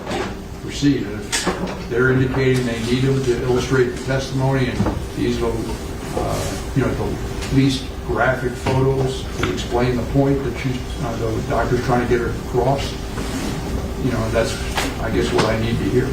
Yes, Your Honor, and so we'll give you, we'll have defense counsel go and object to the specific ones, and so then give you the contact sheet so you can go through those.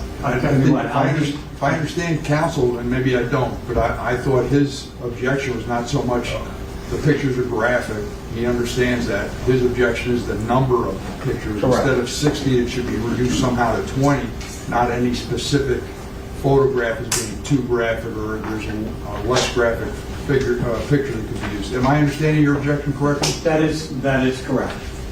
And so I'm just in terms of as long as the doctor says you need it, because there is no case law that says that X number of photographs is too much, unless counsel would be kind enough to point me to some, but it's always been whatever the witness says that they need. I'm not aware of that case law. I think counsel suggested he's not aware of the case law. It's not a question of the number. It's a question of whether the witness needs the pictures to illustrate her testimony or the doctor's opinions. But I think there's plenty of case law out there that suggests you can't keep throwing duplicates up there to show the same injury or the same trauma or something like that. So we just want to minimize what we can. If it's internal versus external, I don't have an issue with that. I mean, those are explaining different things, but I don't want duplicates of the same injury, i.e. external viewpoint, internal viewpoint, that type of thing. I think that's, we need to just reduce it. And I understand counsel's point. I haven't seen any of the pictures. His argument is not so much the graphic picture, it's the number of pictures. What I will do is I'll meet with Ms. Bradley tomorrow morning, hopefully before court, and we'll go over all of the photographs that she intends to use and the reasons why she wants, why she believes the doctors need those. Fair enough? So in terms of the photos, we've already gone over them and done that. I think it's a waste of time to do it in a vacuum without Your Honor there to make the judgment as to all of the photographs on that. The state is not trying to introduce all 212 that were taken by any way, shape, or form. We've pared it down already. To 60, correct? You have 60 you want? Yes, because there's injuries A through U on that particular individual. So I'll review them again in the morning and try to make it as quick, as easy as possible. Fair enough? Thank you. All right. Trying to cooperate. And Judge, to clarify your last question, Mr. Polo found it was July 11th or July 7th, 2020. July 7th, 2022 is when the video was made. Thank you. Appreciate it. Yes, ma'am. Yes, sir. Anything else, counsel? No, sir. Thank you. Have a good night. Thank you. You too. We're adjourned. Man, shout out to everybody that came through. A lot of y'all rode out the whole 8 hours with me again. I appreciate it. Looks like tomorrow they're going to get into some of that crucial evidence, which is how the victims were struck and what angles and all that stuff is going to play a part, because remember, YNW Melly, a.k.a. Jamell Demons, he is stating that this happened as part of a drive-by. So if you have doctors that are going to come in and testify that these were close range within a couple of inches and this type of thing, that's the kind of information that's going to really kind of change the tone and the optics of this trial.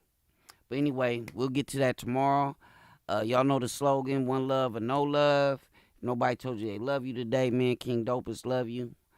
Shout out to my One Love family. I'll see y'all back here at 9 a.m. Eastern tomorrow, and we'll get it in. Make sure you follow the social media links in the bio. Hit that subscribe button. Stop hating. Thumbs up. And I'm out. We run the city, we run the town.